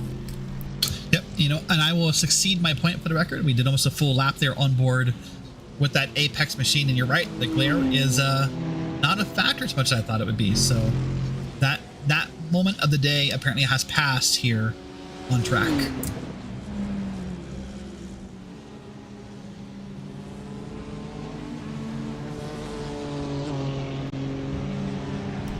Is the race leader on the in lap. Phil Denez got in last stint. Again, if they're matching the driver strategy of their competitor, he'll stay in for another one. He can stay in a little bit further after that if they liked, because he's only just coming up to finish his first stint in the race leading number 7. And Phil looks pretty comfortable in the car right now, so it would be hard pressed for me to think that this would be a one-center. Unless he has some kind of scheduling need that gets him out of the car. He seems to be gaining time and doing well, so I can't see a reason to pull him out of the car. The only other driver from the team that's on hand that could get in is Felix Kvernbach, and he only just got out as well. So the leader comes in, and this car's been very brave on the hairpin times before. So I imagine we'll see the same thing from Phil Denez coming around pit lane. Go towards the hairpin. 58, 57, 56 kilometers an hour is a minimum speed in the hairpin. It really matters for precious little, but it entertains me greatly. It can matter very little, but it can also matter a lot how well you manage pit road. And if you are comfortable not using your pit limiter, if you think you can control that pace speed with your foot, can't be the difference in time on pit road. And I think, as we saw an hour ago, that can matter a lot. Car hits the spot, car hits the jacks. Phil Denez clearly staying in place. Their main rival, the number 55, still about a minute and a half behind and closing in. They are, I think, Blanchimont at the moment. All still looking good for Team BMW Bank to maintain the lead. It shook out after the last pit stop that they had a lead of about 3 seconds that they managed to maintain for 15 to 20 laps. If it's a little more than that this time around, they'll be very pleased with themselves, and I can imagine it being maybe closer to 6 or 7 seconds. So get rolling. We don't know the true gap, the true difference, until Phil Denez gets to Lacombe Corner at the end of the Kemmel Straight. He's still got to negotiate all of the pit exit and all the way down the Kemmel Straight. Might be a little closer than that. He's getting up to speed, still not up to speed. Sotomuto climbing up to Eau Rouge Radion will close up towards him. It's 2.5, it's 2 seconds. This is not bad from Williams. I think they still had half a lap of fuel in the car when they stopped. They've had that slightly quicker fuel fill then, because it takes 41 seconds to fill 26 laps. So if you still got half a lap in, you save a second or so there. It's 1.7 seconds Sotomuto to Phil Denez, a lot closer than last stop. It is. In fact, this time by the Williams car was the faster one on pit road by 0.6 of a second is how fast they were, how much faster they were on pit road. That's the total delta, a 141.1 versus a 141.7. So you'll close some of that gap here. And now the benefit for that Williams car, you're a second and a half out. You're not exactly in slipstream. You're not exactly in the draft yet, but you're a heck of a lot closer than you were an hour ago when we started the last cycle. And you've got Hendrik Kreuzer in the Biela Racing Ferrari there to bridge a little bit of the gap here as well. You'd be picking up their slipstream once you get out of these corners towards Blanchimont, towards the bus stop. 1.3 seconds, and again, RaceSpot.tv/timing has the live timing if you want to check up on any particular drivers, any particular pit stops, any particular teams, or also just keep a detailed eye on this gap for the race lead. 1.2 now. Tyre is still coming in for Phil Denez. Sotomuto's had 4 laps on his. Means he'll be poised to close and gap a little bit of time in this next lap or so. And the other story to keep an eye on, you mentioned it a little bit ago, that third place team, the Urano Esports, that gap is down to 31 seconds. It is still closing. Not at incredible rates per se, but time is ticking for that gap to close. He's got about 0.6 of a second to the Ferrari. He's got about 1 second to the race leader, and onto the Kemmel Straight. He'll tow up just a little bit closer. Half car width to the inside from Phil Denez, which says, you stay behind me, pal.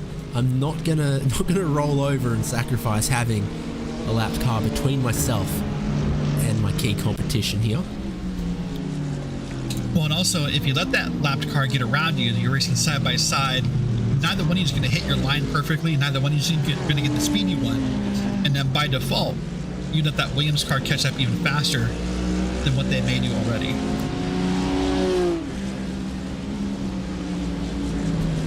Finally, underneath 1 second between first and second place. 6 hours, 40 minutes to go, but that sort of belies the fact that they've been racing now for, that's 18 hours almost? No. Yeah, 17 and a half. Yeah. What? Yeah, okay, about it. You did good. It's great. Yeah, right. But after all that time, underneath a second between the two leading cars, one a BMW, one a Mercedes, Team Redline 70, I've been talking about, they're sort of 40 seconds, give or take, ebbing and flowing a little bit away from the lead. With Ole Steinbraten in now, it's out to 41 seconds. There was a time with Josh Thompson where it was about 38 seconds away for them. But I think critically, the gap between Urano and Team Redline is getting a lot closer there as well. Urano dropped away a tiny bit from our leading two and towards Team Redline, who I suspect would like a podium. I think you always aim for the win. You always hope and believe you can win. And I suspect every car inside of the top 5 had a chance at some point. I feel like you value third just a little bit more than fourth, enough to fight for it. So in the last hour, David, I asked you, as a driver who's formerly won one of these special events, that moment, that feeling about being in first right now, what it feels like. But talk me through being in fourth for a second. If you are someone in Team Redline, what are you saying to your drivers right now to keep them motivated when you are 40, 45 seconds back from the lead? Open up your phone keyboard. There's an emoji for first place medal. There's an emoji for second place medal. There's an emoji for third place medal. You know why they didn't bother making one that's fourth? Because third place is better. There you go. That's not what I tell them. But that's a good speech. That's not quite the speech I would give to someone in the car. But I'm saying, you race for 24 hours, you put so much more time than that into the preparation. Your heart and soul belongs to this race for a whole day and then a little bit more. And when it comes to making the post, making the tweet, whatever, you want to be able to attach that bronze third place emoji to it, sure. Yeah, it's a little bit easier to brag on your team social media about a third place finish than a fourth place finish, right?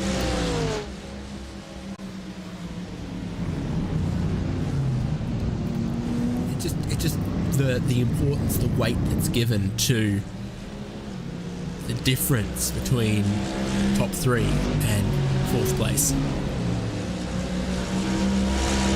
I'm looking at the emoji now, and there's a trophy, like a cup. There's a first place medal, second place medal, third place medal, and then it's just into soccer balls, tennis balls, volleyballs, boxing gloves, curling stones, ice skating shoes, blades. No fourth place medal. Nope. Upside down smiley face, winking face, sweat smile. That's one of my favorites. It's like I'm laughing, but it's a little bit cheeky. Yep. So here we see this number 3 car is going to get around this Arnage machine here. This is a battle we've seen going on for an hour, it feels like, right? Of just these 4 cars in different orders of the same line, right? Yeah, at times in Simify Esports, they're 7th right now, but they've had kind of top 5 pace at points. We pointed it out. They've made a couple of moves ahead of Arnage at the moment. And 30 seconds behind Williams Esports Chill Blast number 2 that they've been quicker than at points. So it's been a quick Porsche at times in these conditions. A little bit more cloud cover comes across. And I feel like something about this scene right here, now that Simify has gotten out of that line, I don't understand he looks faster, because that's not the right way to say that, but he just looks a little bit more confident in his moves right here, now that he's leading that pack and versus being kind of in the middle of it. Race cars have got body language, no doubt. You can tell when they're going fast easily versus when they're going fast but a little bit out of control and on the limit of grit. And there's something communicating more than just the line that the car follows and what the stopwatch says. And it does look like it goes exactly where he's asking and doing it quickly through that middle sector.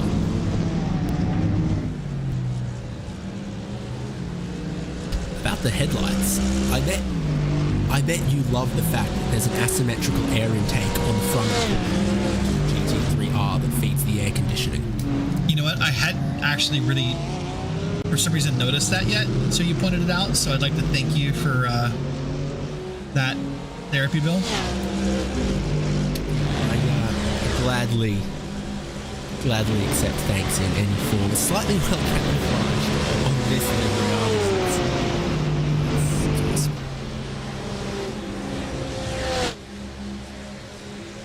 There's VG just in front, who haven't stopped not all that long ago, are 1 lap down to where Simify are at the moment. And we saw pitting on the same lap together that VG Racing Esport BMW and Team PGZ. PGZ have pulled about 3 seconds on them in that last couple of laps as well. So the VG Racing Esport just dropping back a tiny bit in their battle for position.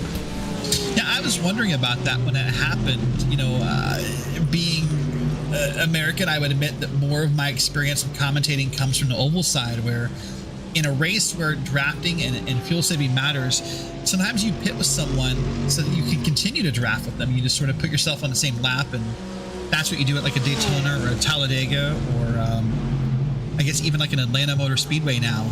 So I was wondering if that pitting together was a coincidence or not, and if they're pulling away, then I guess that wasn't the plan like I thought it was.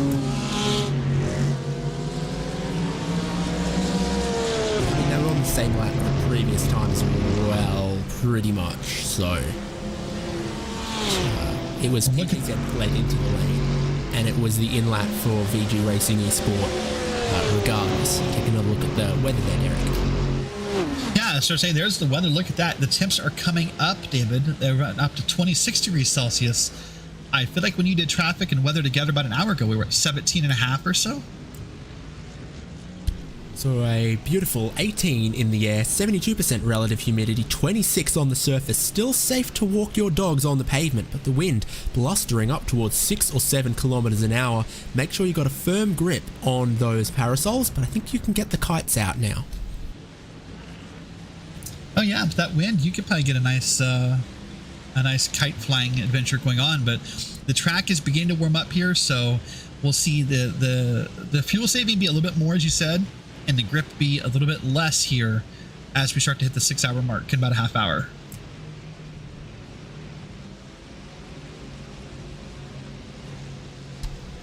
We were keeping our eye on Simify Esports. They have broken the gap to Arnage in 7th, but they will be the next car that we see pit from inside of the top 10.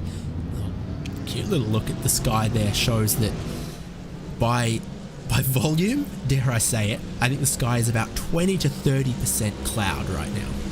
So is that still partly cloudy? Is that where we are? Yeah, officially that counts as partly cloudy. I would have called that mostly sunny, thin scattered cloud. Because what we've got is it's sunny with occasionally being broken up by a cloud, not cloudy with occasionally the sun breaking through. Right.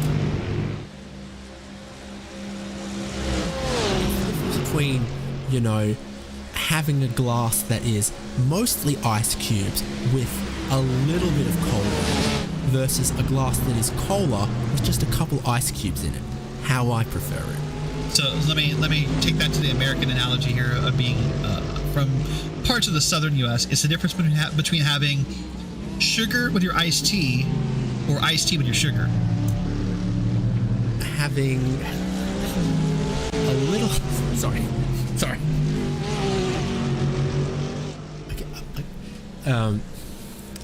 Having a little bit of gin in your tonic water or a little bit of tonic water in your gin. Right, yeah. Same idea.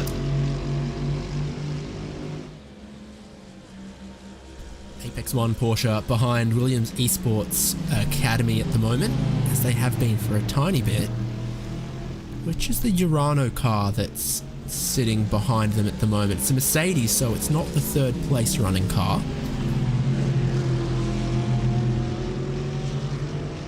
As it runs a little bit wide, that's definitely an off-track and also tags a tiny bit of the gravel. Unfortunately, we don't have any hard and fast idea of where different teams are against that 100 off-track incident limit at the moment. I suspect there are some that have got plenty in the bag, and there's probably a few that have come close. I don't see anyone having really served any drive-thrus lately, unless I missed it for the 667 running in 33rd spot. So I suspect the way we're going to figure out how the incident counts are going will be probably with about 3 hours, 2 hours to go. Teams who all of a sudden start really I guess, taking the corners more conservatively, or not wanting to run wide. That's hard for me to say. Will be the teams that we'll suspect are up. Let's talk about the limits for a second. I think most people know, but we'll still go over it. 100 incident points. Would that be off tracks, car incident, or car contact, wall contact, whatever you got? Between 1 to 4 X's. 100 points, and your team serves a drive-through. And then every 20 incident points thereafter is an additional drive-through. So remember, with that pit delta being, what, a minute 40, minute 45, that's a pretty big hindrance to your team. I guess it'd be less of a delta without the pit stop. It'd be a minute. Yeah, a minute. You're right. Sorry. Yeah. But still, you don't want to face at it if you're, you know, us picking a random team here. You know, if you're the 3rd or 4th place team who's battling each other and trying to catch the lead, that 1 minute pit delta will probably crush those dreams.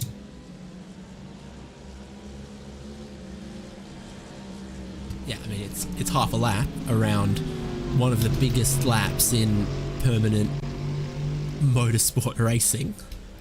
You really only get beat by Nürburgring, which is not permanently a racetrack, Le Mans, which is definitely 70% street circuit, and Isle of Man's not a car racing track much, and definitely not permanent. Yeah, because when you get lap times up into 2 minutes, that really does beat, as far as length, a lot of the tracks that I can put in my head that we race on a regular basis. In my mind, every racetrack is split into 2 categories: longer than Bathurst, shorter than Bathurst. And we're longer than Bathurst here at 7 kilometers for a lap. Road America is about 6.4 kilometers. Bathurst is 6.2. And then most other tracks are just shorter than that. You know, what's interesting is because of the, I don't want to say simplicity, but how much easier of a track I think Road America is than Bathurst. When you said that, that really struck me for a second, that like Bathurst is a shorter track. Wow, that's that caught me off guard. Bathurst has got more elevation change top to bottom than Circuit Spa-Francorchamps though. I've had lots of people tell me, oh, I walked a lap of Spa, ouch, oh my calves. It's like, okay, well, only because it's longer, not because it's taller. That's true, yeah.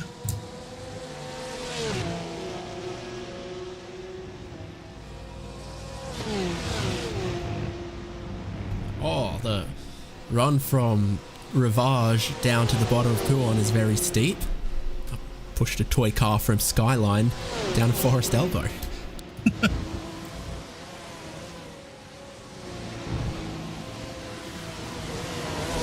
Parochial I am going into bat for Bathurst when no one's even talking smack about it.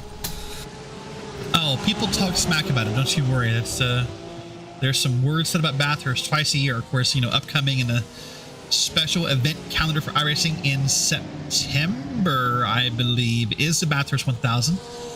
That'll be our shot to take the V8 supercars around that track. And that is not that long of a race, but it feels long if you're driving one of those cars. Can we name and shame the one manufacturer that is holding out on not giving their car data on the new generation to iRacing to scan? Because one of them has. I'm the new guy here, so I'm going to let you name and shame, but I'm going to stay out of the name and shame. I'm the new guy here. I like my spot. I'll leave it at that. iRacing want to build the new generation of cars. Supercars as a championship, of course, would love it. And one of the 2 manufacturers has given iRacing the data for the new cars. The other one, you know who you are, shame on you. So, you know, speaking of upcoming special events, David, it's almost hard to believe this is our last official special event 24-hour race this year on the calendar. We go through so many altogether that I think we lose perspective that here we are, you know, what are we, in July, and we're done with 24 hours after this race.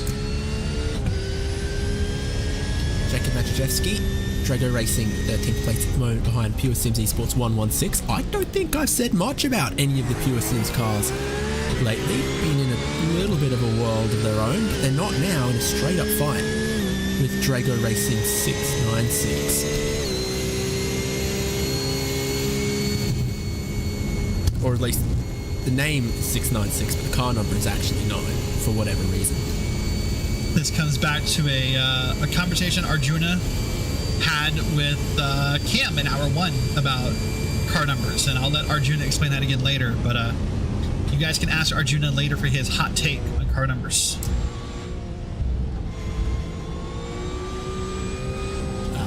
They should be alphanumeric, and we should be allowed to have car number 25C. Ooh. Do you mind? If Arjuna hears you, he's going to come in here and have words with you. That is not Arjuna's hot take. Arjuna believes that, for example, the car 01 should not be allowed in the same race as car 1.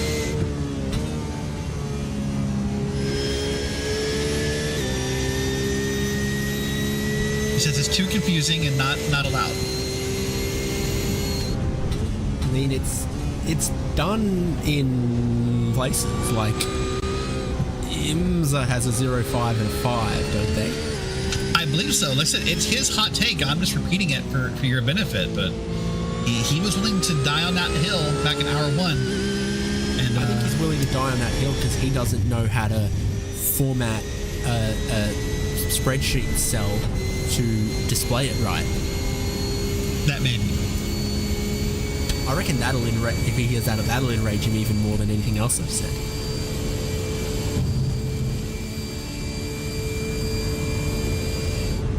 Simplify Esports, we're talking about them. Gabby Montoro has brought the car into the pits. That car's on pit lane at the moment. Was battling for 7th against Arnage competition. It's going to drop behind this car we're riding on board with and the one in front, Pure Sims. And it goes to show how densely stacked sort of the middle of the field still is, from about, I guess, 6th place to 15th or so. They're also pretty close. Simplify kind of hit and drop from 7th to probably rejoining in 12th or 13th. Yeah, but it just shows how close that pit cycle is for that kind of gap of the 1 lap down cars, and how strategy matters even if you're not racing for the win, because those guys will have to come up for a plan of how to kind of undercut each other to see who can finish, in 8th versus maybe 12th, 13th, 14th, right? It kind of comes down to where do we get to our last stop, and Simify is stopping now 21 minutes before the top of the hour.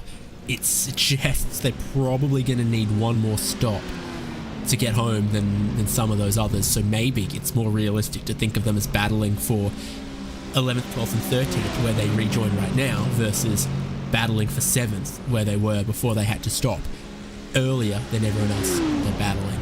Checking in again on the race lead, where we still have Hendrik Kreuzer and the Biela Racing Ferrari between Phil Denez, the leading BMW, and Sotomuto Mercedes AMG Team Williams in 2nd place.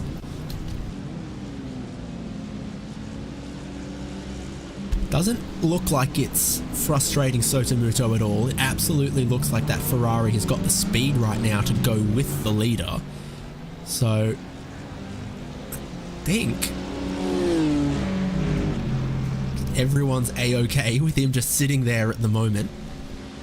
And while it might seem minuscule, it's possible that you're saving a bit more fuel in a 3-car draft than in a 2-car draft. So maybe the thought here is, you know what? Hold on. Here's that lap car pulling out of the way.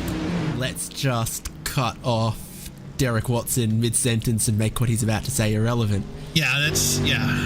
No, but I vibe with what you were going to say, because I have heard before that, different cars punch a different size hole in the air, and that for whatever reason, by shape or something, the BMW didn't punch as big of a hole for the cars following as other makes. So if you've got 2 makes in front of you, you're guaranteed you're going to get a good slipstream, because there's a BMW and a Ferrari shaped low pressure zone being created.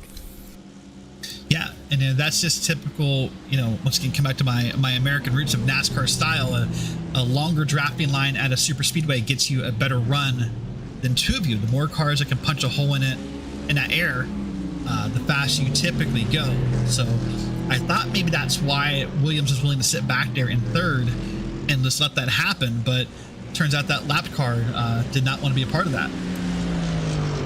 And let's also be fair, on the previous stints when we had LaFuente right up behind the leader, it didn't look like the Mercedes was lacking anything for slipstream as they were closing up from car lengths back, almost pushing the leader along and then lifting out hundreds of meters before the braking zone and still going with them. So it certainly looked at that point like there was plenty to talk about for the slipstream just off the BMW to the Mercedes. Yeah, for sure. And one thing that's different about this run here is much quicker. We are back to this battle of less than 1 second for the lead. We are 6 hours and about 15 minutes to go here. And look how close that is. I mean, obviously this is top split racing. The talent here is incredible, and I'm not taking anything away from that. But there's been races where that's not the case. At 6 hours, we're talking 20, 30 seconds or a minute. Here we are less than 1 second lead with about 6 hours to go. Going over Radion right underneath, and Sotomuto looks for the race lead. We thought we were going to see another follow fuel save stint, but no. Lifting out early, Phil Dinez cedes the lead. Sotomuto goes through, and Mercedes-AMG Team Williams will lead. And the only way I see this working is if they think they can drop that BMW and build a gap. That's exactly what's in my head, because I kind of scratched my head as I saw that pass happening, wondering what's the plan here? Because if the team, if BMW Bank can already outrun you on laps, why would you put them in a slipstream and give them more? And you're right. The only reason I could think of is if they're willing to try to pull ahead here and see what kind of gap they can create. My first instinct is that they are going to struggle to break a second, because it's really going to need to be just such a big speed advantage through the middle sector here to have any chance. Out to half a second at the moment, but there is a big run, full throttle, out of this complex of corners, basically flat out through Blanchimont and to the bus stop chicane. You can see that as far as track limits go, Sotomuto is pushing it to within millimeters of where the curbing is. This is full attack to try to carve out a chance for Mercedes-AMG Team Williams to lead this race and have a chance to win. They're snookered on the strategy. They're not going to outsave the BMW. They're not going to run longer stints than the BMW, but at times in this weather, they've looked like they can lap quicker than the BMW. And Obi-Wan, that's their only hope. No, I agree. Yeah, we come up to that comment earlier. Sometimes you have to be different than your opponent and just willing to try something different here. So yeah, I guess maybe Sotomuto thought that they were being held up and they thought they could run a faster lap or set of laps. That's the only thing I can think of about why they're going to go for this move here.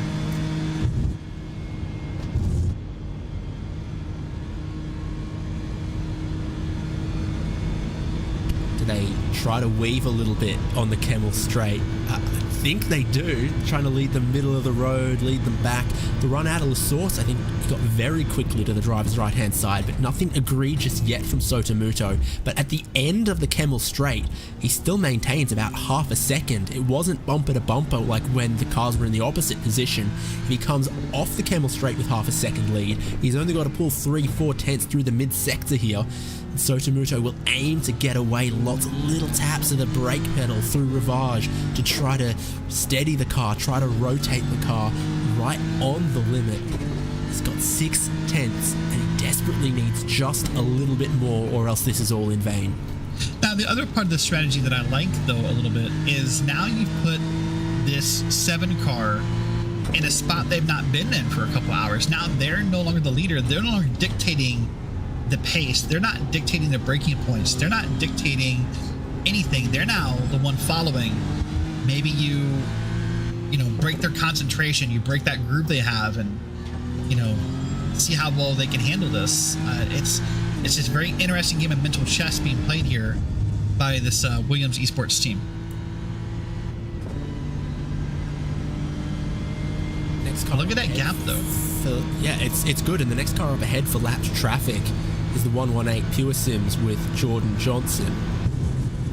So if you catch traffic in the right place and you've got 0.6 of a second, then you can sort of negate some of the slipstream, maybe try to pull away. The BMW looked mega on the brakes into the bus stop, but in other places, Mercedes has got pace. So how quickly will they catch that 118 that currently runs? Not in the top 10, that's for sure. I've got to scroll further. So this straightaway upcoming here, in my opinion, would be the best place for the Williams team to catch this lapped car, pull that draft off of them, and set up a pass here on a long straight. If you are a leader, that's where you want to catch lap traffic. You don't want to do it in a section full of corners. That's harder to get around. Obviously, they're not going to catch him here. I've been flummoxed again. It's called Pure Sims Esports 118, but it's actually the car number 6. They can't keep getting away with this.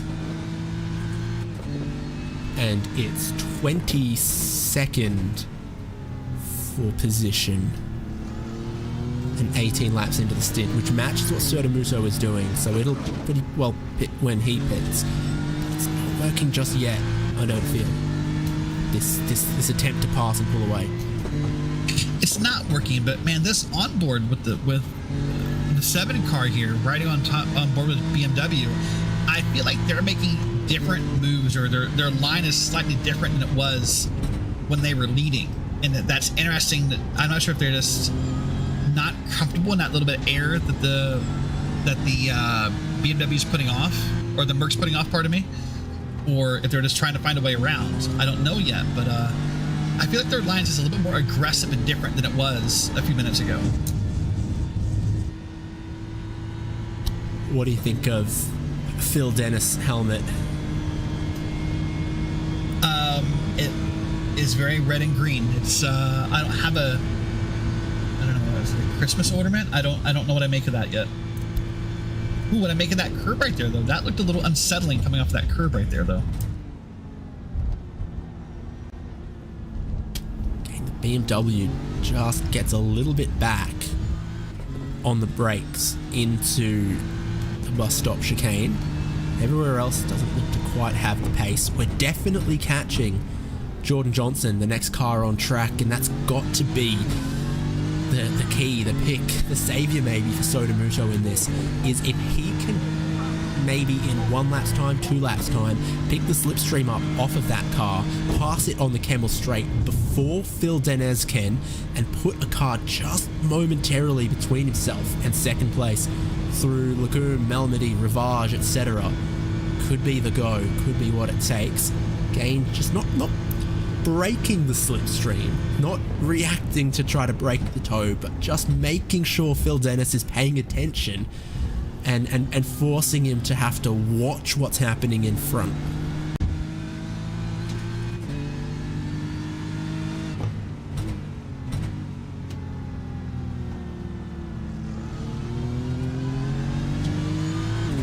Also got to watch that Ferrari behind that's holding station well with the leaders. Oh, so wide from Denez. That's a line that's different to what we were seeing when he was leading.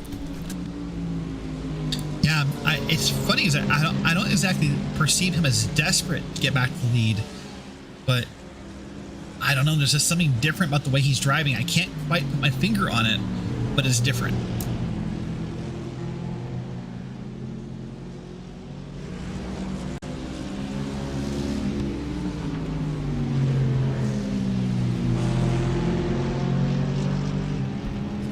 Second,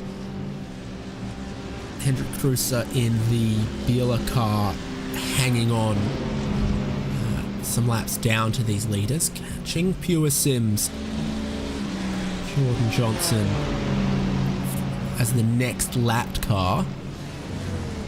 And again, I think that's the biggest opportunity for the race leader, because the way it stands at the moment, he's led a handful of laps here and made no real real meaningful impact, he's got to either find a bigger mistake from Phil Dennis or roll the dice on the traffic being very good to him and him having that sort of half a second, 0.6 of a second between himself and the car behind, that the traffic say, I'm not going to let both of you through at once, I think I'll slot in between. Chances of that are still a little slim. Yeah, I suspect probably next lap is Villeneuve will catch this lapped car, and we'll see what happens. I don't think he'll catch him on this lap, or if he does, it'll be towards the end of this lap. But it will not be on the straightaway like he would want it to be, I don't think. Who else is up there? Our friend, Sean Campbell in Race Clutch Blue, who's on the back of the other Pure Sims car, the one that's actually 116. So I'm going to put you on the spot, David, as each commentator has signed out for the day. They've been making predictions, so we have about 8 minutes to get our predictions ready for the end of this race. Mercedes-AMG Team Williams, they're desperate to win and they'll do anything. Ooh, okay. Well, I have 8 minutes left. I have a prediction, but I'm going to wait the 8 minutes to play it safe before I say something. But that's a good pick. I think that I agree with you that they are desperate to win, as most teams are desperate to win a 24-hour event like this. So we'll see.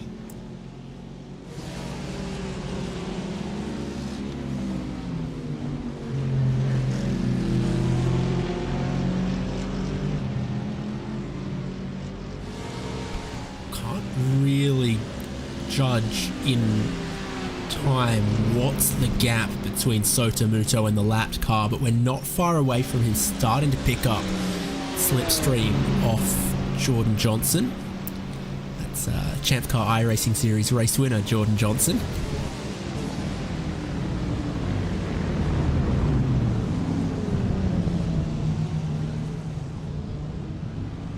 And then of course there's other few cars that our leaders are coming to lap shortly.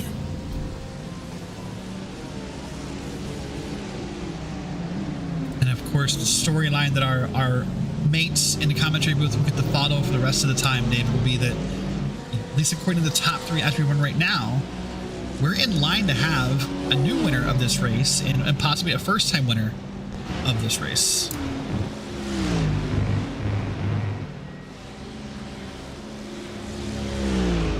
What was the gap between Ole Steinbraten and the race leader when I last said it?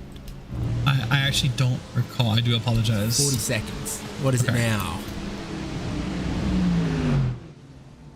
Looking. Fourth place would be about 36, I think it says. Yeah. They keep chipping away at it. They do, but also they're within 10 seconds of third place now. Earlier, there was closer to 25 seconds in that Urano Esports data group. Vlad Kirmichev just slowly dropping back to Team Redline. And I'll stand by what I think is going to be my catchphrase from here on out. There's no emoji for fourth place. I like that. I've got to use that sometime in a motivational speech. I've got to find a way to work that in somewhere. We have to think by now, this Williams team is basically just at the tail end of slipstream, I would think. When they get back around to the main straight here, they have to be in slipstream this time, right? Yeah, absolutely. And then at the same time, Pure Sims Jordan Johnson car is catching the next two as well. So it's a train forming. A few cars pitting in right now, like Apex One. We were keeping an eye on where they were battling. This is crunch time right now, going into the final couple of stints and the final couple of drivers for Mercedes-AMG Team Williams to try to break it open and put it on their terms now.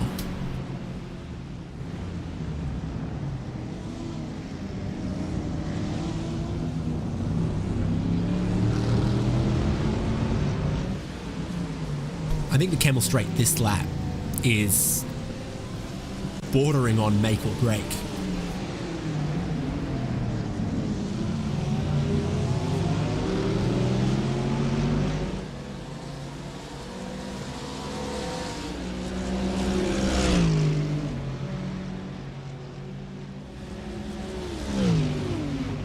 So the race leader up behind one of the lapped cars through Eau Rouge, through Radion, right into the slipstreaming distance, hoping to put a car or two between themselves and Team BMW Bank Phil Denez.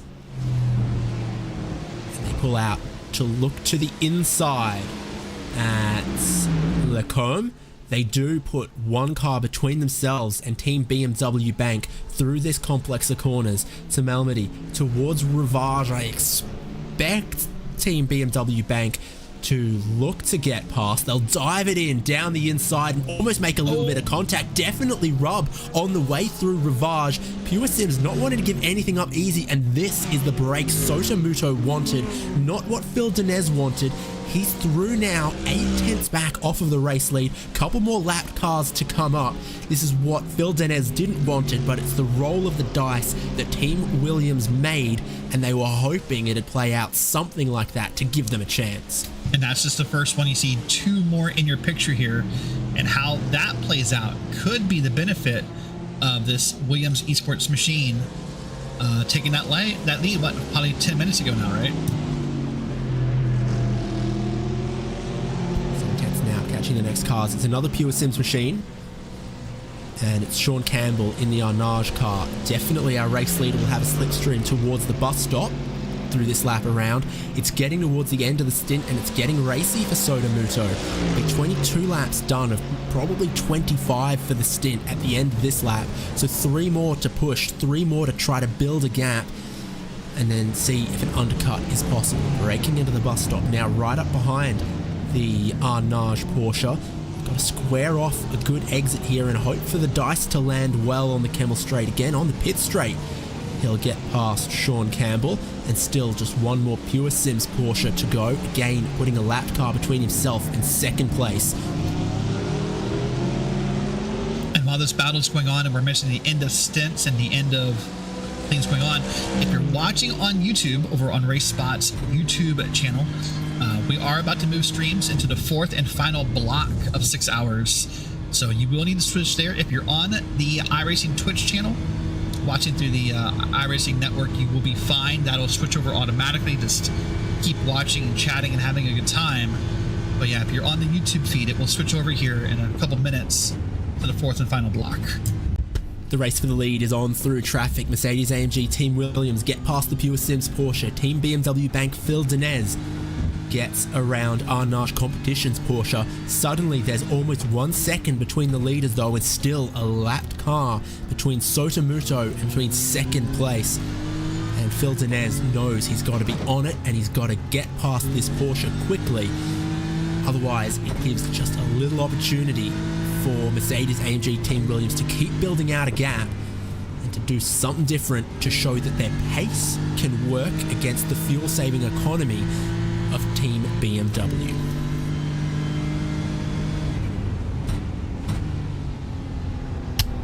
Myself, David Haynes and Derek Watson are almost done here. Derek, you've got to get off the fence and sit in one yard or the other. Who do you think in 6 hours' time will take the checkered flag victorious? I'm going to go a little off kilt here, and I'm going to pick that 3rd place team of Urano Esports. Their pace is equivalent, at times a smidgen faster, and as 1st and 2nd place continue to battle, I think they're going to continue to let 3rd place in. I'm going to go for the underdog and pick this 3rd place team of Urano Esports to be your winner in about 6 hours. BMW Bank will look down the inside, see clean air between themselves and the race leading Sotomuto, and it's only 6/10 for all that they tried, and for a few dice that rolled their way, it looks like Mercedes-AMG Team Williams will remain to some strategy disadvantage of Team BMW Bank.